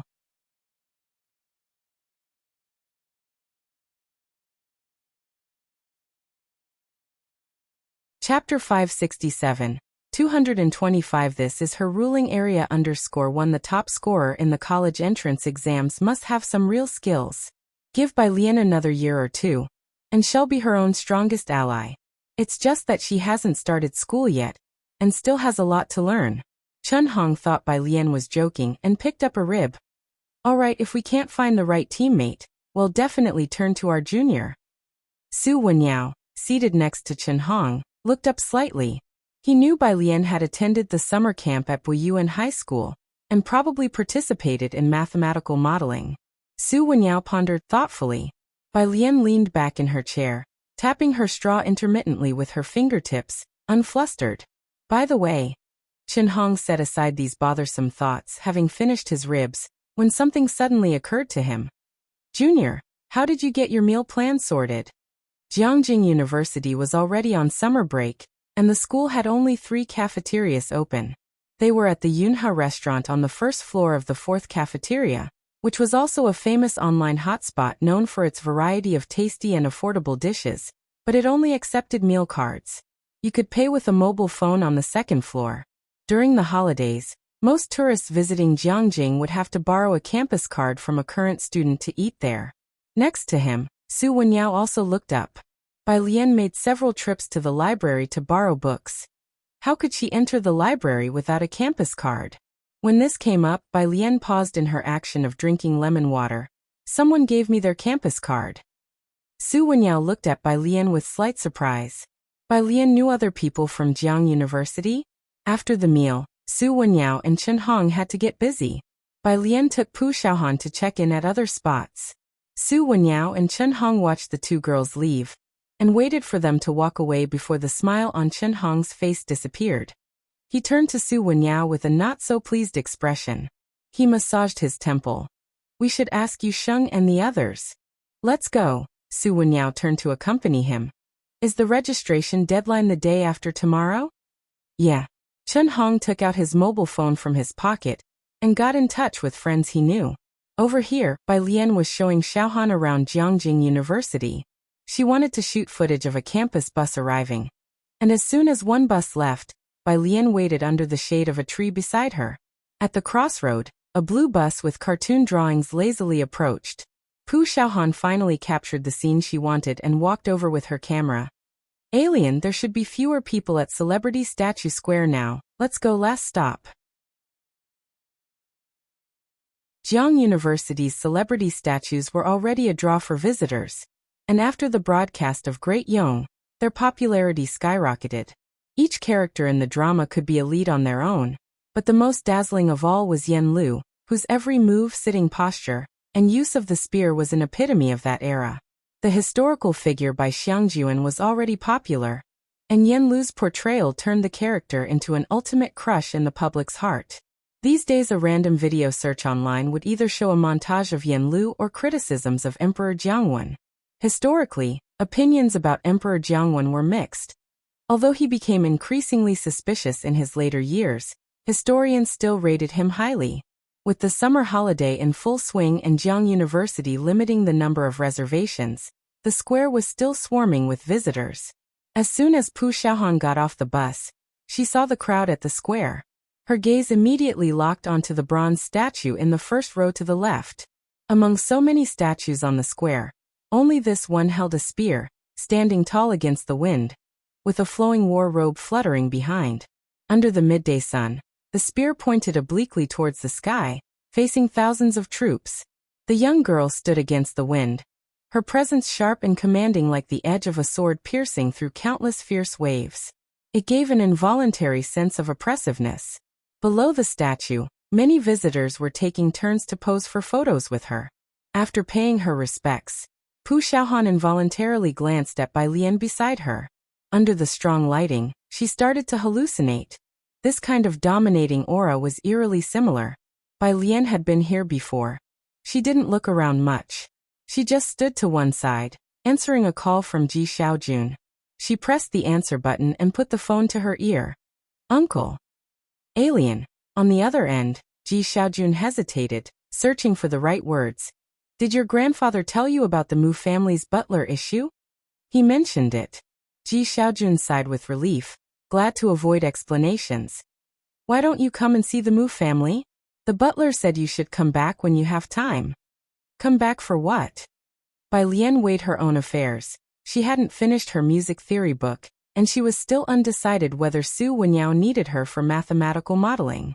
"I'm not sure, but the Mu family has loosened up," said Ji Xiaojun, standing on the balcony and looking out of the window. "It might be related to the family tree." When Ji Xiaojun mentioned the family tree, Bai Lian raised an eyebrow. Previously, Madame Su had condescendingly mentioned that Bai Lian could be added to the Su family's genealogy. If you find any errors, ads pop up, ads redirect, broken links, non-standard content, etc., please let us know. Report so we can fix it as soon as possible.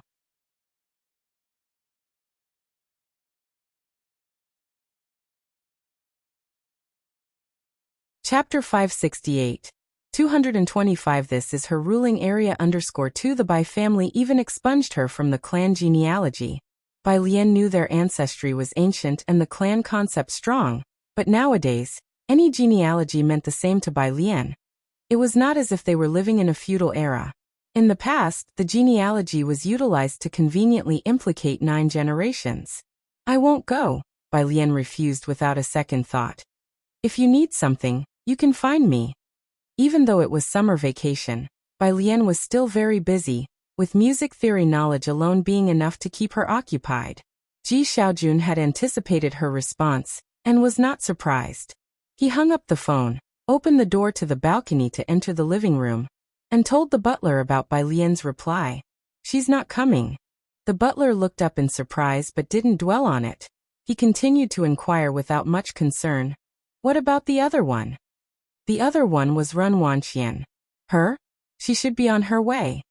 Ji Xian's expression was much fainter when he mentioned Ren Wanxian. The butler wasn't surprised by this pace. "All right, I'll let the old master know once she arrives." Old Master Mu had loosened up, and allowed the 2 juniors to come over mainly because Ji Xian's performance in the Mu family had been quite satisfactory, and he was preparing to introduce him to the public. To officially introduce Ji Xiaojun to the Mu family members. Whether Bai Lian came or not wasn't important. Shanghai apartment. Bai Lian led Pu Xiaohan into the apartment.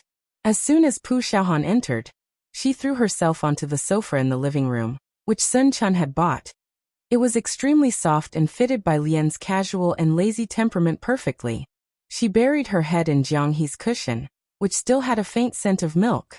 "Why does Brother Bird drink milk every day?" Pu Xiaohan lifted her head, set the cushion aside, and switched to a silk pillow.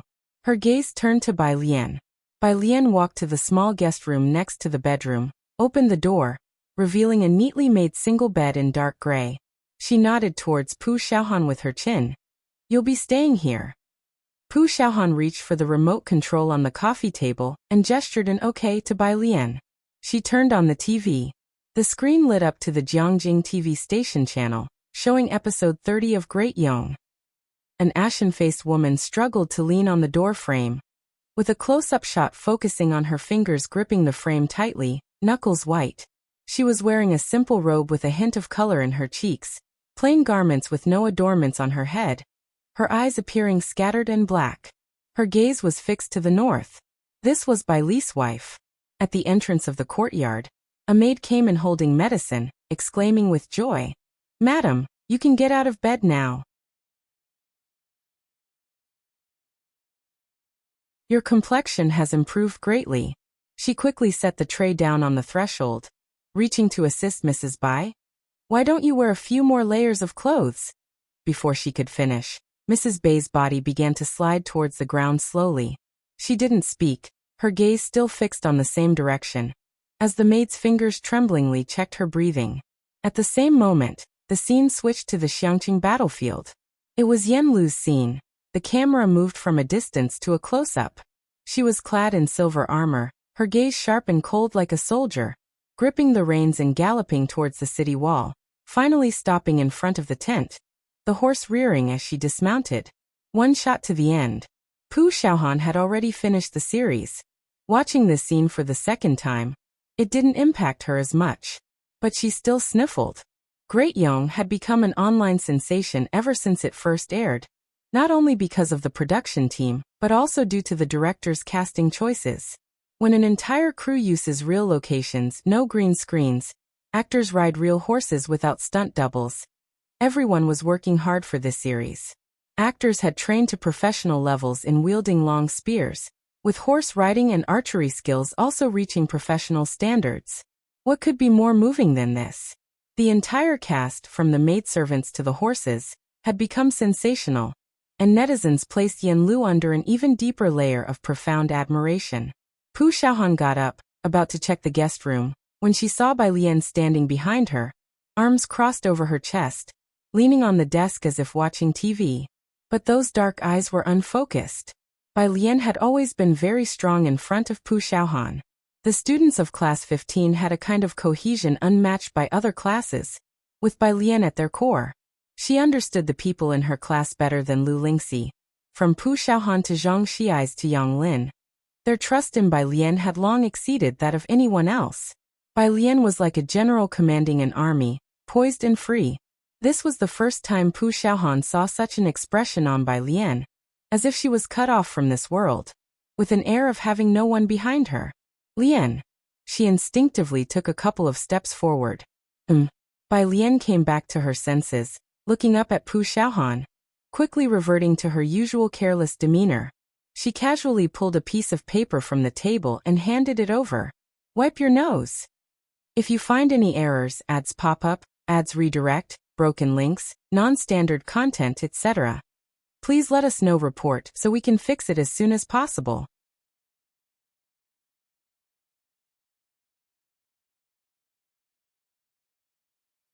Chapter 569, 225. This is her domain _3. Pu Xiaohan took the paper, wiped her eyes and nose. Oh. Bai Lian stood up straight.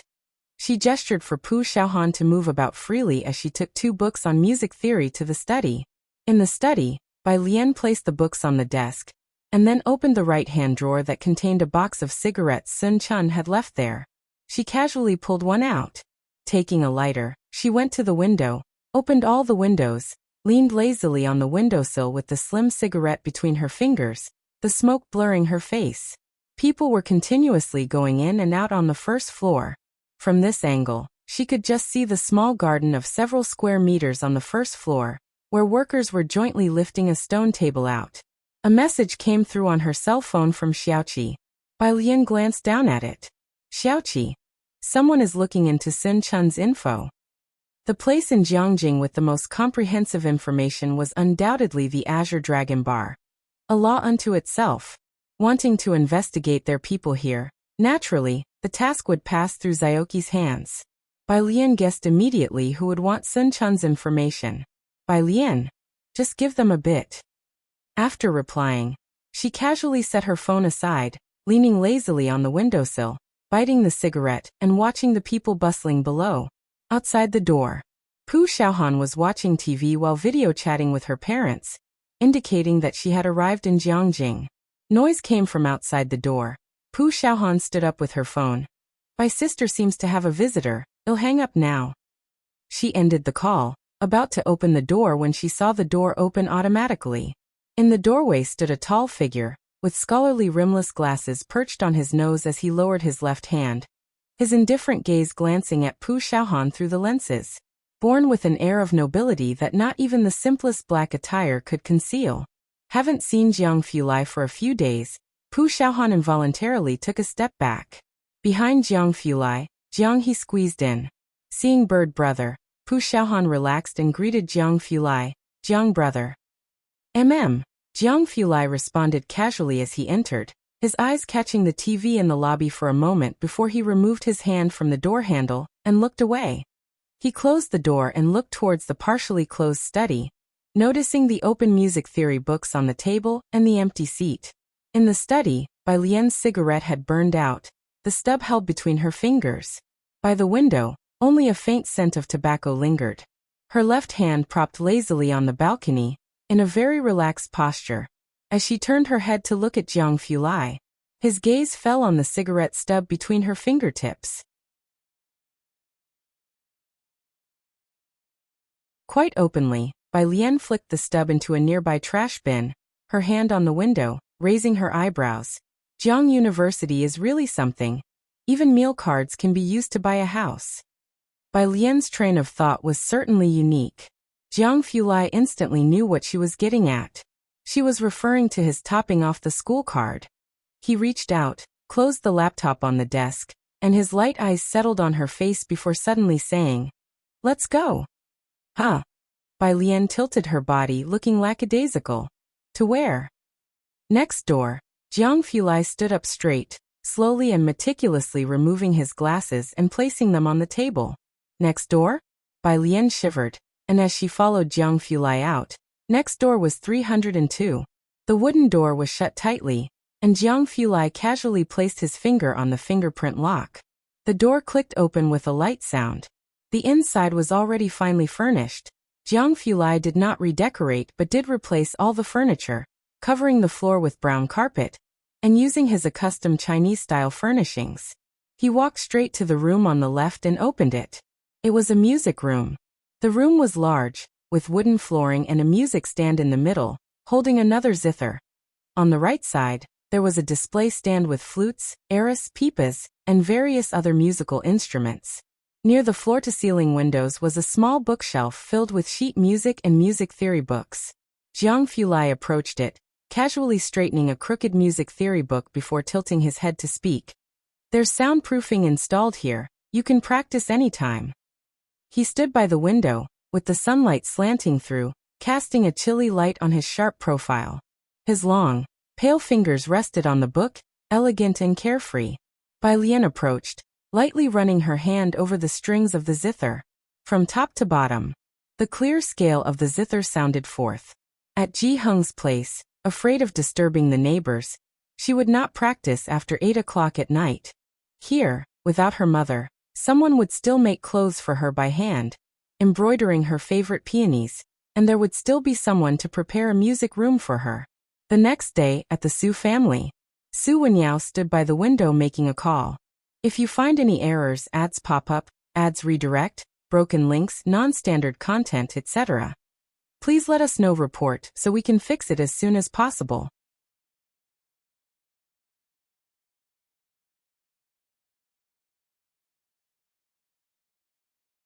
Chapter 570. 225. This is her ruling area _4. He had officially started his summer vacation, and occasionally took time to learn something at the Su family company. Behind him, Su En and Su Shujia were discussing a problem. When Su Wenyao finished his phone call, Su En handed over the signed documents casually to Zu's assistant. "Didn't you have lunch with Alien today?" In the past few days, Su Wenyao had been showing Bai Lian around Jiang University. A friend of hers came. Su Wenyao spoke. Next to him, Su Shujia looked up. "What friend?" "A high school classmate." Bai Lian's high school classmates should be those students from Xiangqing No. 1 High School. Then it wasn't Chen Hong's people. Su Shujia diverted her gaze and, recalling something, sat up straight. "Brother, are we really with the Qi family? Let's not talk about this matter anymore." Su En interrupted her. He stood up to attend a meeting in the conference room. Su Shujia stopped Zu's assistant and leaned back against the sofa, squinting her eyes. What exactly is going on with them? Qi Shuyan was now making her way into the Su family circle through Miss Lu, and falling out with them wasn't a good thing. "Miss," said Zu's assistant without revealing any emotions, "I don't know anything." Su Shujia watched Zu's assistant leave. Then her gaze fell back on Su Wenyao, and she asked pointedly, "Is there a problem at school?" Someone from the group has left, Su Wenyao said nonchalantly. Su Shujie sat up straight. Is the impact significant? She didn't understand modeling, and Su Wenyao answered tersely. I can model, I'm just not as specialized as he was. Even without him, Chen Hong and I can still get it done. It's just that this time, the chance of winning first prize seemed dim. Su Wenyao was tapping on his phone. Director Huang had implied that he should participate in mathematical modeling. Because of the Qi family? Su Shujie asked. This time, Su Wenyao didn't reply. Su Shujie picked up her coffee as a phone nearby lit up. She grabbed the phone from the coffee table and opened the information the butler had sent her. It was about Sun Chun. The information was only a sparse page long. Unearthed by the Su family matriarch through a private detective. Sun Chun hadn't graduated high school, always hung out at bars, mixing drinks, selling liquor. Nothing seemed particularly remarkable. Bai Lian's friends all had quite the characters, still not having completed high school, and Su Wenyao, a Jiangjing University student of high caliber. How did he even hold conversations with Bai Lian's underachieving friends? Su Shujie was astonished since, apart from Su Zhiyue, everyone else in the family would find it a bit challenging to converse with Su Wenyao. Bai Lian took Pu Xiaohan around the area, and by the time they went back to Jiang University to borrow books again, 2 days had passed. Pu Xiaohan ventured out to the Jiangjing scenic area on her own to check in. At noon, Bai Lian, with a stack of books in hand, went to the third cafeteria.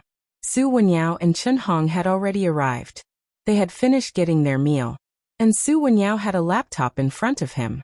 There were other people sitting at the table too, and Bai Lian immediately recognized one of them as Qi Jun. The same guy with the black-framed glasses from last time. The sunny young man sitting 2 places away from Su Wenyao raised his glass to Qi Jun. His tone couldn't hide his envy. Qi Jun, does your group have a Tongfeng class third-year student? The Tongfeng class was probably the pinnacle of Jiangjing University.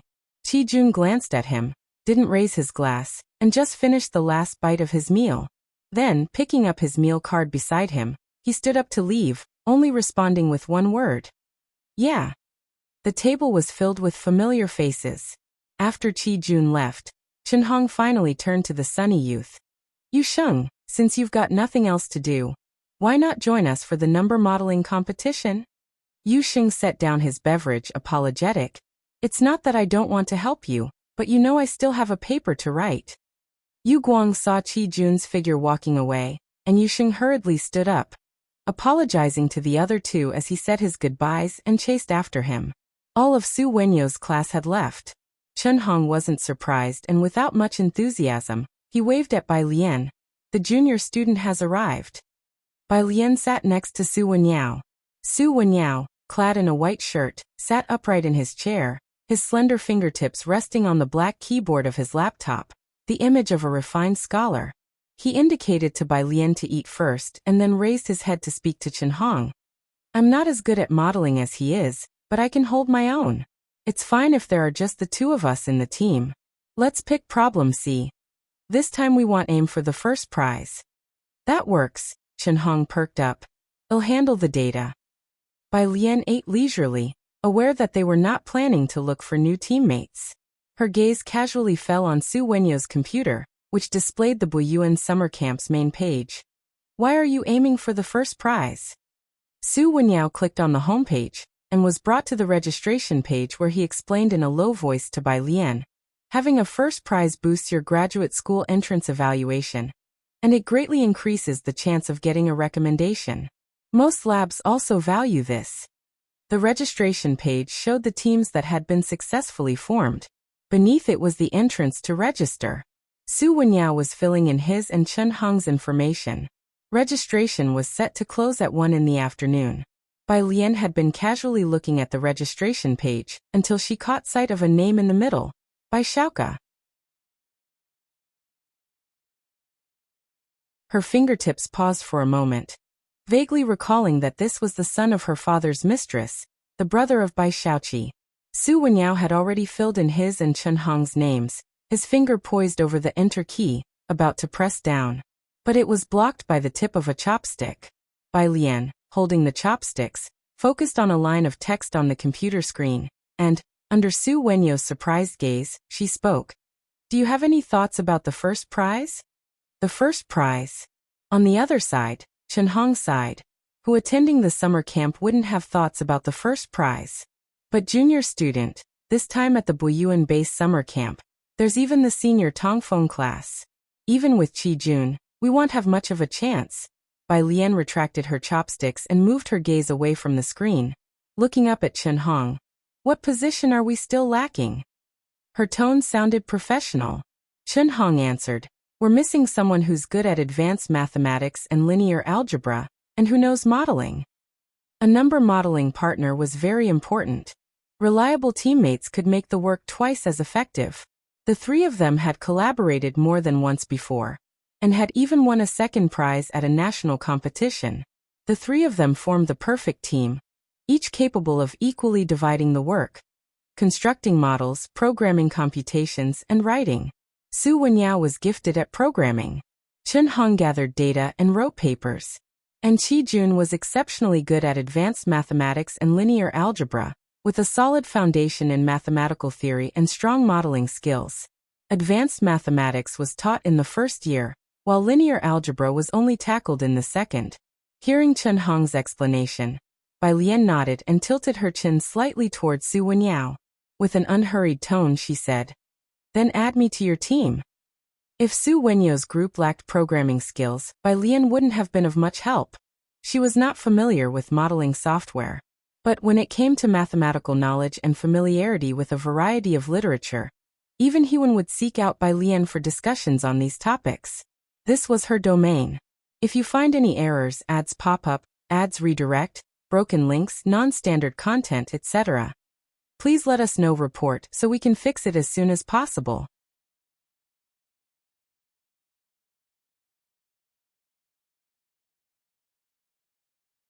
Chapter 571. 226 Hewen is back. Lan Jia please the great god _1. Su Wenyo's fingertips were still hovering over the enter key. Hearing Bai Lian's words, he pondered for a moment, then moved the cursor and typed in Bai Lian, under Chen Hong's name. The Jiang University campus network had always been reliable. After the small transparent circle on the screen spun around, it displayed, successfully registered, in 4 blue regular script characters.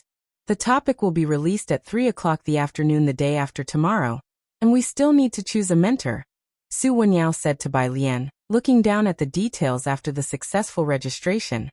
The competition lasts for 3 days. Bai Lian nodded her head. She was unfamiliar with these competition procedures. The three of them finished their meal quickly.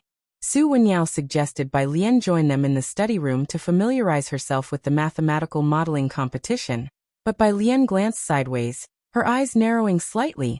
I'd better go back and print out the materials first. There's a print shop on campus, Chen Hong said. Right ahead. Bai Lian knew about Jiang University's print shop, but the literature she needed to print belonged to Academician Ma. And after thinking for a while she said, I'll go back to print it. Chen Hong stood at the entrance of the cafeteria watching Bai Lian leave.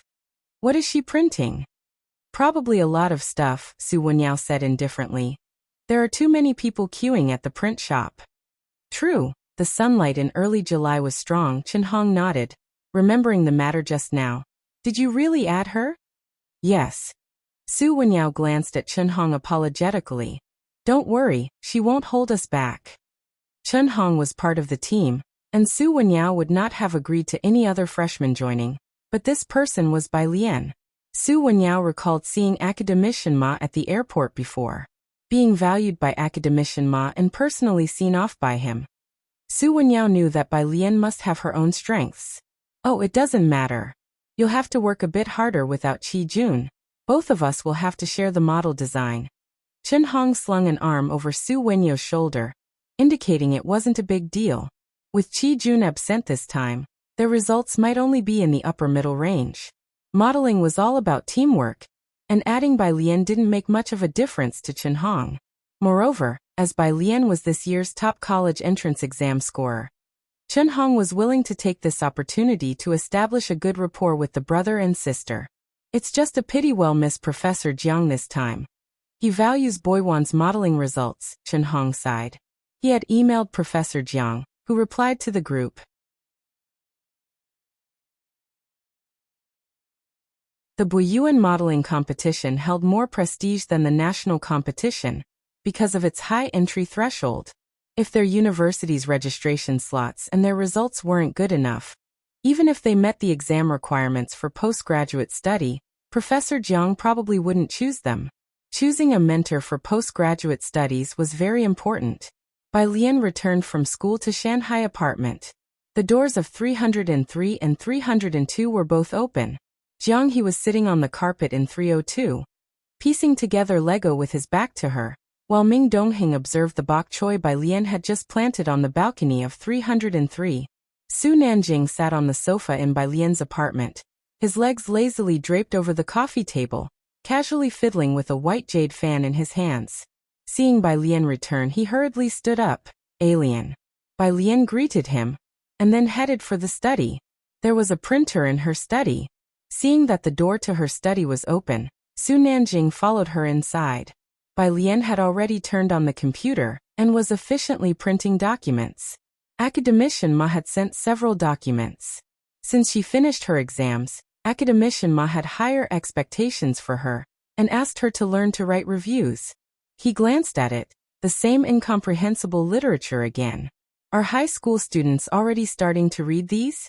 Su Nanjing handed over the folding fan in his hand to Bai Lian. It's from my mom for you. There were 50 pages of literature from Academician Ma, and the printer was still slowly spitting them out one by one. Bai Lian reached out to take the folding fan. It was plain white, with the white jade bones of the fan reflecting a lustrous cool light. The fan was less than 30 centimeters long.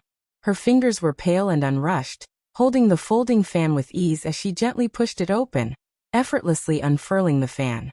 White jade fan bones, Bai Lian said, while spinning the fan around twice with her index finger as the pivot, and then suddenly snapping it closed, gently resting the fan handle against the palm of her hand.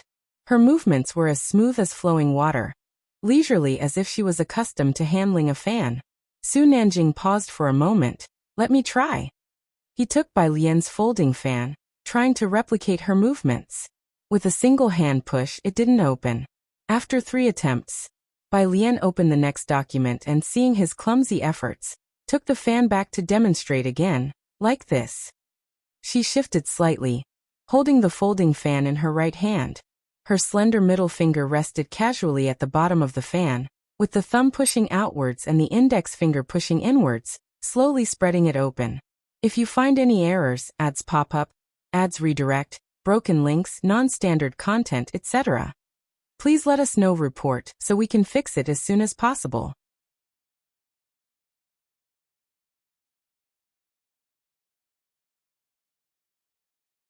Chapter 572. 226. Hewan is back. Lanjia invited the great god _2. Su Nanjing tried again but couldn't unfold the fan. Great had learned nothing. Forget it. Su Nanjing gave up, returning the folding fan to Bai Lian as he began to discuss important matters with her. It was about the birthday celebration of the old Mr. Su, for which invitations were already being sent out. Gao Yan and Su Juling both asked Su Nanjing to extend an invitation to Bai Lian. The invitation Bai Lian had purchased at the auction had won the old man's favor. The old man had always been particularly pleased with Su Nanjing, and even more so at present. The end of the month, Bai Lian only knew Su Nanjing and Gao Yan, and wasn't familiar with the rest of the Su family. Considering Su Nanjing's background, which was anything but ordinary, she said, "No, I won't be going." Su Nanjing took out a gilt invitation and placed it on her desk, thought for a moment, and said, "Hey, race the invitation. Come if you have time." If Bai Lian didn't attend, Gao Yan would be upset. The Mu family, the old residence. Baohe Pavilion. It wasn't Shenqing and Ji Shan's first visit, but Shenqing still appeared very constrained. Compared to the grand 5-section compound, the Su family's villa was nothing remarkable. Ren Wanxian, standing beside her, had also never seen such a grand scene. Behind the mahogany octagonal table stood 2 servants. Anxious and uneasy. There were only 3 of them at the dining table. The butler, standing behind Ji Xiaojun, saw Xiaojia enter from the door and looked up. Where's the young miss? She's still dealing with official business and will come later, Xiaojia whispered. Is young Master Mu Zhao not here either? The butler inquired. Xiaojia nodded. He's on a call with a professor from Jiangjing University. Following the unexpected passing of Mu Qiong from the younger generation of the Mu family, only Mu Mingyi and her son Mu Zhao were left. Mu Zhao wasn't as talented as Mu Qiong, but was more intelligent than most people. The butler nodded slightly in acknowledgement, understanding the situation, then lowered his voice to speak with Ji Xiaojun.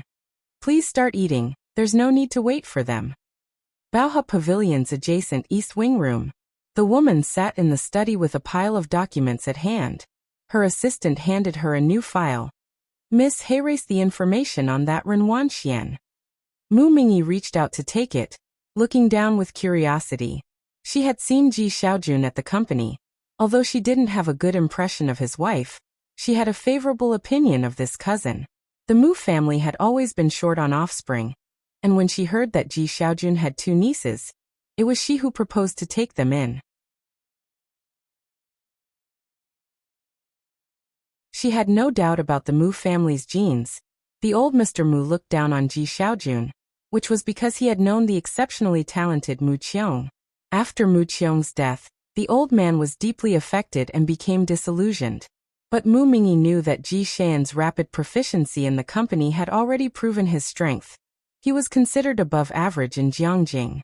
Originally, she had thought his nieces wouldn't be far behind, but having seen Ren Wengshuan's information, she was somewhat disappointed. She grew up in Xiangqing. Her assistant observed Mu Mingyi and gently advised in a low voice. In Xiangqing she's considered excellent. You shouldn't, like the old master, compare everyone to the young master Mu Qiong. That's too harsh on the second young master Ji. The old master had never met Ji Xiaojun to this day. I know. Mu Mingyi pressed her forehead, closed the file and sighed. In a large family like the Mu's, with few children and no internal strife, Mu Mingyi harbored no hostility towards Ji Xiaojun, and even hoped he could help raise the Mu family banner. She had expectations for Ren Wanxian, especially since Ji Xiaojun had not let her down. However, upon reviewing the information, her disappointment was inevitable. Isn't there another niece? Mu Mingyi tossed the file aside. She didn't come, the assistant explained. The assistant found it odd discussing this. The butler had mentioned that the young lady had arrived early, so why hadn't she come to the Mu residence for the meal today? When he checked the data, he found no information about this young lady either. Just like in Ji Hing's case, only a few sentences were available. There was also scant information on Ji Xiaojun, while there was a pile of data on Xinqing and Ren Wanxian. All right, with Ren Wanxian as a precedent, Mu Mingyi was not that curious about the other niece she hadn't met. The next morning, early on, Bai Lian didn't go to the library but joined Su Wenyao and Chen Hong in the computer room. Jiang University had several computer rooms, and because of the Boyuan summer camp competition, the rooms would be open all summer long. There were 30 teams from the university participating, and the rest were from other domestic and international universities. Due to the high stakes of the competition, all the participants were skilled contenders, most of whom were attending for the second time. This is the model we built before. The computer room was not crowded, and Chen Hong and his group were in the last row. He plugged a USB drive into the main computer, opened a file, and introduced it to Bai Lian.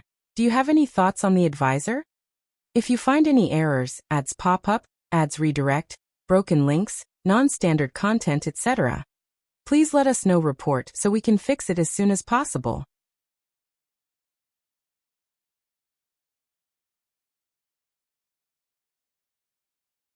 Chapter 573.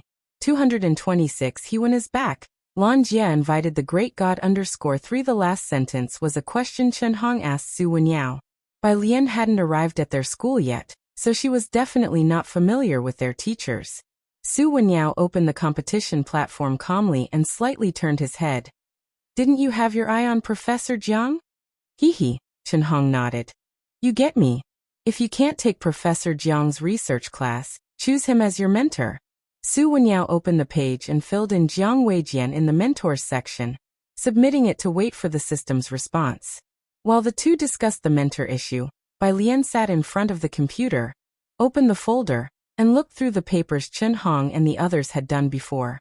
The first model they had done was on the shortest path topology problem, an area Bai Lian had some research on, so she watched carefully. As for the code in the folder, she hadn't run it, as she was really not familiar with it. The three of them sat in the back row, Bai Lian on the far right corner, next to Su Wenyao, and Chen Hong beside Su Wenyao. At noon, after Bai Lian finished looking over their previous models, she picked up her phone and the folded fan lying beside her, and went to the canteen for lunch. The computer lab was close to the third canteen. On the way, Bai Lian's phone rang. It was Heewon. Sis. Heewon called her sis with a sense of righteous indignation. Haven't you read the paper I sent you? Bai Lian held her phone to her ear with her left hand and with her right. She held a white jade folding fan, tapping the fan ribs with her cool jade-like fingertips. I haven't had the time these last couple of days. What are you up to? The sound of an airport announcement came from Heewon's end. Bai Lian didn't answer but instead asked, Are you at the airport? Yeah, Heewon remembered why he called. Jiang Xiao just came back, didn't he? I just delegated my tasks at hand and followed him back for the project. Now I'm about to report to him. I don't know what mood he's been in lately. Speaking of Jiang Fulai, Heewon felt uneasy. It had been quite a while since he last saw Jiang Fulai, and at the last online meeting, he had just been scolded. Many people at Jiangjing University idolized this honored alumnus, and it was always quite tough. Heewon didn't even know why Jiang Fulai scolded him. Bai Lian consoled him. He should be in a good mood. After all, Jiang he hadn't been scolded much recently. I hope your words bring good luck, Heewon sighed. I'll take you out to eat in a couple of days. Oh, what are you busy with? You should be done with your college entrance exams, right? Boiwan's math modeling, Bai Lian replied succinctly.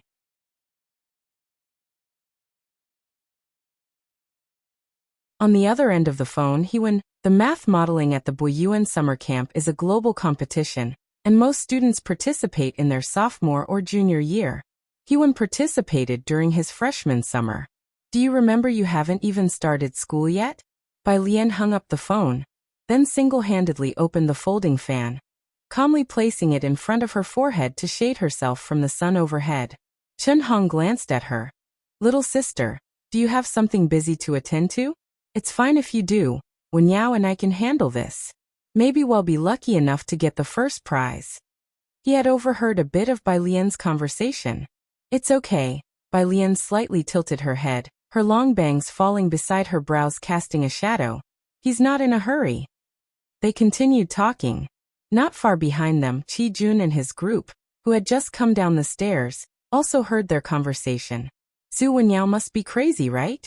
Yusheng looked at the backs of Su Wenyao and the others in astonishment. He actually chose a girl. He had heard Chen Hong's remark, Wenyao and I can handle it. He almost laughed out loud. First prize?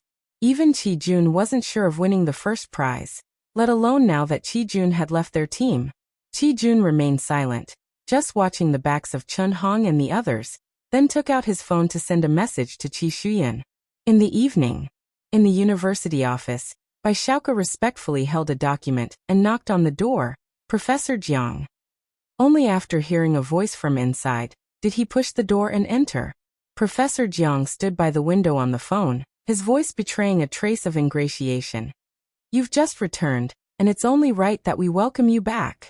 You're at Jiang Xiao's place? Okay. Bai Xiaoke stood by the desk, his gaze downcast, pondering about who could be on the other end of the professor's phone call. There weren't many in the school who could make Professor Jiang adopt that tone. Jiang Xiao, which Jiang? As he was thinking, he saw the computer screen showing the page for the Boyuan competition selection. Professor Jiang was the mentor for this competition, and with the mentor having a limited quota, there were two teams. The first team was his own, which Professor Jiang had already approved. Bai Shuke's eyes glanced over the first two names of the second team, and then landed on the last name, Bai Lian. After Professor Jiang finished the call, he stared at his phone for a long while before walking over to his desk and switching to a serious expression. If you find any errors, ads pop up, ads redirect, broken links, non-standard content, etc., Please let us know report so we can fix it as soon as possible.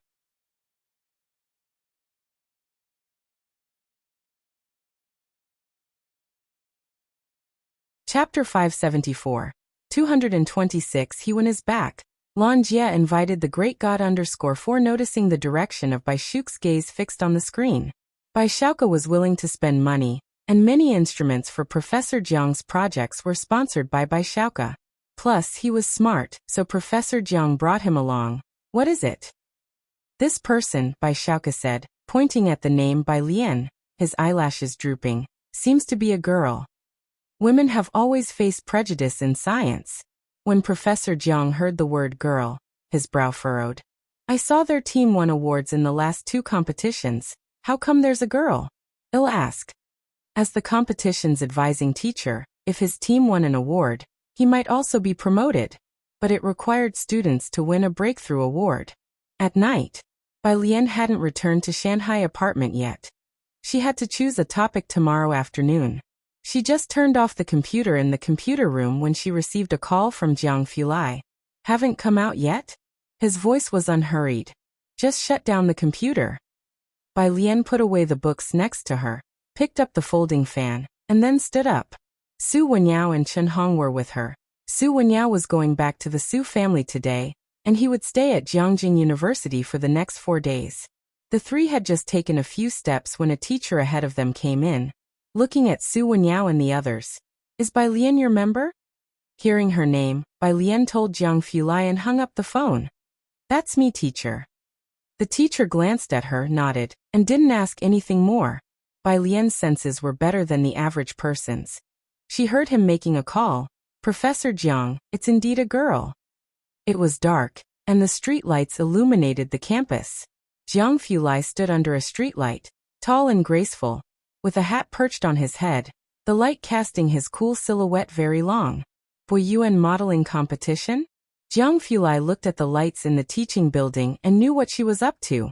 Yeah, Bai Lian put her Bluetooth earphones in her ears, picking the topic tomorrow.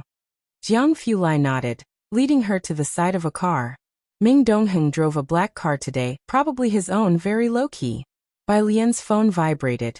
A 3-person modeling group chat with Su Wenyao and the others. Su Wenyao. Screenshot. Chen Hong. Ah, do we not have an advising teacher now? Su Wenyao. Mutual. He was concise and Chen Hong understood. So you're saying Professor Jiang doesn't want to choose us, right? Why so sudden? The Boyuan numerical modeling advising teacher could provide some ideas during the competition, but was not supposed to be too involved. Some teams had no advising teacher, so they just filled in anybody's name. Bai Lian read these messages slowly and scrolled down.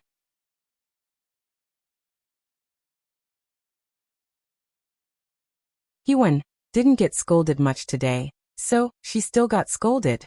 Bai Lian. Hewen, when will you read the paper? Bai Lian. After the competition at 6 p.m. On July 10th, the Boyuan numerical modeling competition topics were updated. Su Wenyao and Chen Hong were choosing topics in the computer room. The website was lagging, and none of their computers managed to access it until 6:05 p.m. There were 3 types of problems labeled A, B, and C, with C being the easiest and A the hardest. Few picked A, and both Su Wenyao and Chen Hong went straight to C. Problem C was about optimization design. Bai Lian sat in front of her computer, didn't flip further, and only looked at problem A. Problem A was more complex, with a 4-page-long description. It was about the optimization adjustment of an astronomical telescope, with an actively controlled concave spherical reflector. The modeling required solving 3 problems. Bai Lian read through the problem line by line. Su Wenyao, seeing her focus solely on the last problem, couldn't help but speak up. Alien, problem A is too difficult for us. Next to him, Chen Hong was also taken aback and said in a low voice, Junior, let's choose C. This time the A problem is too tough. I guess there are only a handful of groups in the entire school daring to pick it. Choose A. Bai Lian tapped her fingertips on the table, giving them just 2 words. Su Wenyao turned his computer screen to problem A, and saw the astronomical telescope. A vein throbbed on his forehead. He was confident in choosing C. I can't be sure about problem A. He shook his head. I didn't ask you to do it, Bai Lian said, already having an idea as she pondered the problem. Junior, calm down, Chen Hong discussed with her calmly. We mainly don't have a mentor this time. Bai Lian picked up a bottle of mineral water next to her, twisted it open with one hand, took a sip, waited for him to finish speaking, and then looked at Chen Hong with a lazy tone. Who says we don't have a mentor? Huh. Chen Hong was surprised. Had Bai Lian found a mentor at a time like this? Bai Lian lifted her chin and pointed to his phone. I invited him to the group. Chen Hong and Su Wenyao picked up their phones. Bai Lian invited Stand Straight When Scolded to the group. Stand straight when scolded. Location, without a word, he sent a succinct location tag. Bai Lian. 1. After copying down the modeling problem, she propped herself up from the table, stood up, and looked at Chen Hong and Su Wenyao. Let's go, he's waiting for us. Su Wenyao and Chen Hong shut down their computers, followed by Lian, and exchanged glances. They tapped on the location. It was the Lawson Cafe on campus.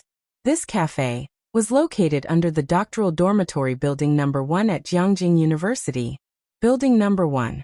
This was where the brainpower ceiling of Jiang University resided. The doctoral students living in building 1 had mentors who might well be academicians.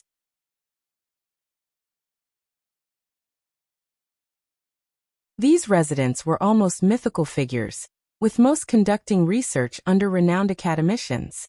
Moreover, half of the distinguished alumni came from this place. Building 1 was quite far. They took the campus shuttle and walked for another 10 minutes through a path before reaching the cafe. Bai Lian walked in through the door without hesitating. Chen Hong stood beside Su Wenyao. Wenyao, which big shot did our junior find? As he spoke, Bai Lian had already come to a halt. The young man was seated by the floor-to-ceiling windows, dressed in a short t-shirt with a silver laptop in front, and one leg casually draped over the other. He was typing with one hand and sipping coffee from a cup held in the other. Upon noticing Bai Lian, he set down his cup and stood up. You were right. I haven't been scolded in the past couple of days. Bai Lian pulled out a chair and sat down. Not bad. The young man handed her a milk tea from beside him. The school doesn't have cherry flavor, so strawberry will have to do. His gaze shifted to the two still standing there. These are your two teammates? He turned his head slightly, allowing Chen Hong and Su Wenyao to finally see his face clearly. On the stone plaque behind the celebrity statue on campus, his ID photo was posted. 1. If you find any errors, ads pop up, ads redirect, broken links, non-standard content, etc. Please let us know report so we can fix it as soon as possible.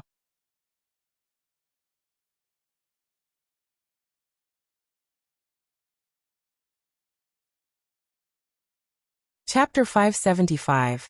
227 Who Dares to Speak Up? The building butler saw Principal Sure_1 Hewen settled back into his seat, his gaze sweeping across Chen Hong and Su Wenyao. He had spent nearly a year in the lab, and his complexion was a pale, cold white. There weren't many people in the coffee shop, the lighting was dim, and as it shone on him, the breathing of both Su Wenyao and Chen Hong became noticeably lighter. Hewen had chosen a seat by the window. The table was a rectangular piece of raw wood, one end up against the floor-to-ceiling window, with a single stool set apart at the end facing the window. Bai Lian was sitting on this solitary stool. Her left hand rested casually on the armrest, her demeanor composed and unhurried. Yu Guang saw that Su Wenyao and Chen Hong were still standing where they were, so she tilted her chin up at them, signaling them to sit across from Hewen. What's the topic this year? Hewen pushed his laptop aside and turned his head to speak to Bai Lian. He didn't ask whether they had chosen question A or C. As he spoke, Chen Hong and Su Wenyao finally snapped back to reality. Instinctively, they both thought to take out their phones to show Hewen the question. Astronomical telescopes. Bai Lian set down her milk tea, her fingertips tapping rhythmically against the cup. Given the parabola of a star's position with a radius of 300, achieve the optimal reception effect for light rays being received. As she explained the problem to Hewen, Su Wenyao and Chen Hong couldn't help but look down and open the question saved on their phones. Question A was complex, with 4 original working diagrams. Chen Hong had looked at it once, He wasn't even clear about the work diagram of the telescope. When Bai Lian announced several numbers, he hurriedly flipped to the second page's diagram. 300 for 66. Not a single figure was off. Not only had she understood question A in a short time, but she even remembered the focal data of the approximate paraboloid formed by the reflecting panel when observing celestial bodies. An active reflector model? Hewen lowered his eyes slightly, pondering. The problem doesn't sound complicated based on the description. It has over 2,000 cables, so you need to construct functions in over 2,000 dimensions. Then establish a continuous function from the discrepancy between the later constructed cables and the target. Simulated annealing is accurate, and can also quickly produce an answer. Bai Lian slowly revolved her milk tea, her fingertips gently tapping the cup as she shook her head. I think the nodes might all be on the ideal parabolic surface after adjustment, but even if they are, it's meaningless in practice. Using a two-dimensional method to calculate the ideal paraboloid and the radial distance, the reception is different from what we thought. Solving the azimuth linearly, the received ratio obtained is different from the discriminate, which can be integrated. She did not choose the solution proposed by Hewen, clearly having developed her own complete approach on the way. The two spoke quickly, and Chenhong and Su Wenyao were not following very clearly. Hewen understood. You're going to use Monte Carlo integration? The two sat and chatted casually, quickly setting the general direction for the entire mathematical model. Bai Lian leaned slightly against the back of her chair, one hand resting casually on the armrest. She was dressed in simple, elegant clothes, her eyes and brows relaxed, exuding a restrained temperament, yet full of a commanding presence. This effortless display of grace was captivating. Talent indeed shone brighter than anything else. Su Wenyao could still understand, but Chen Hong was not even clear about the problem, and he found it a bit difficult to follow. After they finished their conversation, Hewen's gaze landed on Su Wenyao. Are you responsible for running the code? Su Wenyao, after all, had more experience than Chen Hong. He came back to his senses. Yes. In math modeling, instructors cannot participate too much. Hewen closed his laptop, his concerns not for Bai Lian but for her teammates. She won't have any issues with the general direction. If you cannot run the code to get an answer, try to construct one. Otherwise, use various regression models and the BFGS algorithm. Coding was Bai Lian's weakness, which was also why she sought out Hewen.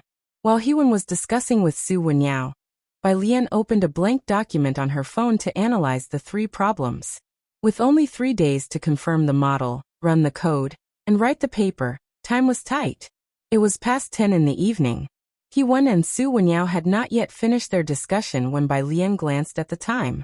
She hadn't brought her computer, which made it inconvenient to construct the model, so she left early. It was quite late at this point, and Hewen had just returned to Jiangjing. He didn't ask where Bai Lian lived, but when he saw her getting ready to leave, he instinctively stood up. You guys continue talking. Bai Lian knew Hewen wanted to escort her. She gestured for Hewen to sit down. Don't worry about me. Jiang Fulai was waiting for her at the intersection. Midnight. Su Wenyao and Chen Hong stood downstairs, watching Hewen enter the dormitory building. They waited until Hewen's figure disappeared from sight before Chen Hong pinched his own arm. Seemingly in a daze. Is Senior Hewen our mentor? Su Wenyao nodded. If you find any errors, ads pop up, ads redirect, broken links, non-standard content, etc., please let us know. Report so we can fix it as soon as possible.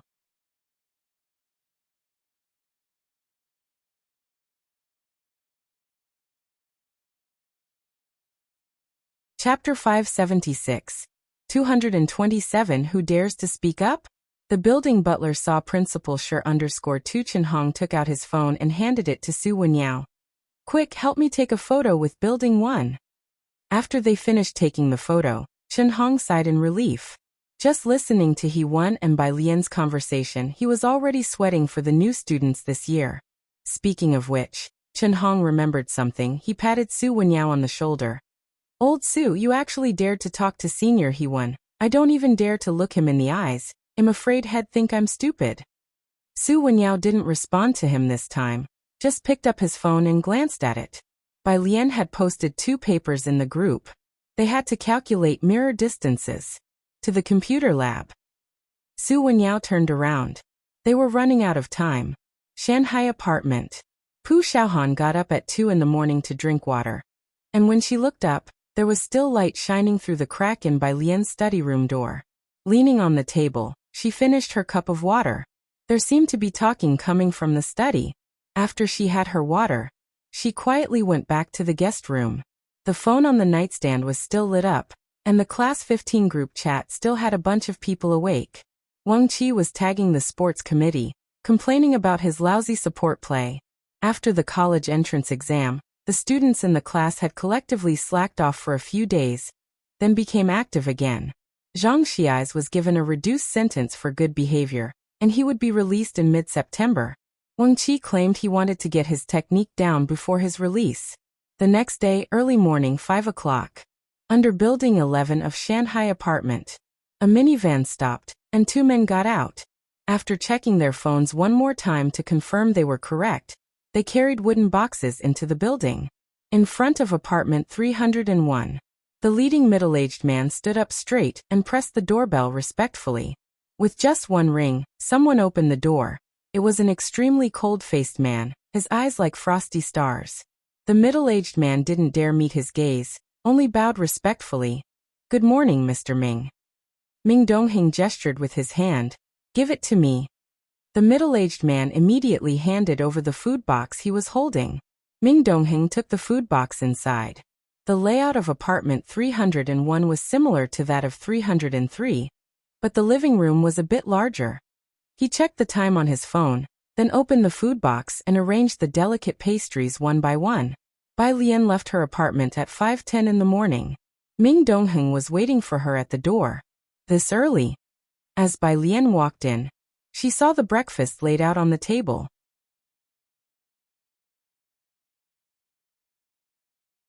She casually placed her computer on the bar by the entrance and started eating breakfast at the table. The breakfast on the table was exquisitely served. She picked up a soup dumpling and bit into it, smooth and juicy with a hearty filling. The crystal shrimp dumplings looked equally tempting as the shrimp inside was visible. Bai Lian usually didn't talk much while eating, she just quietly ate. Despite being quite casual, she also exuded a respectable demeanor. Ming Dongheng noticed she only ate the crystal shrimp dumplings and soup buns because Bai Lian was from Beijing, and her breakfast preference was usually for Beijing flavors.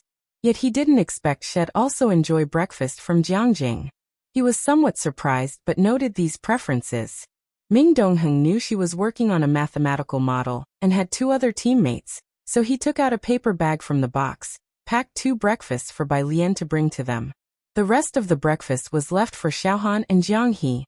The computer lab at Jiang University hadn't closed for the past 2 nights.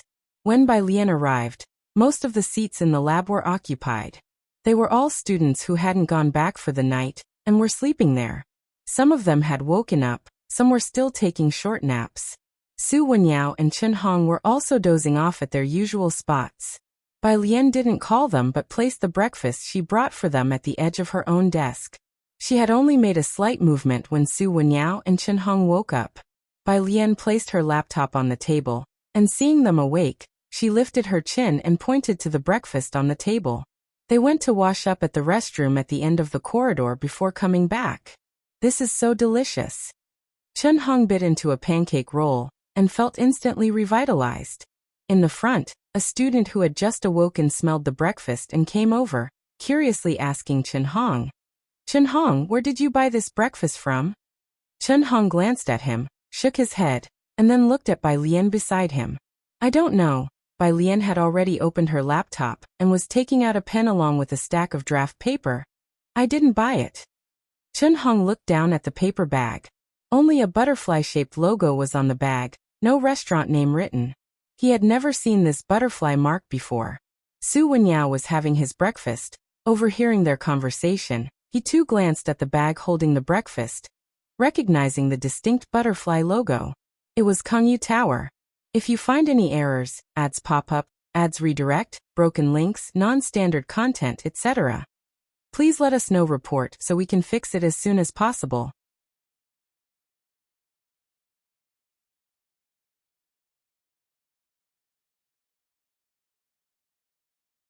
Chapter 577. 227 Who Dares to Speak Up?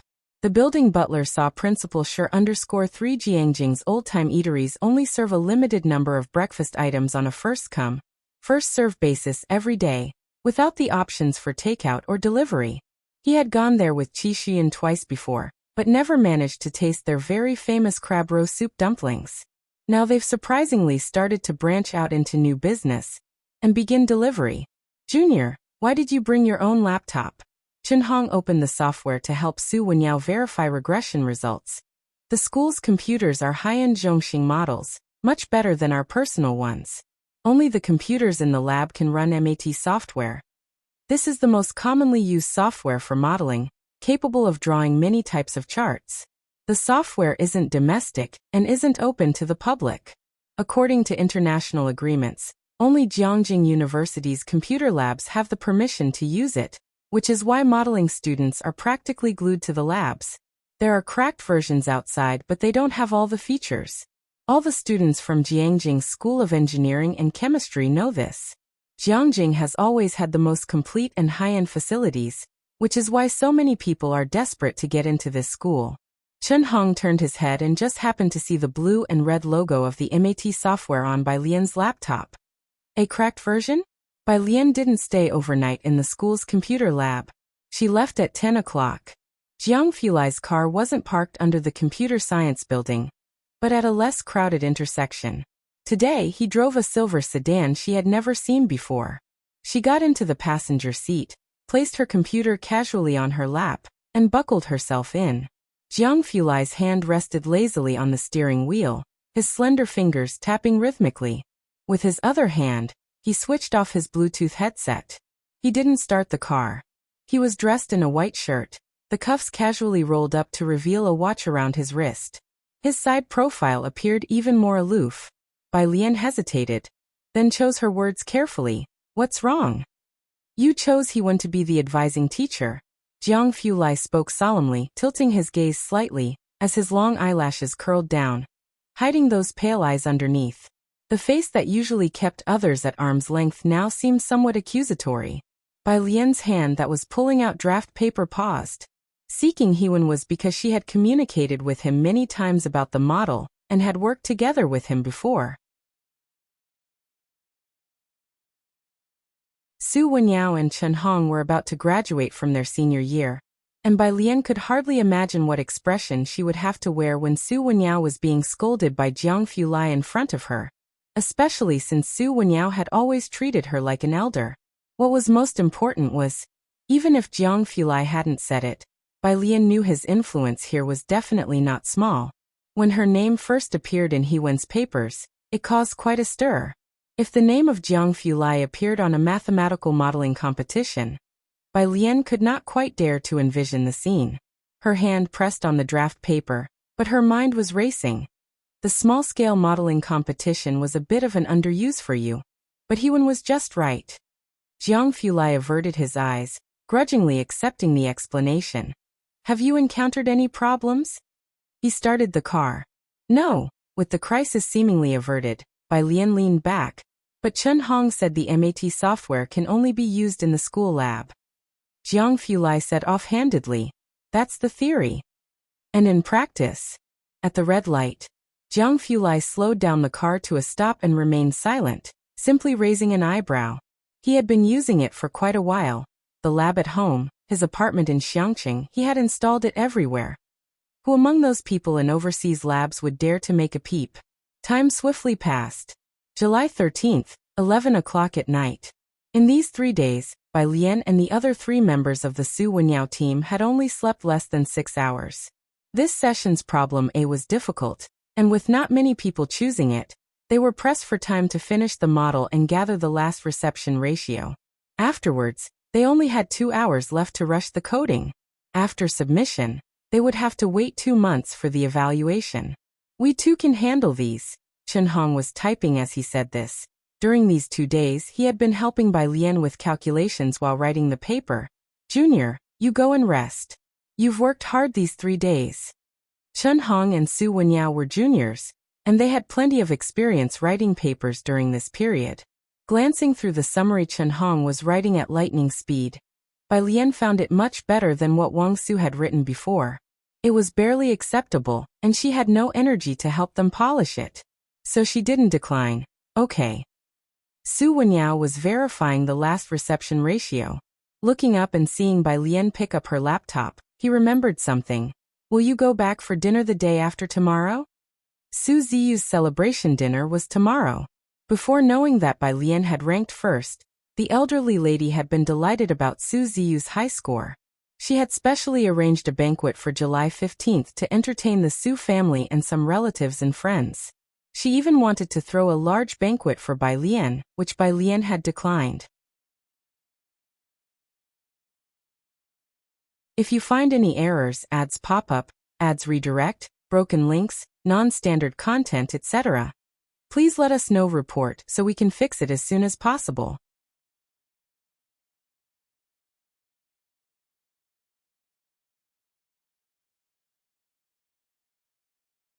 Chapter 578. 227 Who Dares to Speak Up? The building butler saw Principal Shi_4 Su and was also against Grandmother Su throwing a big celebration for Su Ziyue, considering Su Ziyu's shy personality.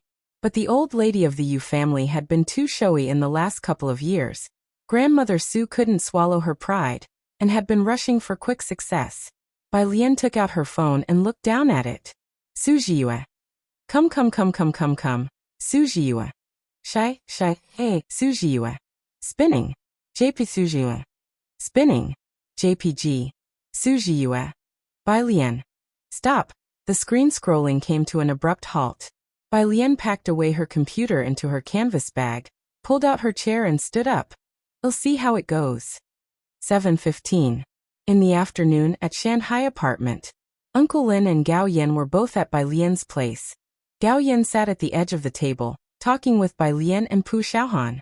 Jiangjing Media University, that's a really good school, said Gao Yan, quite surprised upon hearing Pu Xiaohan's chosen school, remembering it was Bai Lian's alma mater. Bai Lian was from Xiangqing. It was one thing her own academic performance was excellent, but how come her classmates were also so impressive? Pu Xiaohan, with nearly 50 million online followers, just smiled modestly at Gao Yan's remark and poured her a cup of tea. Bai Lian sat beside Pu Xiaohan, looking slightly ragged due to lack of rest in the past few days. Today she managed to get out of bed not long ago. She was idly writing a reduced musical score on a piece of paper. The fingerprint lock outside beeped, signaling someone coming in. Gao Yan, Uncle Lin, and the others all looked up. The man at the door was Jiang Fulai, dressed in a silvery silk shirt with traditional Chinese button knots, making him appear distant and unapproachable. Gao Yan, who had been seated, stood up and greeted him, locking her eyes on Jiang Fulai. Although Jiang Fulai had always been respectful to her, Gao Yan was aware that his regard for her was because she was Gao Si's sister. But she would never grow careless because of Jiang Fulai's respect. Even old Master Su of the Su family would stand to greet Jiang Fulai, let alone her. Uncle Lin stood behind Gao Yan, bowing respectfully to Jiang Fulai. It seemed as though the atmosphere in the entire room stiffened inexplicably with his arrival. Jiang Fulai nodded slightly at her, very politely. Auntie. Pu Xiaohan had encountered Jiang Fulai more times in Xiangqing than Gao Yan had in her entire life, responding more casually than Uncle Lin and Gao Yan. Brother Jiang. Upon hearing Pu Xiaohan's address, Uncle Lin and Gao Yan couldn't help but glance her way. A tremor of shock ran through them. In Jiangjing, the ones who could call Jiang Fulai Brother Jiang were just a few like Su Nanjing. Bai Lian was the only one who hadn't stood up. She was casually propped up by one hand under her chin, her sleeve sliding down partially to reveal a bright red ribbon loosely tied around her slender wrist. It made her wrist look extremely pale. After she wrote down a line of text, she lazily looked up. Go fetch the gift my grandfather prepared. Ji Heng had embroidered a fine handkerchief for Su Ziyue. Jiang Fulai knew where the item was, and went into the study to retrieve the gift box from the second drawer. Uncle Lin, watching Jiang Fulai directly going to fetch the item while Bai Lian remained seated, subtly bowed his head. Where are you going? Gao Yan had invited Bai Lian to dine with her classmates, And before she could discuss it, she saw her leaving with Jiang Fulai. To Mingfeng District, Jiang Fulai opened the door, stepping aside to let Bai Lian go through first. He was going to escort Bai Lian to the Su family. After they left, Gao Yin lowered her head back and looked at Uncle Lin. Mingfeng District? What are they doing there? Mingfeng District was on the outskirts. Neither the Gao family nor the Su family had much business there, and people were seldomly sent down. They rarely went to that area. Pu Xiaohan, not being close with Gao Yin, did not explain to her. Gao Yin withdrew her gaze, looking down to see the scattered sheets of paper on the table. Some had numbers written on them like, for 5 right. But it was obvious that the handwriting on each piece of paper was very neat, stroke by stroke. Gao Yin didn't recognize these. Her gaze shifted to another sheet of paper that was filled with a bunch of formulas and algorithms. Gao Yin, too, was a gifted student, but she had left the laboratory after giving birth to Su Nanjing and couldn't recall what exactly Bai Lian was calculating. Only that it seemed to be the least squares method. She felt a bit dazed. Was this something she learned in high school? Gao Yin couldn't remember clearly. Uncle Lin by her side looked at Bai Lian's writing with admiration. Miss Bai's writing is very beautiful. She must have practiced specially. In Mingfeng District, a well-known villa area, the Su family. Jiang Fulai's silver car was parked at the entrance, his fingertips resting on the steering wheel, lowering the passenger side window, waiting for Bai Lian to come out. Bai Lian didn't plan to enter the Su family home, just delivering a gift to Su Jiyue and leaving. She had sent a message to Su Jiyue from the car, and Su Jiyue was waiting for her at the iron gate. Today, Su Jiyue wore a knee-length dress, her bangs swept aside, her hair styled, revealing a petite face and a pair of shiny dark eyes. When Bai Lian saw her, she was standing by the iron gate with a flushed face, her fingers unconsciously pinching the hem of her dress. She was completely different from the person on WeChat. Bai Lian handed over the box in her hand nonchalantly, a lazy smile in her lowered eyes. Go back inside. Today, she wore a dress made by Ji Heng, a snow-white cheongsam with a waistbelt of the same color, her ink-black hair loosely held by a wooden pin. The sunlight spilled over her fair, jade-like side profile, dimming in comparison to her smile. Su Jiyue looked back 3 steps at a time as she walked away. Only after her figure had disappeared did Bai Lian retract her smile, her gaze inadvertently drifting to the left. She turned and got back into the car. Jiang Fulai drove forward. What's wrong? Nothing. Bai Lian leaned back. It was just an unfriendly stare. She opened her cell phone and inquired to Su Wenyao. Who have your family invited this time?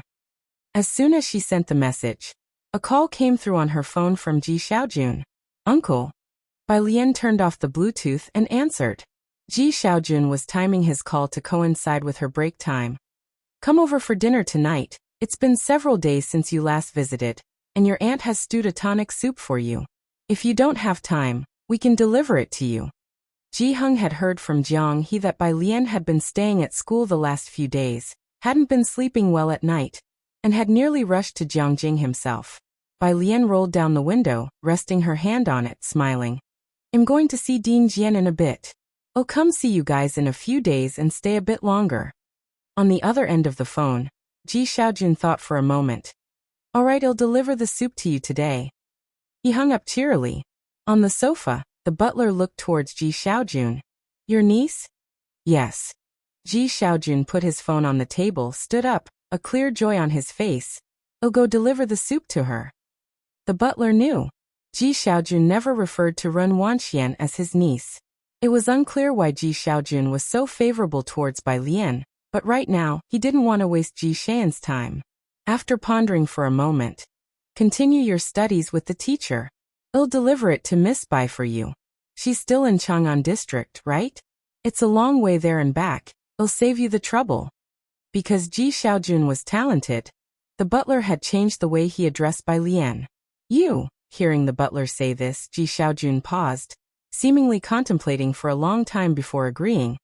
All right, please tell her to take good rest for me. That evening, Xiaojie parked the car in front of Building 11 of Shanghai apartment. The butler got out of the back seat, and Xiaojie emerged from the driver's side, eyeing the building number, It should be this place, right? The butler took out his phone, squinted at it for a while, confirmed it was correct, and then the two of them entered together. On the third floor. They had no intention of taking the stairs and waited for the elevator to come down at the elevator lobby. The elevator was descending from the third floor. It opened with a ding, containing only an old man. The butler glanced indifferently, stepping slightly aside to make room. The old man didn't look at them and walked past. As the old man passed him by, the butler suddenly paused, turned to look at the receding figure. You are Principal sure? If you find any errors, ads pop up, ads redirect, broken links, non-standard content, etc., please let us know. Report so we can fix it as soon as possible.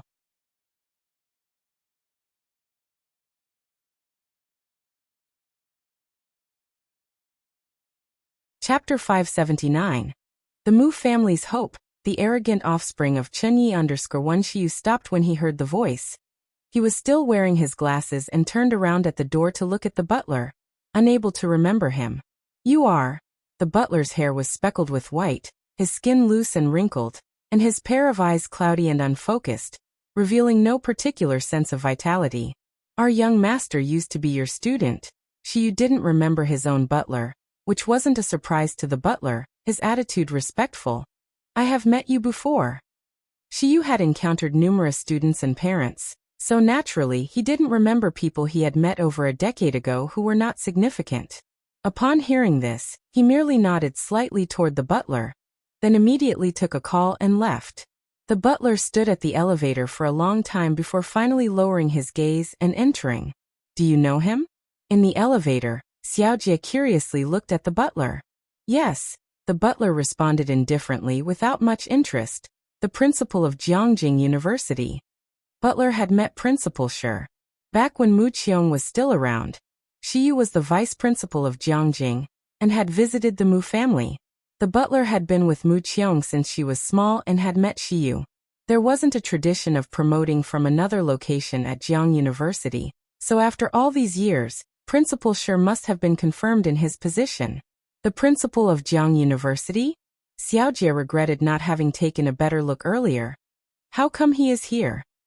The butler was lost in memories and did not reply. At 3:03, the door was opened by Pu Xiaohan, who was still holding a black chess piece in her hand. She took the thermos from the butler. Bai Lian has gone out. Would you like to come in for some tea? No need. The butler shook his head, vaguely seeing what seemed to be a boy in the living room. He turned and took Xiaojie away.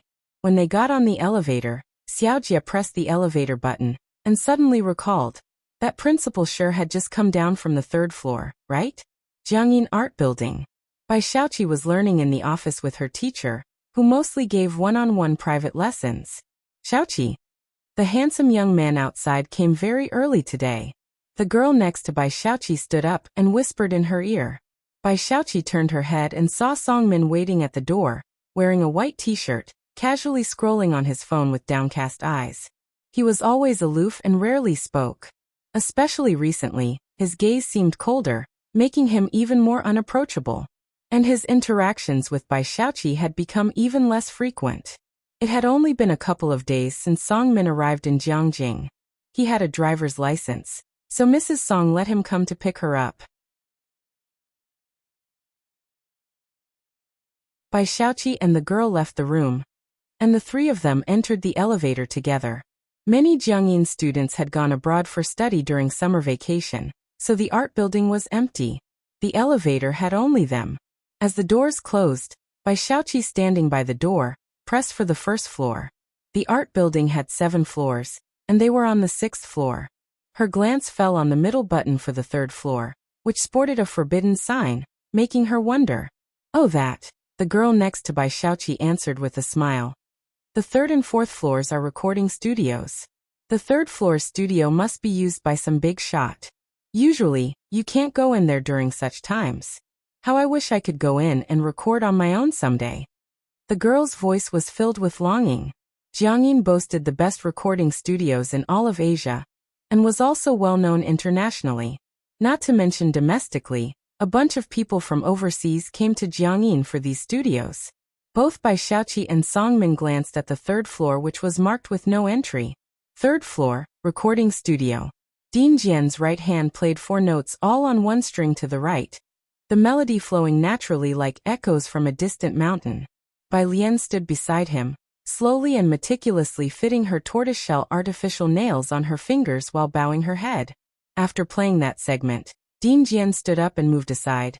It's roughly this tune, try it for yourself. Bai Lian sat down, lifted her hands, and replicated the segment Ding Jian had just adjusted. As she raised her arm, her strength flowed to her fingertips. Although it was the same tone, it always sounded more resonant when she played. Ding Jian retreated next door, listening to the playback recorded by the staff. Ding Jian, is this your disciple? The recording engineer hadn't seen Ding Jian's students before, and was just amazed at Bai Lian's musical ear. Why haven't I heard of her previously? There were many who studied the guzheng at the school. Naturally, the most outstanding was Ding Jian, and next were his 3 disciples. Leng Shuhe was the only female among them and was quite famous in Jiangjing. Naturally, the recording engineer thought of her. Upon hearing this, Ding Jian looked up at the girl still working the guzheng in the footage. Bai Lian had always said she wasn't as good at playing the guzheng as her teacher or her mysterious senior sister. With her already profound musical sense, who exactly were the other 2? He had scoured the guzheng players and hadn't found a teacher from the same faction as Bai Lian. If you find any errors, ads pop up, ads redirect, broken links, non-standard content, etc., please let us know report so we can fix it as soon as possible.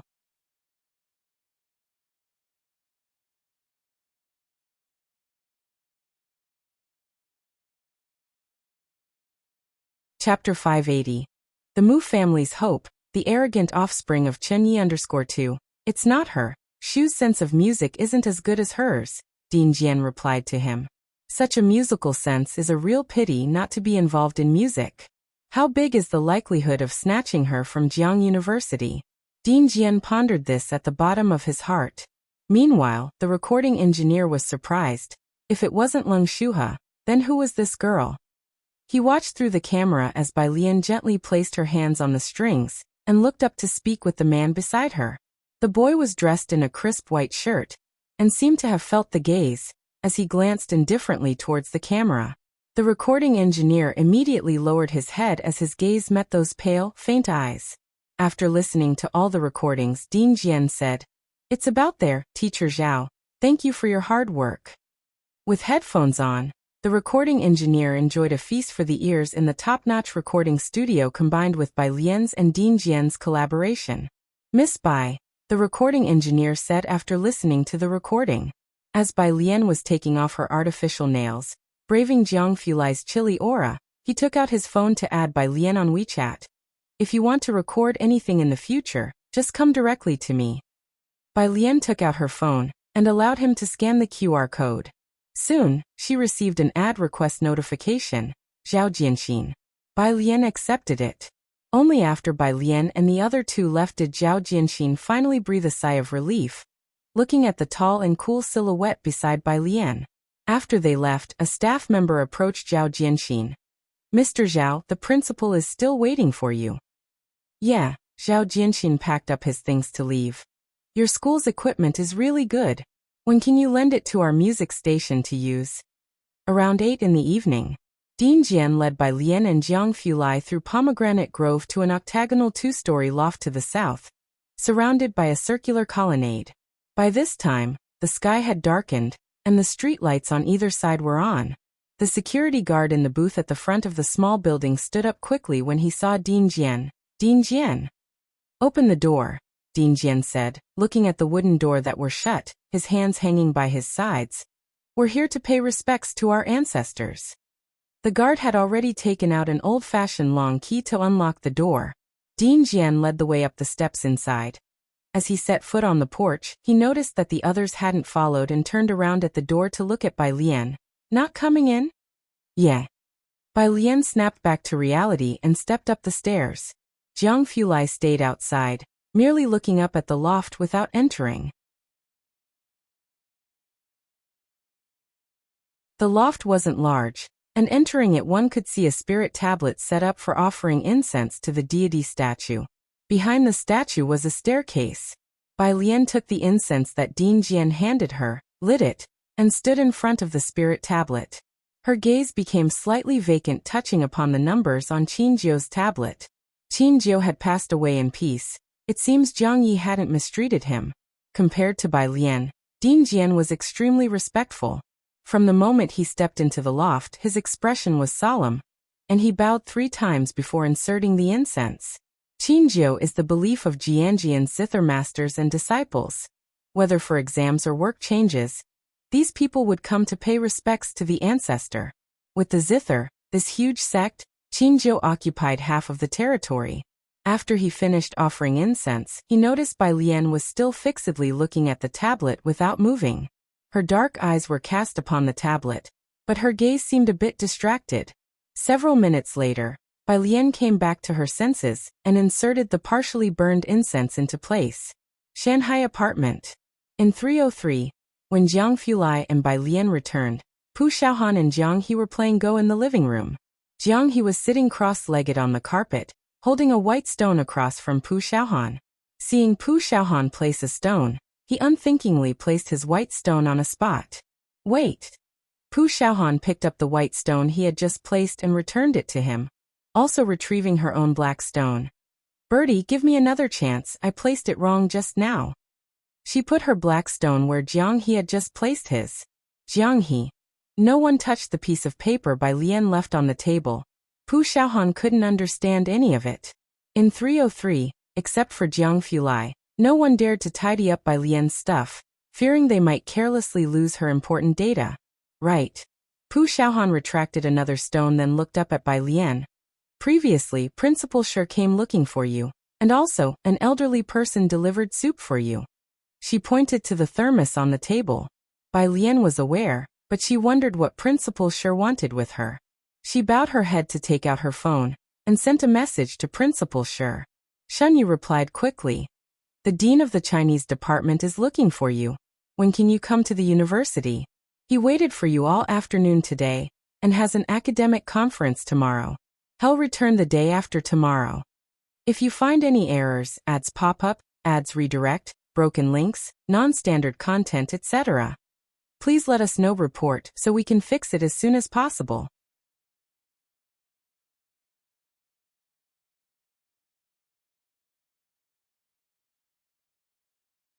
Chapter 581. The Mu family's hope. The arrogant offspring of Chenyi _3 Bai Lian didn't understand why someone from the Department of Chinese Language and Literature was looking for her. I'm going to my uncle's the day after tomorrow. Shunyu felt gloomy on the other end. How could it be the uncle again? Let's meet up another time then. She happened to see Su Wenyo's message, which he replied to the group that went to the Su family today. Aside from them, there were also people from the Yu family. The Yu family? Bai Lian tapped her fingertips on the screen, thoughtfully pondering the uncomfortable gaze she felt at the door that afternoon, wondering who it was. Next to her, Jiang Fulai glanced at the thermos and sent a message to Ming Dongheng to take it back to room 301 to reheat. Oh no. Pu Xiaohan stood up, having been tormented by Jiang He all night. Lian, you must avenge me. Bai Lian raised her eyebrows. She casually crossed her legs and sat down. Her pale fingertips picked up a black ghost stone, and she gave Jiang He a nonchalant glance. With that look, Jiang He knew he was in trouble. Pu Xiaohan was beside Bai Lian, massaging her shoulders. Go Lian. 1 minute later. The black stone's lost. 30 seconds later. The black stone's lost. The black stone's lost again. Pu Xiaohan hammered her back even more vigorously. Lian is so powerful. Jiang He. He couldn't help it and looked up at Jiang Fulai, who was sitting off to the side with his legs crossed, watching the excitement. Jiang Fulai was holding a teacup, gently blowing on the tea foam before taking a sip, then glanced at Jiang He slowly and indifferently with an air of laziness and nobility. But Jiang He saw clearly the undisguised mockery in his eyes.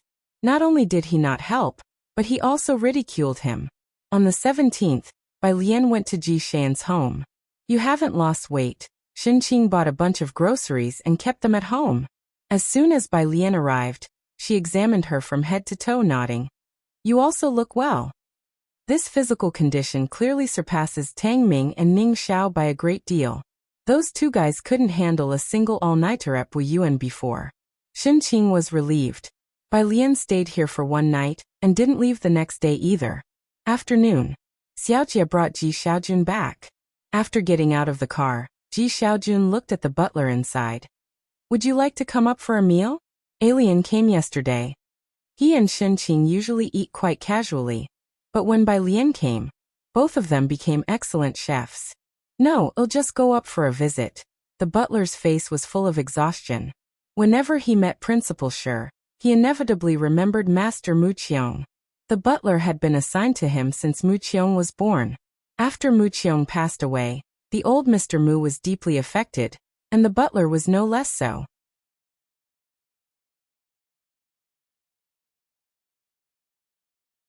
You should get ready for the banquet at the end of the month. The butler got out of the car and walked with Ji Xiaojun toward the elevator. The young miss will take you. Ji Xiaojun had only met Mu Yining a few times. The two of them talked all the way up about company and banquet matters, until Ji Xiaojun opened the door. It was then that the butler stopped. Inside the apartment, Bai Lian was sitting on the couch. She was dressed in casual clothing, her eyes slightly downcast, playing with her phone and swiping through the Jiangjing app problems. When she saw Ji Xiaojun return, she lazily greeted him. Then she continued calmly tapping through the questions. A WeChat message flashed across her phone's banner. Su Jiyue. As 5 slok, Bai Lian didn't understand and clicked to take a look. The other side didn't reply, and just as she was about to, her phone rang. It was Principal Shi's call. Next to her, the butler was still chatting with Ji Xiaojun. The butler glanced at Bai Lian, and seeing that she was going to the balcony to answer the call, he didn't ask more. The dean of the Chinese department has some free time to come back. Are you home? In order to avoid missing Bai Lian again, Shen Yu had learned to call Bai Lian in advance. Uncle's place. Bai Lian rested her hand on the balcony railing, concise and to the point. On the other end of the phone, Shen Yu paused, looking at the people in his office. Do you have time to come to the school? Bai Lian tapped her fingers on the railing, pondering for a moment. Then I'll head back to school first. Great. Shen Yu was very excited. Bai Lian hung up the phone, pushed open the balcony door to come out, and bid farewell to Ji Xiaojun. Leaving now. Hearing Bai Lian was about to leave, Ji Xiaojun quickly stood up. It was rather abrupt. Yes, Bai Lian bowed slightly, picked up a book from the side, stood up and said softly, something came up, and Xiaohan is also still at my place. The butler held his teacup and glanced at the book. It was just 2 basic music theory books, and with disinterest, he retracted his gaze and took a sip of tea. With that sip, the butler paused involuntarily. He naturally could tell the quality of the tea, and Ji Xiaojun didn't care much for tea. The tea he had previously at Ji Xian's place was common market fare. This tea seemed a bit like the one he had tasted before at Ji Heng's, and the butler found it strange. Ji Xiaojun knew Xiaohan was staying with Bai Lian. You even bring her with you for meals. Her parents visit your grandfather every week. If you find any errors, ads pop up, ads redirect, broken links, non-standard content, etc., please let us know. Report so we can fix it as soon as possible. You're tuning in to the Li Mei's Wuxia Whispers YouTube channel. We're so grateful for your support, and don't forget to subscribe to join us on this incredible journey through captivating stories. Your generosity through donations truly makes a world of difference, as it's the primary source of revenue that allows me to expand and enhance this channel for you. Thank you from the bottom of my heart for being a part of this adventure.